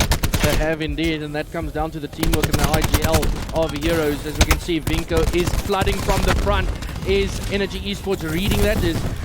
Was Theo still in the hill, but the last player of Vinco will get taken out, and the rotation is going to come down to the barrel hills. If I jump on board with Mickey being the leading runner going into barrels. I mean, he is a little bit alone there. He does get supported there by the teammates as they all flood on in 5 seconds left of that previous hill, as we will see Frosty picking up that final kill there at the top of the map as well.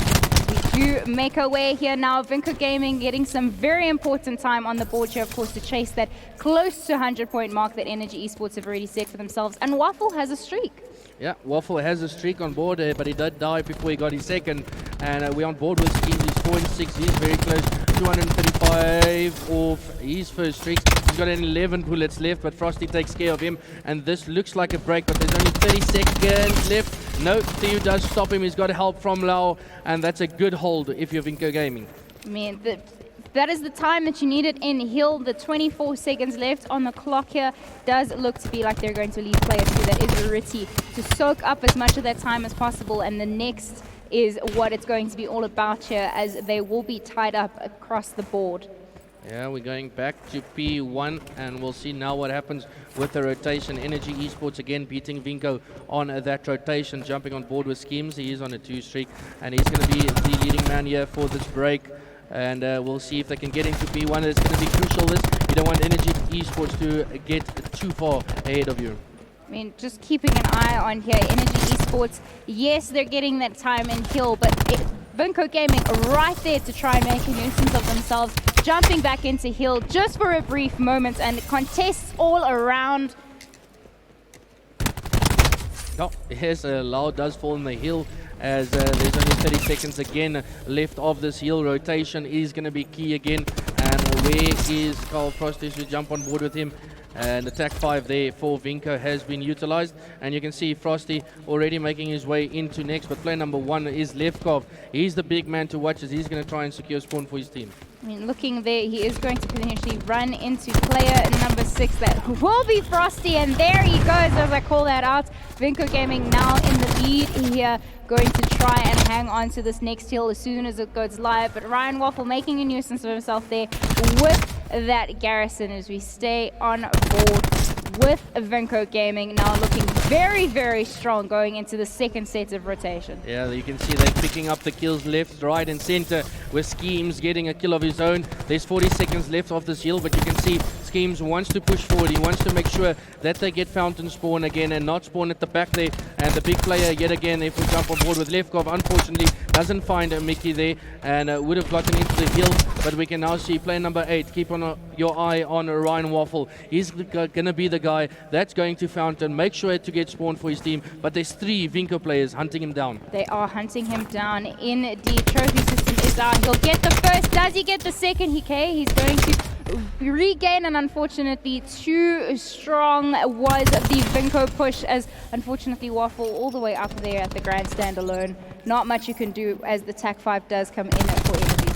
Yeah, attack 5 pop for Energy Esports as Frosty finds one, and now it is crucial for Energy to get in to this hill as quick as possible. I just want to check from Waffle. Waffle did use his streaks, but 2 players fall with that gravity slam from Theo, and he's a 14-year-old COD at this moment for Vinco, with picking up those 2 with the gravity slam. But again, look at Vinco's score. It just keeps climbing against the Energy Esports. I mean, 176 to 120. It's not the biggest of leads, it's effectively one hill itself. But if we keep a look at all of that specialist equipment, as Rich Thew has mistakes made, unfortunately, we do have the War Machine in the hands of Mickey, and Frosty will have his Grav Slam. Ryan Waffle about to get that Vision Pulse as well. Yeah, as we can see now with Theo, he's trying to be the opening guy, rotating into barrels. But Schemes, the guy to look out for if you're Vinco Gaming. He has the War Machine, and if he wants to pull it out, he might just get all the Energy Esports players as he comes in from behind, takes care of one of the players of Energy Esports. Unfortunately, a nade coming there and killing his own teammate, but it is Energy Esports in control of the map. In control of the map for now. They do have a 202 point mark to chase. They're doing a very good job of keeping this hill secure for now, but Vinco Gaming rushing back on in, going to try and push another attack on the hill. 23 seconds left here. Mickey picks up 2 with the War Machine, securing extra time. Another one coming in with the War Machine there, puts that away, and this is going to be so important for them to get close to that 200. It is indeed, and it's going to help their cause even if you are Mickey. He's 215 score off of that first score streak, but again, rotation comes down for Vinco Gaming. They have surpassed the 200 point mark. We can hear the War Machine come over, but it has been shut down. The only players with a specialist at this moment is Riti, as the lightning strike has been acquired there by Mickey. And we've got Waffle with 2 streaks of his own as well, 3 streaks, and that lightning will get called in. It's picked up Levkov, it's picked up Riti, and that will be able to lighten the load in terms of keeping this hill contested a little. Yeah, it definitely does, but still Vinco gets the job done to stay alive and keep that ticket going. They're only 30 points away from securing the first map against Energy Esports. We just see all yellow going left, right and center in your kill feed, and here we go with the rotations down with Heroes leading the charge for Energy Esports. 20-second stand between Vinco Gaming and closing out this first map. Of course, it's going to be all about next. Energy Esports cannot afford to give Vinco a second in this next hill, as they do have the secure of it for now. Do they keep it though? That's the big thing.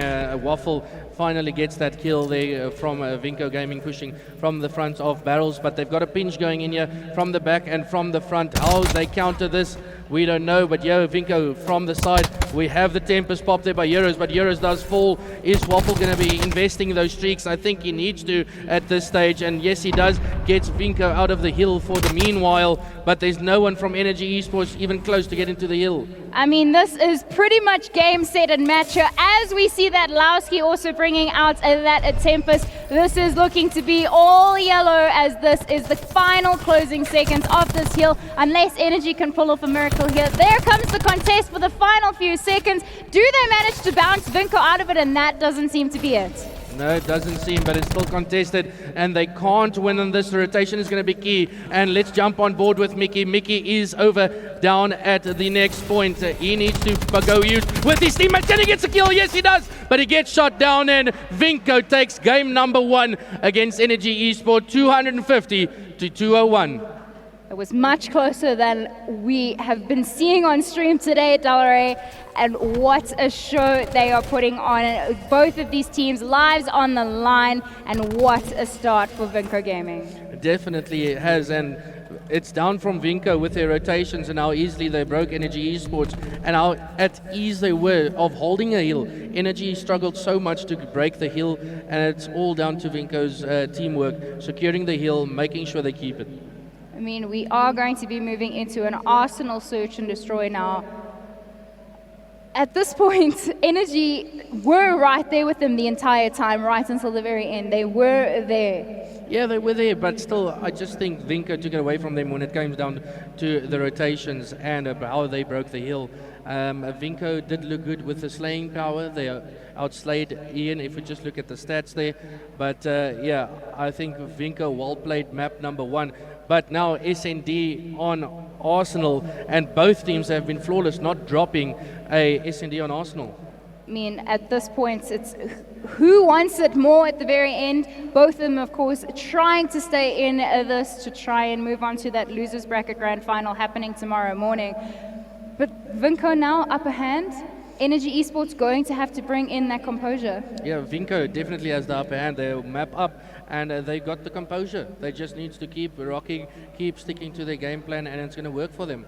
If you're Energy Esports, you just need to bounce back in the search and destroy. You don't want to go 2-0 down and then potentially lose the third and then get knocked out in a 3-0 fashion.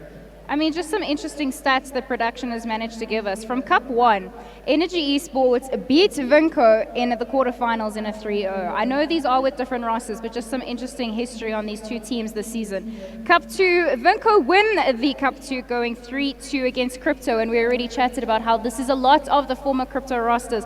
Cup 3, EN did knock Vinco out in the eliminations round 1 going 3-1. Then for the Open Cup, you had Energy placed third, losing to the Crypto 3-1 roster in the losers bracket finals. And then finally for Cup 4, Energy did place second in the grand final, losing to White Rabbit Gaming 3-0. So it's been a lot of rivalry throughout the season between these two rosters. I know the Crypto Gaming roster obviously no longer as an organization, but a lot of the players still here representing that yellow. It definitely is, and at this stage, if you Vinco Clint, I think you did through the roof with that first hard point, but still so good from Vinco as we go into the second map, Search and Destroy Arsenal. We're just waiting for the go-ahead before we go into this game. But again, Vinco is such a good team. Schemes, what a player to have on your team.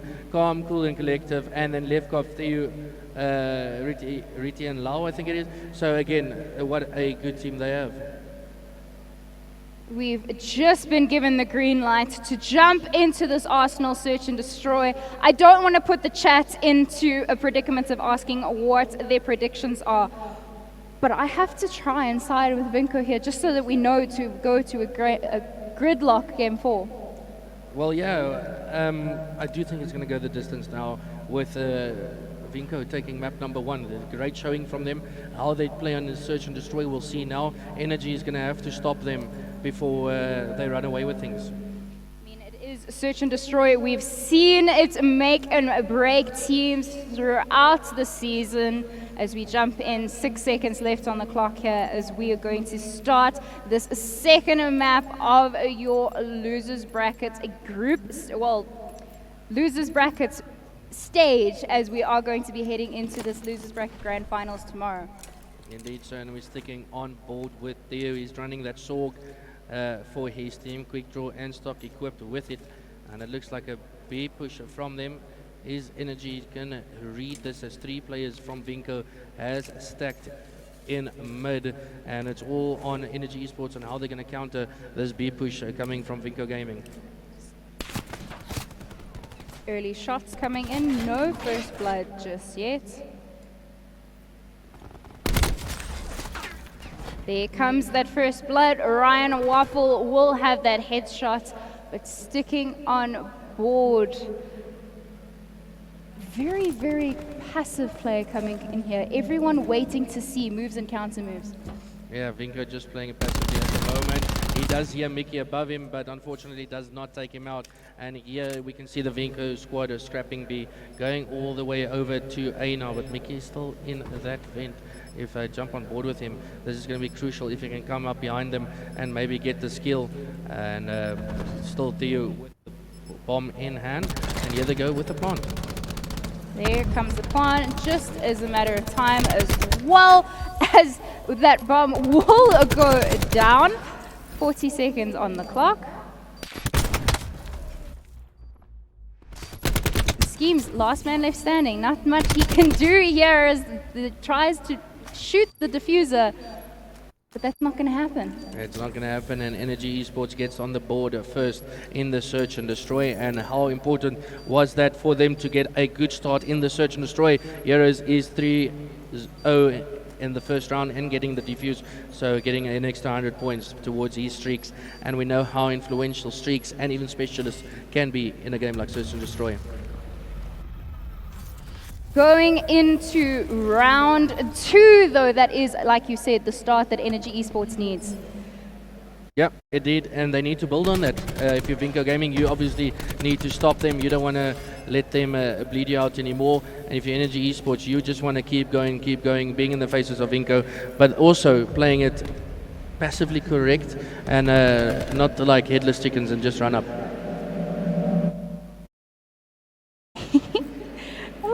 Going to allow the gremlins that have seemed to seep into our sound desk as we move into round 2. This is the Vinco Gaming Energy Esports lower bracket. The winner of this will move on into the losers bracket finals tomorrow morning. Loser goes home.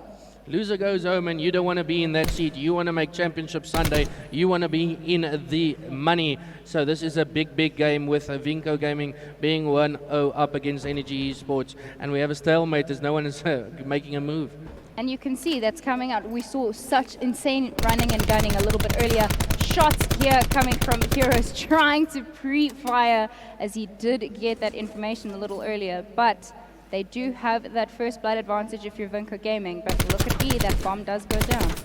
Yeah, it looks like it's going to go down, and Heroes is in a sticky situation here. There's people left and the left and in front of him. He needs to get the kill, but he's going to get shot down, and it's a 3v4 situation.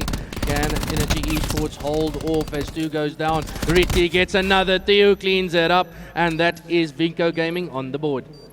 Finally on the board, of course it is only round 2, but reminded that they do sit in a very comfortable 1-0 in the series, which will potentially see this be a closer series than what we were expecting. I mean, I am honestly hoping it goes the distance. It's search and destroy. We've said how it does make or break tournaments, but if we watch our Levkov on your screen there now, he was giving some direction, obviously giving those final changes going into the next round of S&D. That kill cam just shows what you can't let happen if you're Energy Esports. Player from Vinco coming from behind and taking a 2-piece there. Lau is still 0-2. We know he's going to pick things up, and I think he's the perfect man to get on board with. Of course, he has to pick things up. He has no other choice. He wants to make sure his team make it through to Championship Sunday. He's going to have to start getting some kills on the board here for his team. Yeah, but again, we see the strat from Vinco sending 3 people mid, then making the decision you want to go A or go B, and it looks like they have opted to go for B again. Some shots coming in and around, everyone just playing for intel at the moment. I think he spotted Waffle at that head glitch there. We know how difficult it is to pick someone off that, but Lau is there with the ICR just waiting, literally the smallest hole that you see in your life he wants to shoot through, but no one has fallen yet. 40 seconds to go in round number 3. Keeping our eyes peeled on the screens here as you do see a lot of action going and happening on the top of your mini-map, but no one really trying to make a move just yet. We've still got the standoff here from this bit of a head glitch there from Ryan Waffle. 20 seconds left. You've got to make a play here. You've got to try to push for the plant. It does seem to be here, but Be My Heroes is watching this bomb site and is going to try and get that information out to his teammates. Levkov finally getting the first blood of the round. Yeah, well, that was very crucial from Heroes. Heroes should have gotten a kill there and put his team in the advantage, but it is Carriers finding one. We can see the Vinco guys backing off a bit. It is a 4v4 with bomb down. It's only 30 seconds to work with. What does Ian decide to do is Theo picks up 1 kill of his own. Another one goes down, all left to Waffle, and that's a very good round coming in from Vinco Gaming. Theo closing that out right at the very end. They're now sitting with 2 rounds back-to-back. I know we've discussed this a lot over the course of the cast, but going into round 4 now, your energy, you obviously want to get back into the swing of things. You want to keep things tied up. If you're Vinco, you want to increase that cushion as much as possible to have rounds to play with. Yeah, you need to build the best lead possible. Take it out of the reach of Energy Esports, but we've seen crazy things happen in Search and Destroy before, but a great start from Vinco. Even with Lau going 0-3, they're still a round up against Energy Esports. Yes, Frosty is also 0-3, and he's probably not the guy that you usually see this happen to. No, he is watching over with that sniper, unfortunately. We did see him get hit markers a little earlier on stream today, so not having the greatest luck with sniper rifle at the moment, but Rich Liu managing to pick up a streak, 35 off of that Hellstorm, as he is doing the most with the Sorg. He might just invest it here. If he sees the crossing at A, you know he's going to invest it, or maybe just ping it. But he is 35 off, very, very close to his Hellstorm. And here we might see something happen. No, it's just a ping. But they need to get the kills here. He does so, and he does get 2. Theo is doing it all. He's 8 and 1. The last one alive is Keres in the dark corner. He finds one, but Theo finds Keres as well. And what a round from him. Reminder to the viewers at home that Rich Theo is 14 years old, and he is showing class of a very, very long and prosperous Call of Duty career going forward. Yeah, as you can see there on your screen, he's basically almost any screen, but he's finding all the kills as he is 9 and 1. He's both streaks acquired, and he's going to be very close to his specialist as well. And if you're Energy Esports or a fan of them, you're definitely in a worrying stage. Bit of interesting, I've just thought of it now. Rich Theo is the age now, I'm pretty sure, that Frosty when he started, once upon a time, many moons ago. Many moons ago. Frosty at the age of 14, I think, already played 2 of the CODs. I think, yeah. Yeah, he mentioned that he started playing at 11, so he definitely has 2 years over, or 3 years over one of Theo. But 9 and 1 he is, and yet again 2 players fall from Energy Esports. It's a 3v5, and it's abysmal from Energy Esports at this stage. I mean, you've got the streaks, you've got that life advantage, there's a minute left on the clock, and you've got a fairly unprotected bomb site here with only Keres there, and Cheers, Schemes already took care of it. Yeah, Schemes already took care of it.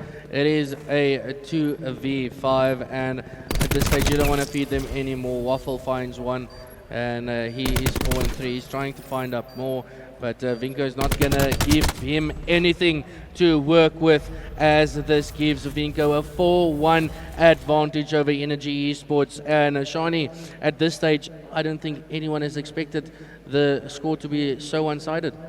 4 rounds back-to-back, starting all the way at round 2. This is starting to look like the Vinco Gaming show. There we go, that's the young prodigy right there at the end there. Thank you, production. As we go into round 6, Vinco Gaming with a very healthy cushion now. Energy Esports going to have to try and dig deep to fight their way back into this S&D. Of course, Vinco with that 1-0 series lead. And we can see Frosty now opted to put the sniper away, but Frosty is going to have to pick up kills. First blood yet again comes down from Vinco Gaming. They've played an exceptional search and destroy. Even more people falling. Frosty falls as well. Keres last alive, and it's the Vinco show. It is all yellow as they 5-1 up in search and destroy. They're sitting on map point. They're very cool, calm and collected in the same breath as well. There lots of comms coming in there, as we can see there now.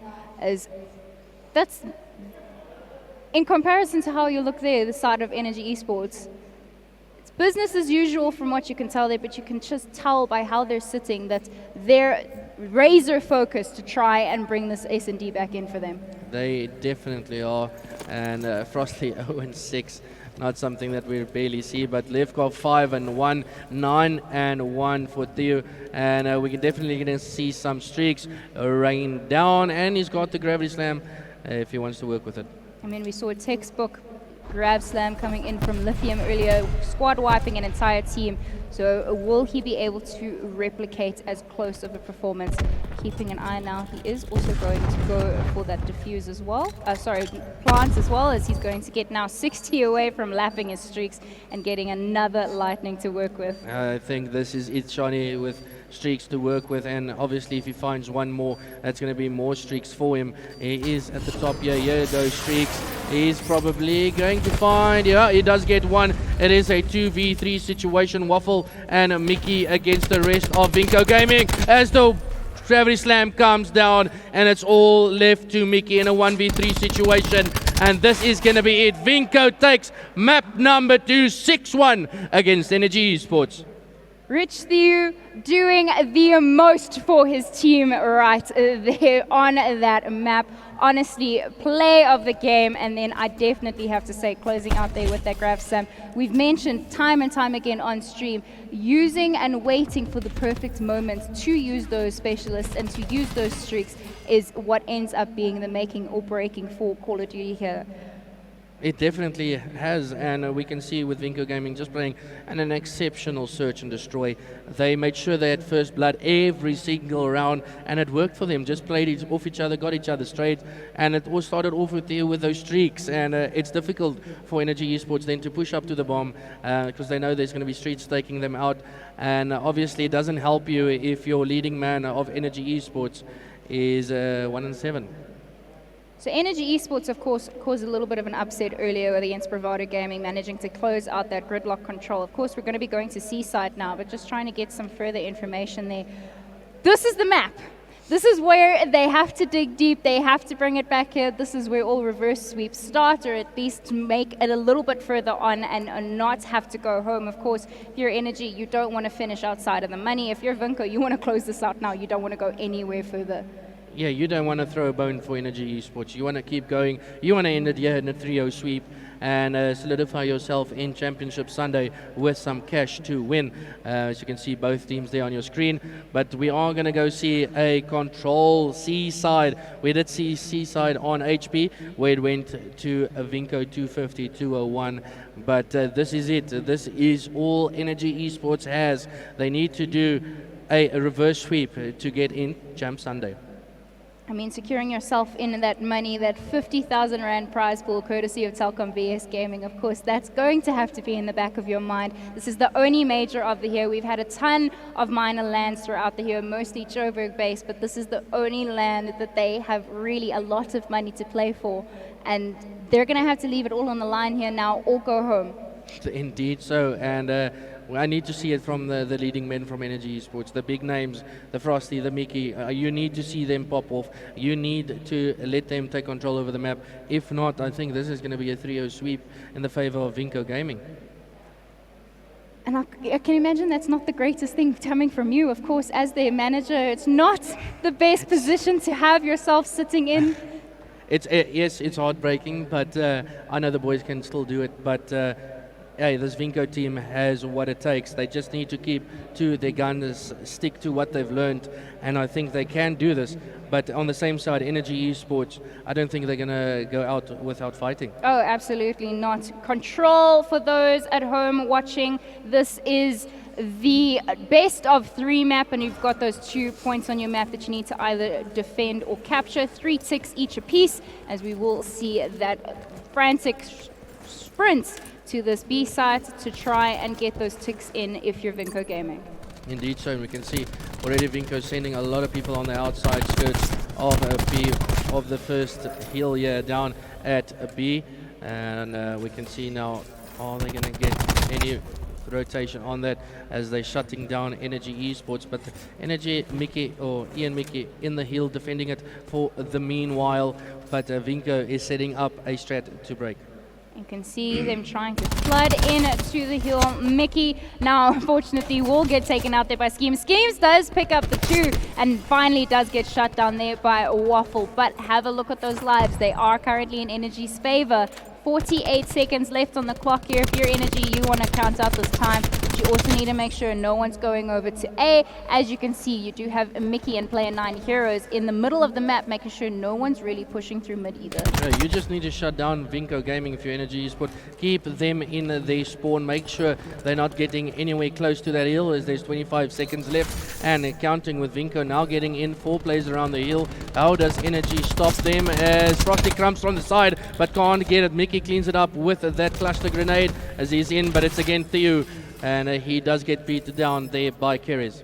22 seconds left. If you're Vinco, you need to run. You need to sprint with all of your heart's content to try get back in here. Ruti does make the break, but with 15 seconds left, unfortunately, that is it going to shut that timer to a dead halt as they start progressing on that second B tick.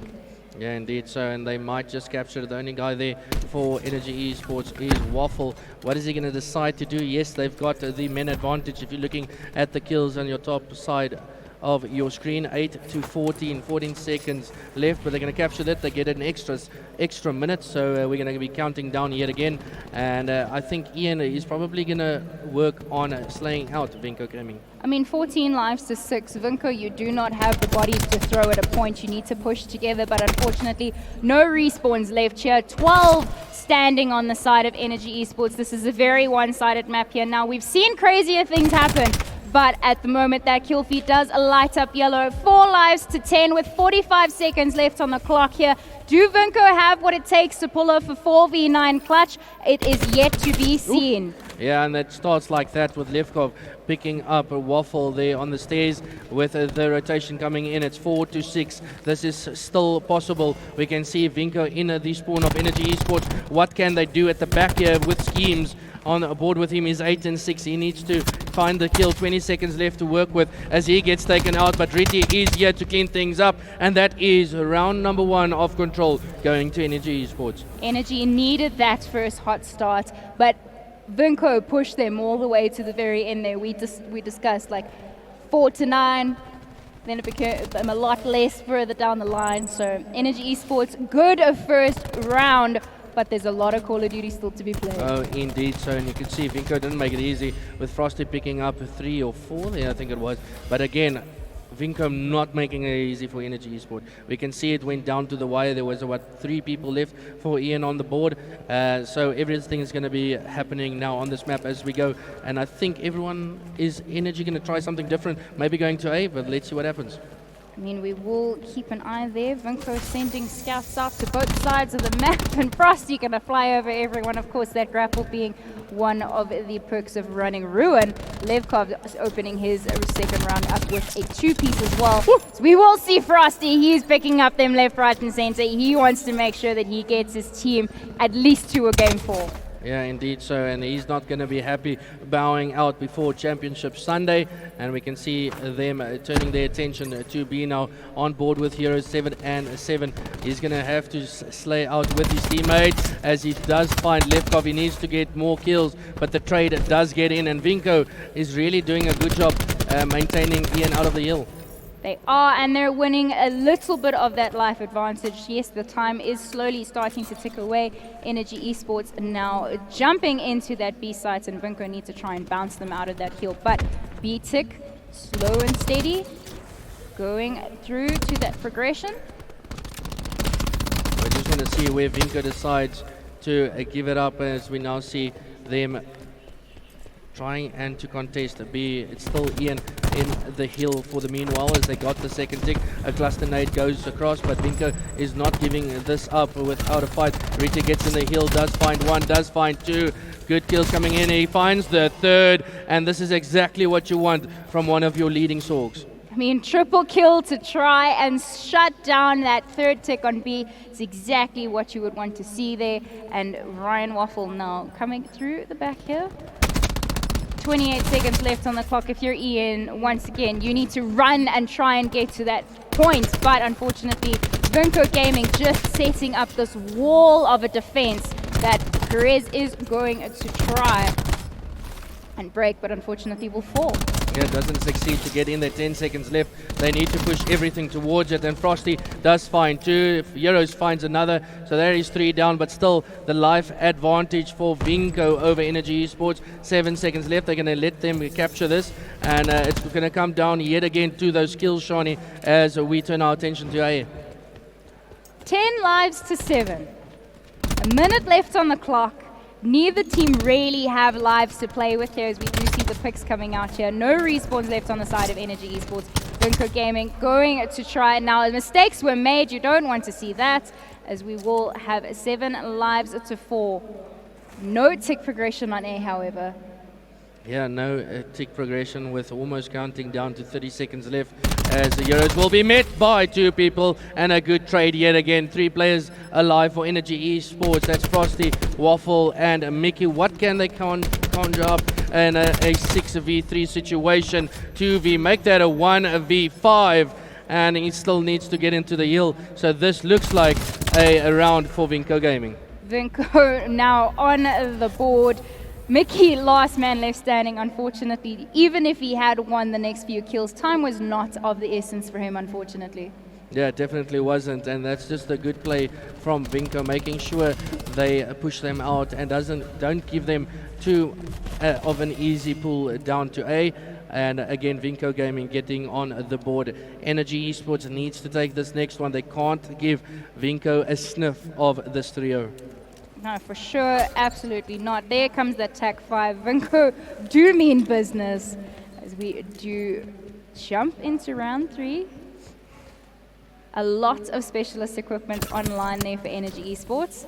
But Schemes also does have that war machine. Rich Theo about to have his grab slam. Yeah, very, very close to it as he does pick up Frosty right at mid. He sees another one of Energy Esports players, and they're on the hill, but a kill coming in, a team kill coming in from Carries on one of his teammates. And again, Vinco is in here and racking up the points. On and on and on they go. 27 lives to 25 as that trophy system doing the most right now, shutting down any util that they're trying to use. And there you go, in comes the grab slam, and that is going to be a second tick in, and could it be a third? Yeah, I think Energy Esports is scrapping this and turning their attention to A, and the man leading there is Riti. Can he maybe find another pick and extend this kill range over the team of Energy Esports? 5 or 4 kills in between them as he finds... Oh, a trade does get in. I almost thought he got 2 there, but Vinco looking really good to maybe close this one out and get this round. We did see a shutdown medal come out there as well, so one of the specialists was shut down in the process. So Frosty still has the grab spike. We do also have Careers about to have that TAC 5. Schemes holding on to that war machine. Yeah, a lot of utility for them to use. We'll see what Schemes opts to do. Maybe just save it if Ian does get this round. 19 to 16, 18 to 16. Things getting a bit closer as we speak. And play number 7, Carries, furthest pushed up. TAC 5 is popped. And let's see if we can maybe find a kill. He's just watching this angle now. They know that they have the time to play with. As he pops his head around the corner, hi, we're going to take out Rich Theo. Manages to get the second over Levkov, and now that is 16 lives apiece. Yeah, indeed so, and Waffle is going to be pushed by a yellow sheet of players, and we're jumping on board with Riti. As you can see, he's all at the way at the back here. Euros has read it, but Euros does fall, and again, Riti conjuring up a beautiful play as they're in the spawn of Ian. Riti doing so much with the Sorg right now, managing to get another second piece, and he's going to jump into hill and make sure no one is coming through that, but unfortunately gets taken up by a bit of commentator's curse. 13 lives to 9. Now that kill feed is predominantly lighting up red as we will watch 28 seconds left on the clock. Yeah, 28 seconds left, and this might be the last push we see from Vinco Gaming. They've sent everyone down at barrels. How does Ian respond as Riti catches 2 off guard? 10 v 7, 14 seconds left. Are they going to utilize any of the score streaks as Frosty does get Schemes? Schemes was the big one there with the war machine. Is he going to get it even close to contest? And it doesn't look like it as Ian takes round number 3. Ian 2-1 in the control. Into round 4 we go. We said EN needed to win this map. They do. If they don't, they're out and they're not making Champ Sunday. And it's crazy to hear that coming from me, just saying Energy Esports might not even be making Championship Sunday, but this Vinco team has definitely rocked up. They're ready to go. And I think you just mentioned before even going live, how cool would it be if we have 2 brothers taking each other in the grand final? Absolutely. For those of you not familiar with how things lay themselves out on the side of Bravado Gaming, you do have Cobbs, and then Levkov currently playing on your screen right now is the older brother, and we do always love a brother storyline for Championship Sunday, but that's still a long way away. There's still a lot of Call of Duty to be played here, as we will have Vinco Gaming back on the defense. It's Ryan Waffle trying to do the most here, watching those angles, and does get shot in the back by Rich Theo picking up 2. Yeah, great flank coming in from Rich Theo, but 1 player left for Ian in the hill, and that is Mickey, as he does get that first progression over on B, and he's waiting for his teammates. It looks like a flood from Vinco. One player coming from mid, that is Theo. He's trying to shut them down, but again, Lefkov from behind. Look how they get their teamwork going. One guy flanks, get them from behind, and here we're going for the spawn trap.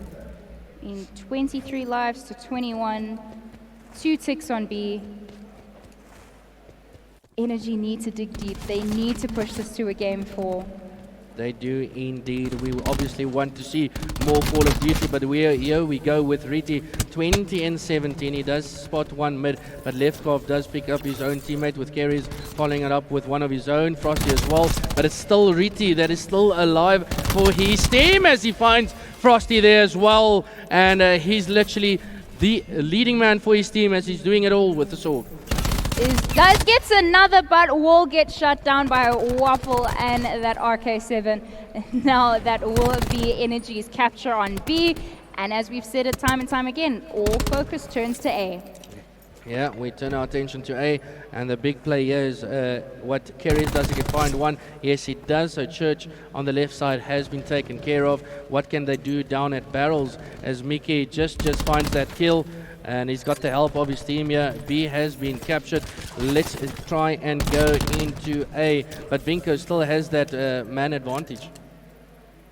Taking aboard with Mickey. Does he get the first? He does. Does he get the second? It will be a teammate coming in and grabbing that, as they do need to utilize this last minute very effectively. No ticks just yet. We will see them trying to make their way over onto A. Of course, this is Lowski on your screen right now. Does pick up another. He is managing to pick up a Maddox there as well. Yeah, and it looks like a straight-on gunfight happening down at Barrels, and Vinco 1 round away then from tying this up in the control.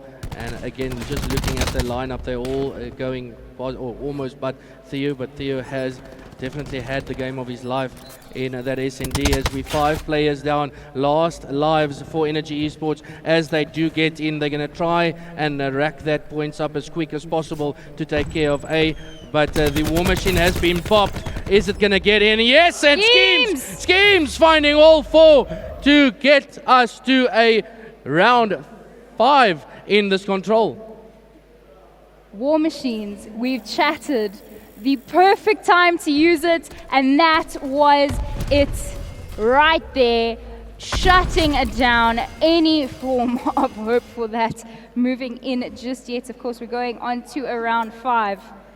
Vinco Gaming take this round, they move on to tomorrow. Energy Esports, if they lose, fortunately they're packing up and going home empty-handed. Indeed, so imagine that, and here we are with Lau as we go over to B, and this is the last live that Energy Esports will have, unless they can take this round and take it even further, as 3 players fall. Note only 2, as Ryan picks up his own teammate. We do see some red. Is Lau going to fall? Yes, he does. So Energy does a great job just shutting things down at B. They just need to keep winning their gunfights and take it to Vinco Gaming. I mean, if you just look at the top hexagons, the only thing really left to play with for now is Mickey's War Machine.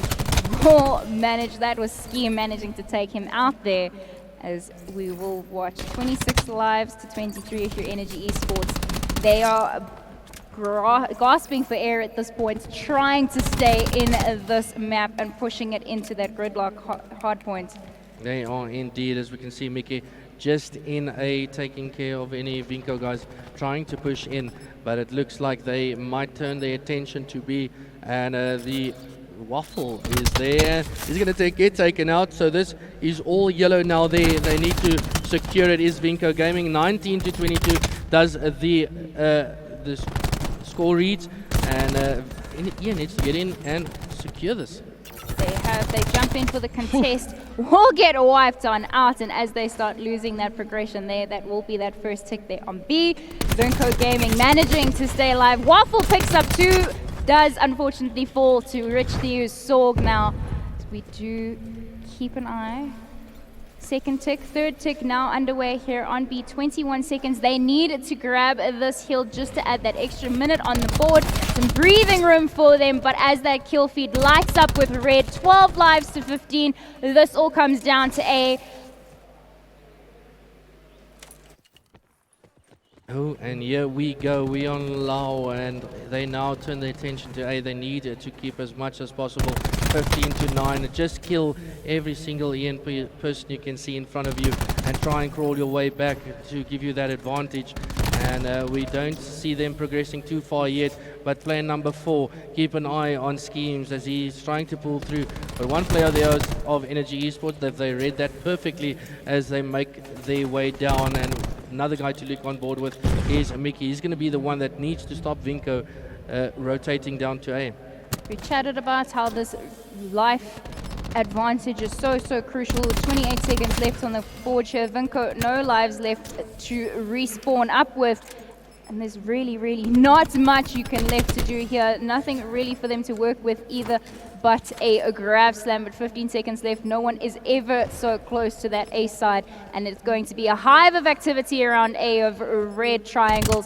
And that should be the clock ticking out. There's 2 lives left standing. And that will be a 3-piece from Perez off screen, as that is the defeats coming in for Vinco Gaming. And Energy managed to start mounting that, trying to stay in the swing of things. Yeah, they just do it by this scrape of their teeth. And here we go, Shanu. We have a series on our hands now. The next map is Hardpoint Gridlock. What is going to happen there, we don't know. But at least Energy Esports stay alive in this losers bracket final, or semi-final. Actually, the winner here will face against WRG tomorrow morning, first game. And then BVD obviously waiting in that grand final. But again, Vinco took it to Energy Esports. So if you look at the first hard points, I know it was on Seaside. 250, 201 to Vinco. Energy were with them the entire way.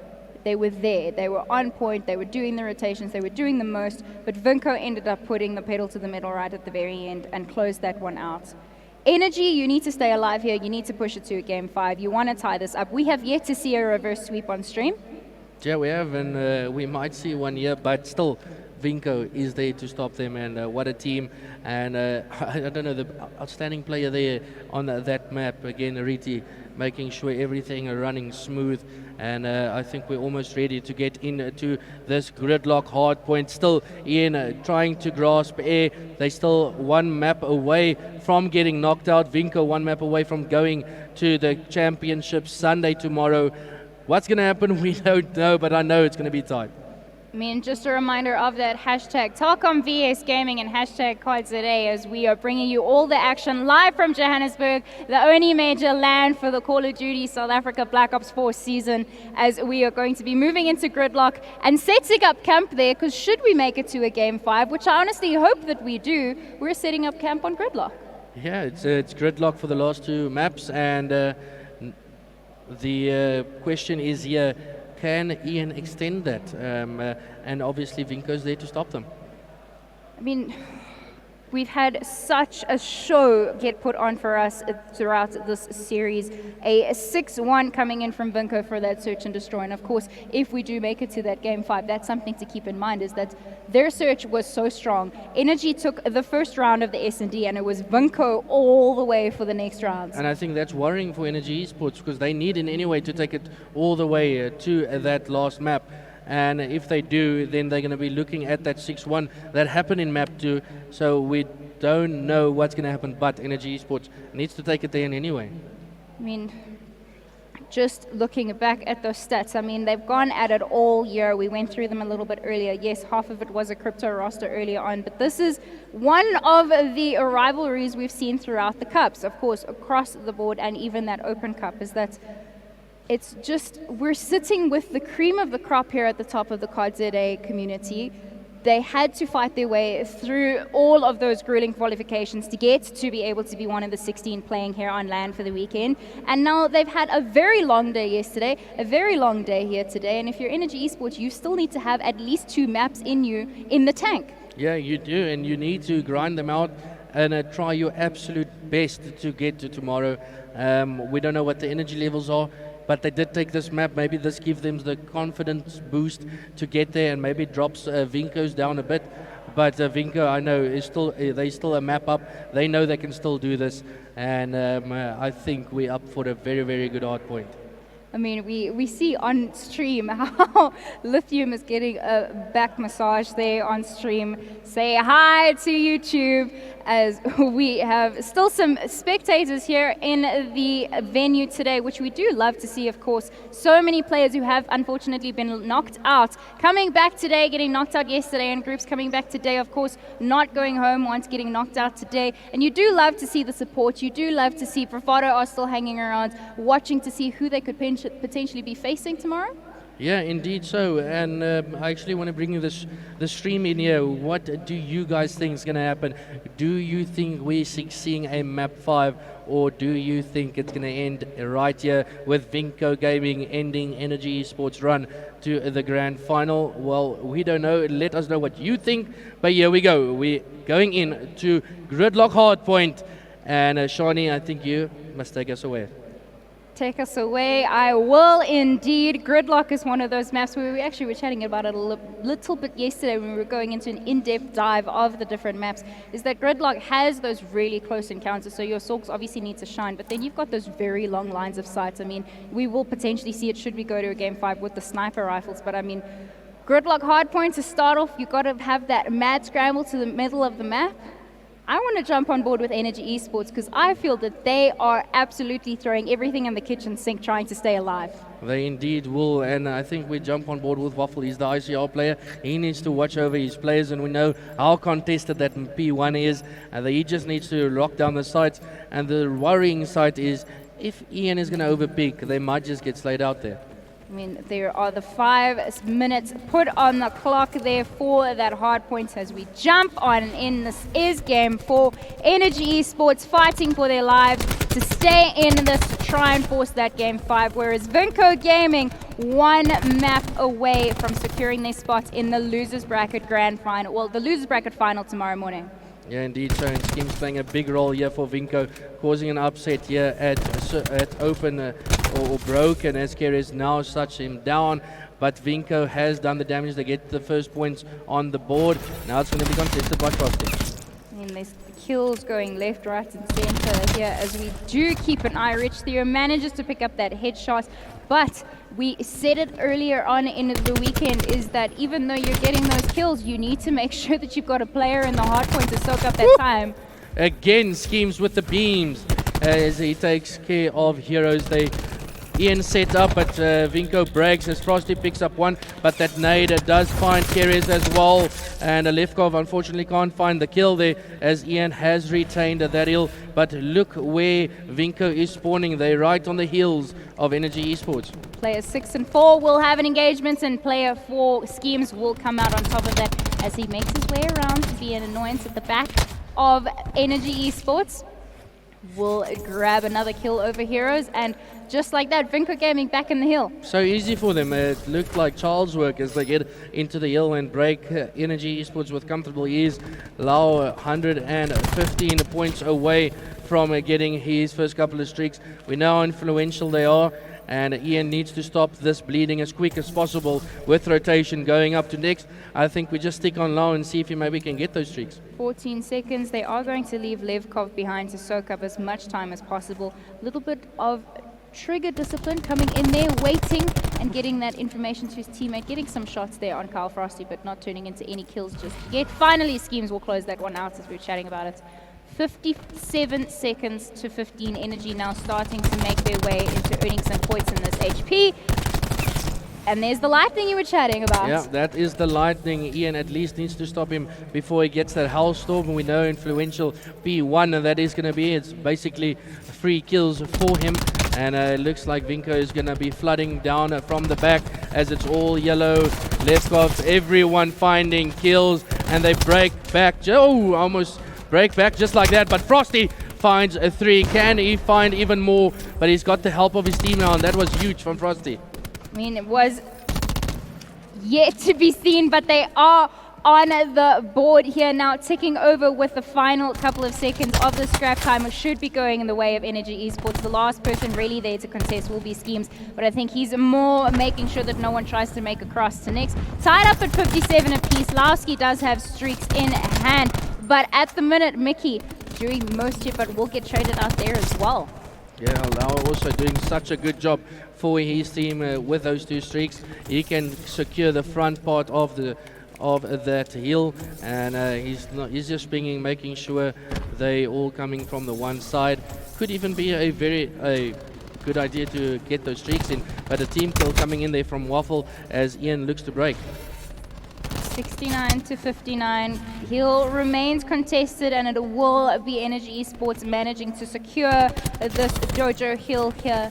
They're chasing that point, and as I say that, Vinco Gaming straight back in. Schemes with 2. Schemes, what a player, the captain of Vinco Gaming. But again, let's jump on board with Lau, as he will be investing those streaks now. We know P1 how important it is to get the most points possible. He'll again just faked the streaks, and I think this time he's going to be using that. But look again, player number 4 and player number 5, I think it is, yeah, hunting and diving, and he does find carries, but the trade does come in. One streak has been used by Allow, but the damage is done, and Vinco's in the hill. Schemes trying to come here from the back. Everyone in this hill, everyone ready to get each other's trades. We were chatting about that a little bit earlier, of how they're pushing together as a team here. Vinco Gaming now trying to bounce Energy out of the hill, trying to give it even bigger buffer to their lead, but Energy Esports says not a chance, as we're going to clear this one out. Yeah, indeed so, but here comes streaks again. 3 falls as Lau finds the 4th. L4 flies down actually for Energy Esports as Vinco crosses the 100 point mark. Attention now to 18, and who can get the kills? Vinco is already there, and this looks worrying if you're Energy Esports. 112 and ticking, as you do see that kill feed yellow in that feed here, as they now will be rotating over to next. And it's going to be a wall of yellow meeting a wall of red based off of how those triangles are facing each other here at the top. But currently, Schemes does have the war machine out. He does manage to pick up 2, does get the 3rd, and is going to hang back and make sure that he is still grabbing that. Oh no, Schemes! The worst timing you'll ever see as he gets blown up by a car there. And that's probably the angels of Energy Esports helping him out. But again, Vinco, it's really looking good. But as we said, that Energy Esports straight back in the mix of it, and Vinco are deciding to rotate through. They're chalking it. They're saying, no, it's fine. You can have that scrap. That is a lot of scrap to give up, however. That is a lot of scraps, but Vinco, they know they're in the lead. Ian's not going to take the lead here. Let's just scrap it. Make sure we keep majority of the points going into next. But again, Vinco with the flanks. The steam strats of them is on a tee. Mickey, unfortunately, not turning into anything. I was about to commend him on his patience there, but Schemes at turning that into a 2-piece of his own. And right like that, Vinco Gaming back in the driver's seat here, as yes, they do still have remnants of that Tech 5, but on the side of Energy Esports, as much as Vinco are doing the most with their guns, Frosty does have that grab slam. Yeah, he does, but just look at Schemes' score there, 23 and 9. And if you're looking at his team, he's literally the man doing it all for his team. 167 to 110 as Ian gets back into the hill. Remember, this is Ian's last chance. If they can't take this, Vinco Gaming knocks them out. Going to keep on board with Frosty is clearing up some trophy systems, and they managed to secure some final scrap time. Scraps, so important if you're going to get down to the wire here in hardpoint. But Vinco do still have that buffer and that lead, as they will be able to set up here Dojo, as they now... No one really jumping into the hill just yet, but they're making sure that there's no Energy Esports players left to try and contest, as they know they should be able to cross this 200-point mark relatively soon, as we do have another wave of Energy Esports players flooding through and trying to get hold of this hill. Yeah, indeed so, and it's just the slaying power from Vinco yet again. 3 players falling from Energy Esports, make that 4. Where's the 5th? They do find him, and again, Vinco racking up the points. They're going to surpass the 200-point mark, and this is make or break for Energy Esports. Energy, you need to stop any form of bleeding right now. 14 seconds left of this hill should go the way of Vinco Gaming as they are already setting up for this mid. No streaks, however, but a lot of specialist equipment on the side of Energy Esports that I'm sure they're about to get utilizing. Yeah, I'm just waiting for this gravity slam to be used by Theo, but he doesn't opt to use it there as it is in the hill. There's no streaks for Vinco to use here, so we may be going to see some pinch coming in. If we jump on board with Lau, you can see he's trying to get a pinch going here. Riti jumping on board with him as he is in broken, looking to find some of the Energy Esports players, and the specialist is going to play a huge part as Frosty finds 3 with the gravity slam, all left to Theo as he's the last one alive with that heel rotation, jumping on board with Heroes as he needs to keep the fort. I mean, they won't be able to overtake the lead with these few seconds left here. Vinco know it's all about next as they are going to try and set up. As we said, so much left to work with. If you're Heroes, you've got your Tempest. If you're Mickey, you've got that War Machine. Frosty. Frosty knows this is make or break. He needs to pitch. He's 22 and 21, positive with 1 there. But I'm looking at Specialist Mickey, has the War Machine. That's why I'm on board with him. And I hear a Tempest by someone. I just don't know Heroes, who it is. Heroes with the Tempest.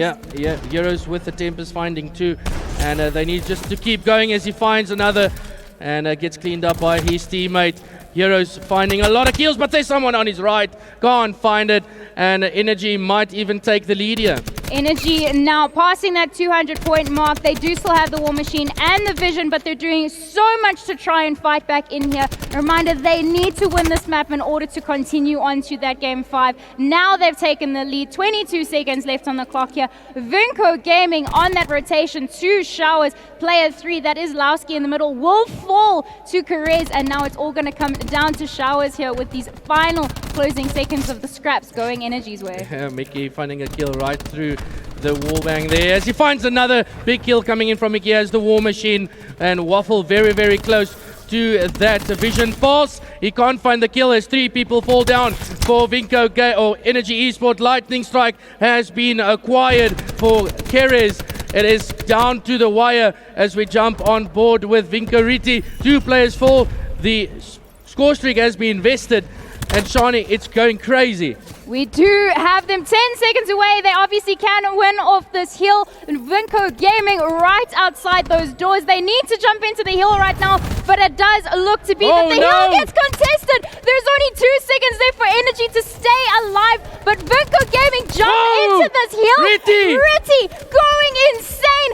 233 to 248. Energy needs 2 seconds to carry this on to a Game 5. There's only 10 seconds left for Vinco to do this. This is the last boost of Energy Esports. Can they get in? Vinco is still there. Energy Esports is there and they do take it. Energy Esports is still in the game. 244 to 250. Energy Esports at the skin of their teeth push this all the way to a Game 5. We're hanging on into Gridlock. It is going into a search and destroy, but Energy need to take a bow for that performance. So close, had me out of my seat, had everyone cheering here in the venue, and what a performance. Here's the performance, the replay here coming in from production. And look at this, Mickey trying, but Schemes says no, get off me, as he does get that kill there on Mickey. And just again, how close that hard point was to literally seconds. But we're going to a map 5, Shani. We are going to a map 5.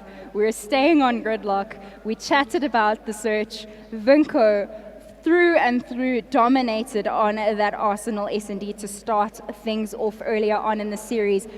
Energy have fought all the way back. They don't want to go home empty-handed. They want to secure themselves a spot in the money. Of course, 10,000 Rand to 3rd place, and that's nothing to shy away from. So just having a look at what's on board here now, every single ounce of energy from either side of the teams needs to be invested into this final S&D. Indeed, so both teams obviously wants to get to Championship Sunday.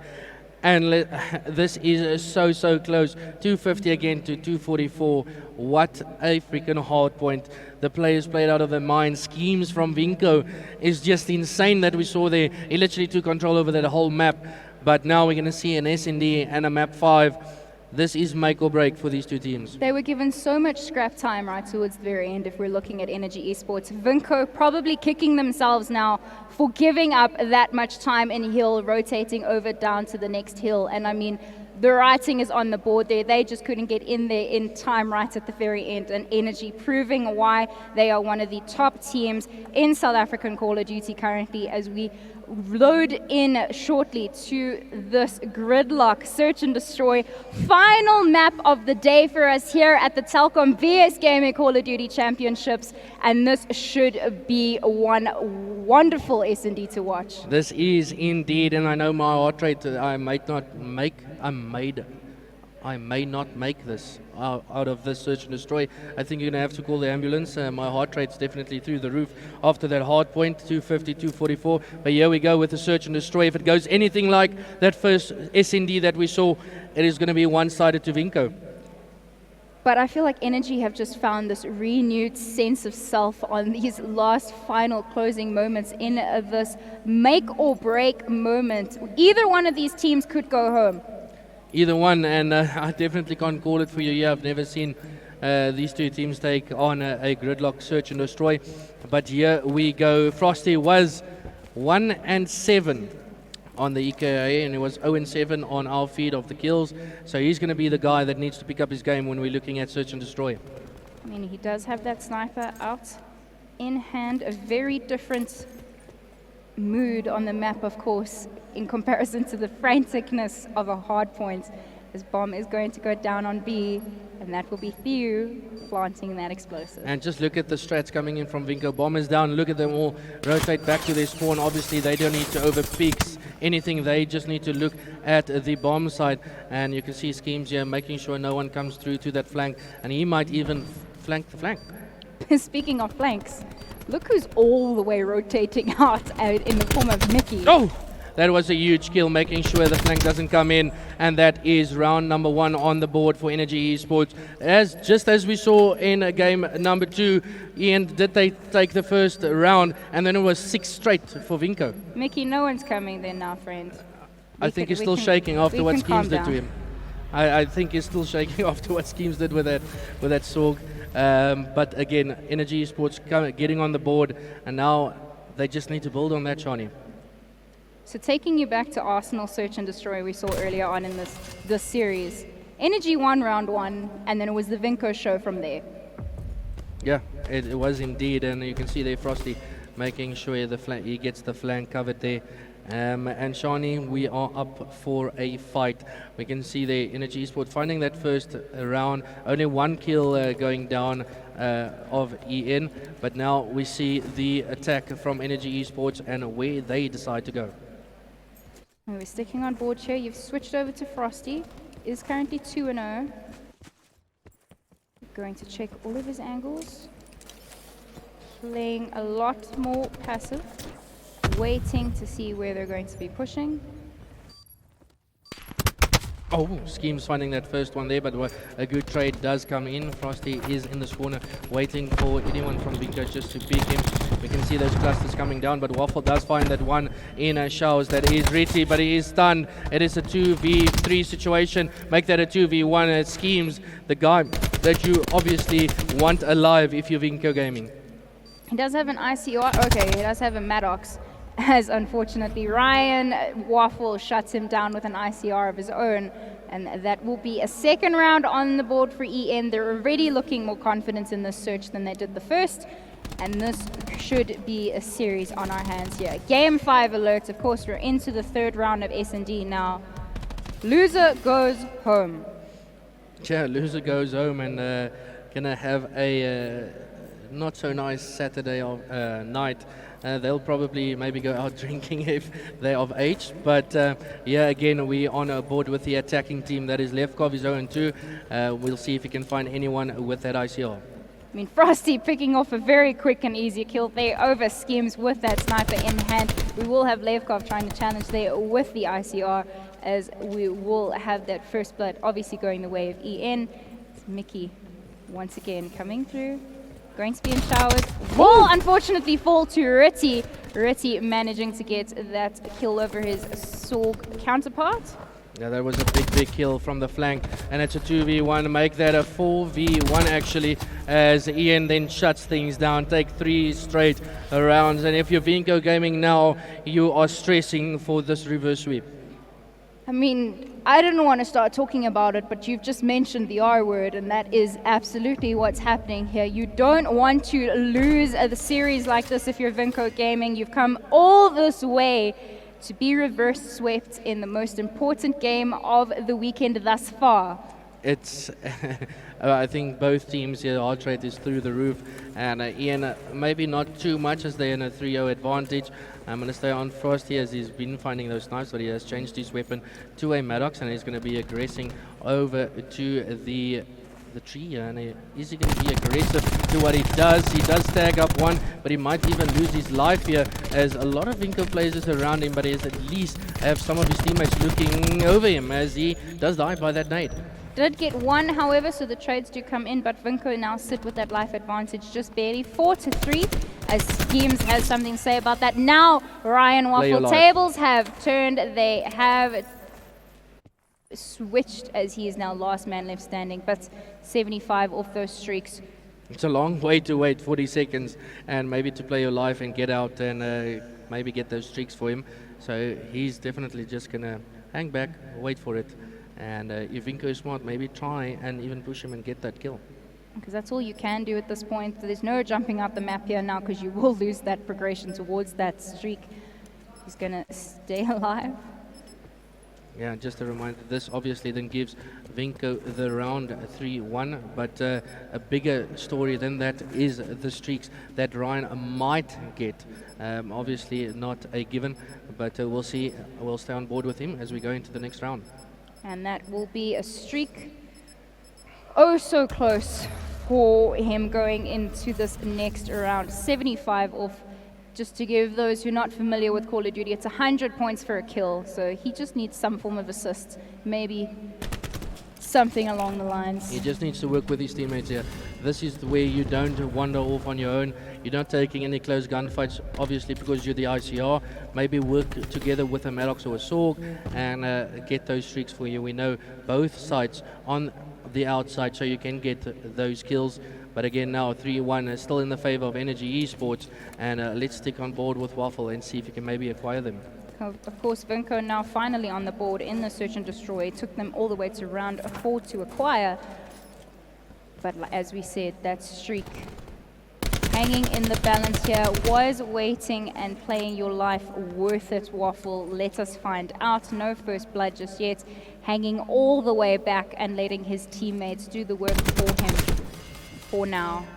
Yeah, great kill from Euros coming from behind. Can Mickey do the same? He does spot one jumping across, but I think we just stay on a Waffle again. Let's see if he can maybe get those streaks. There is some Vinco players around him as Levkov does find one kill to tie things up. It's a 3v4 in the favor of Vinco. This is going to be huge if Waffle can find this kill. Oh, there he is, there he is. It's going to get pushed, and what does he decide to do? Can he get the kill? No, he doesn't! As Theo turns, it's a 1v1. Keres versus Theo. The bomb has gone down for Vinco. There's only 15 seconds left. What does Keres decide to do? Is he going to get check bomb at 7.5 seconds to defuse? He will get the kill, but there's no time to get the defuse. And unfortunately, that streak that we hyped so much up is completely but a dream. It is indeed, and how influential is that going to be on this game? Yes, map 5, and look at the score. 3-2. Ian still has that one round advantage, but damage getting a real close.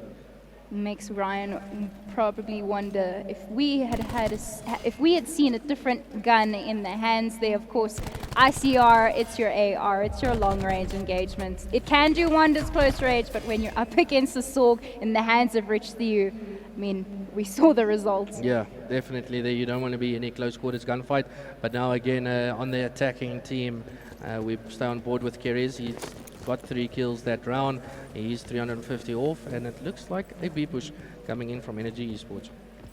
A lone Levkov going to be on this bomb site, which a lot of Energy players are about to make their presence known, as he has now got some backup running down there.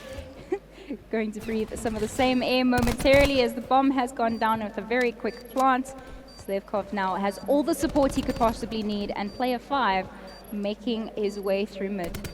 Yeah, we can see now kills going down. Another one does fall.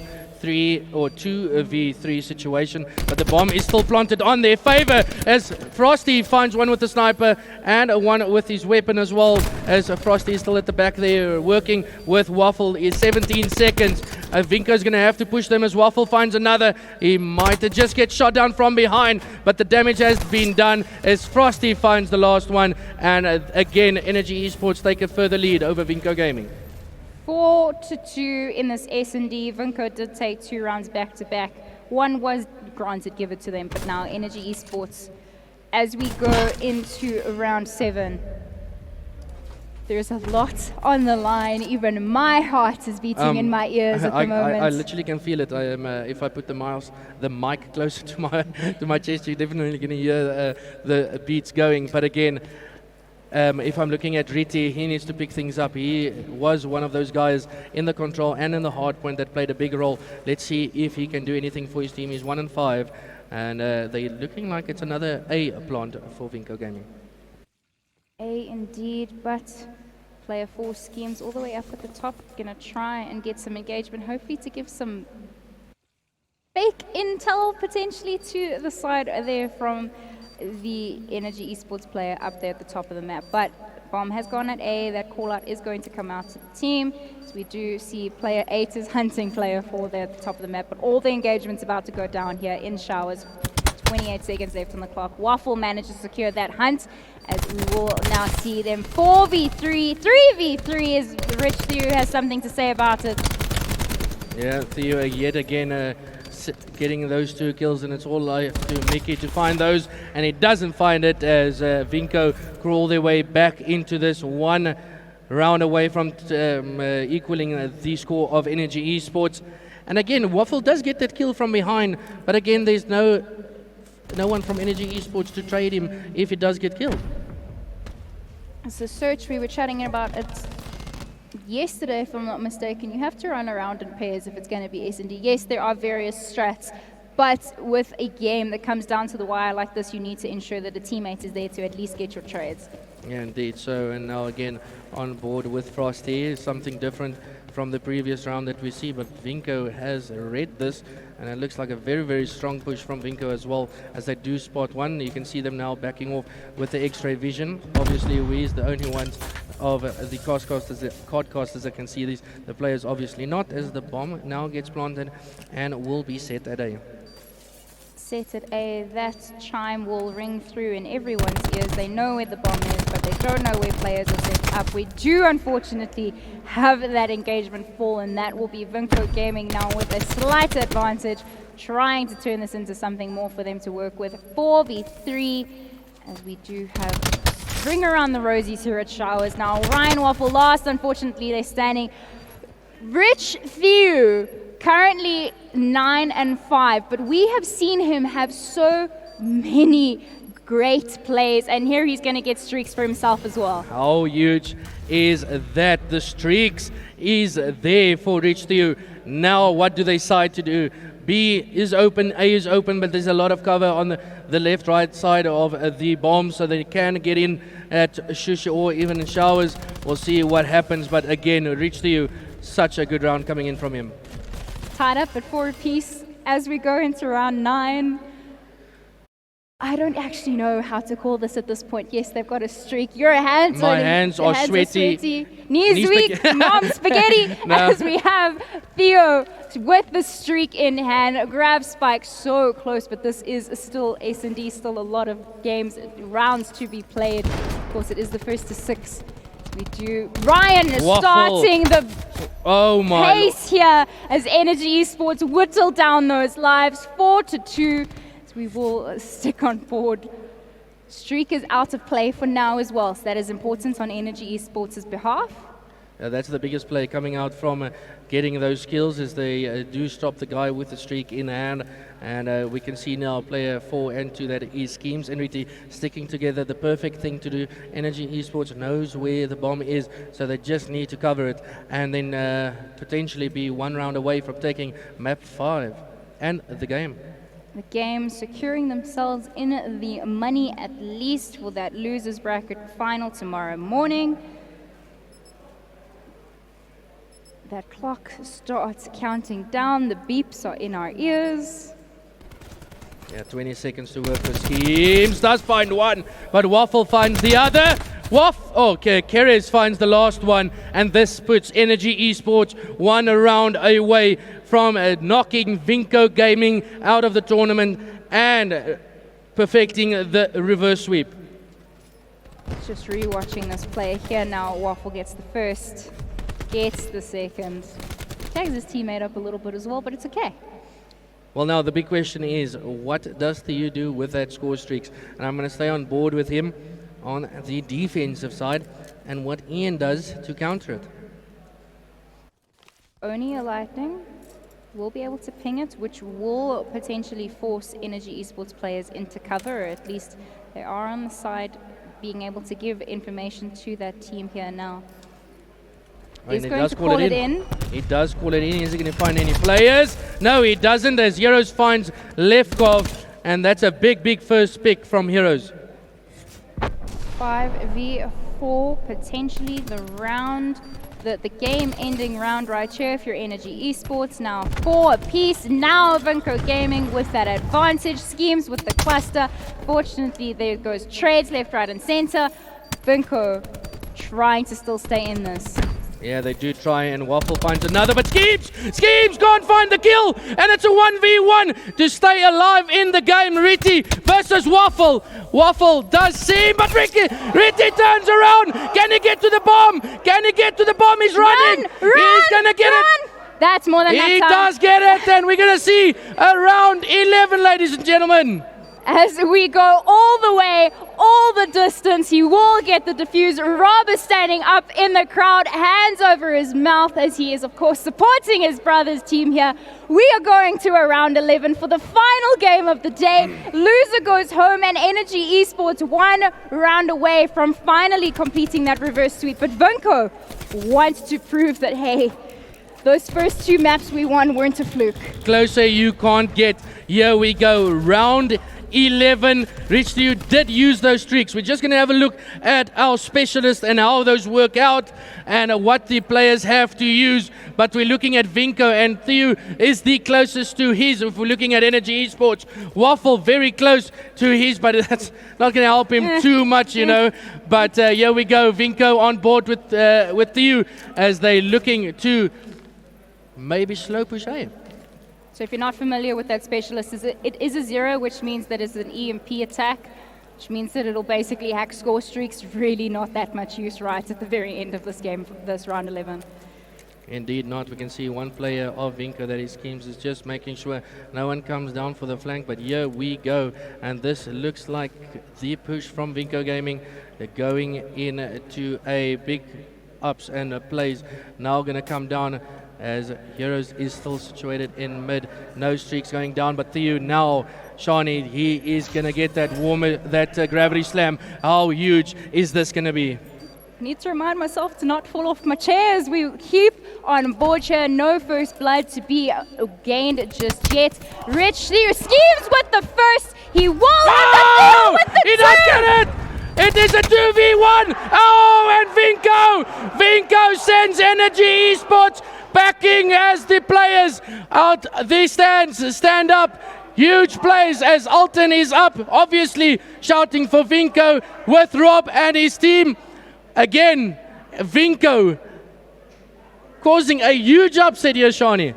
They have knocked Energy Esports out of the tournament. They return home with nothing. Vinco guaranteed a spot in that losers bracket finals tomorrow morning, where they will face White Rabbit and of course Bravado Gaming waiting in that grand final later tomorrow afternoon. What a game. It went the distance, and we could not ask for more entertaining Call of Duty. But that will be that for the stream today. My heart is in my ears. What a day. It has been crazy for, 4 streams? And it's been all the way to the final. It is great. Vinco definitely deserved it. They've been playing out of their boots. And again, Schemes, I can't be happier for the man. And obviously to Clint at home for Vinco. I'm definitely bleeding yellow there for them. I mean, we have to give credit to Energy Esports. They had a phenomenal run trying to bring that back with the reverse sweep and being 1 round away from having that being accomplished, but unfortunately will be sent home with nothing. Remember to please join us tomorrow morning. Streams resume at 10 a.m. as we are going to be going into a replay by the looks of it here from the production. Yeah, well, there it goes away. As that was gone away. So no, we do have that grand final tomorrow taking place as we are going to sign off here this afternoon. I have been Shani, of course. I've been joined by Dallas for the day and return back tomorrow 10 a.m. We'll see you there. This has been the Telkom VS Gaming Call of Duty Championships Day 2, and we'll see you bright and early in the morning for the losers bracket final.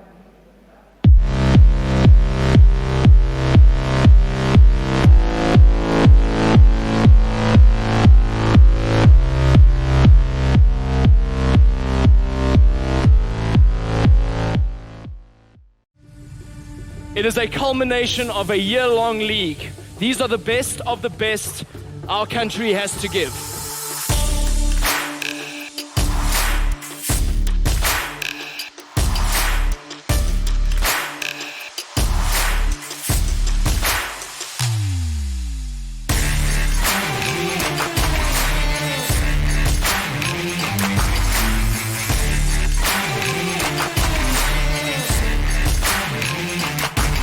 Nice big stun coming in from Zizawi, but that is it.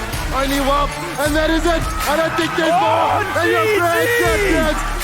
Look at the glee, look at the joy. He's finally broken the curse. The shouts of true victory. It's mine. It's mine. It's mine. It's mine. It's mine. It's mine. It's mine. It's mine.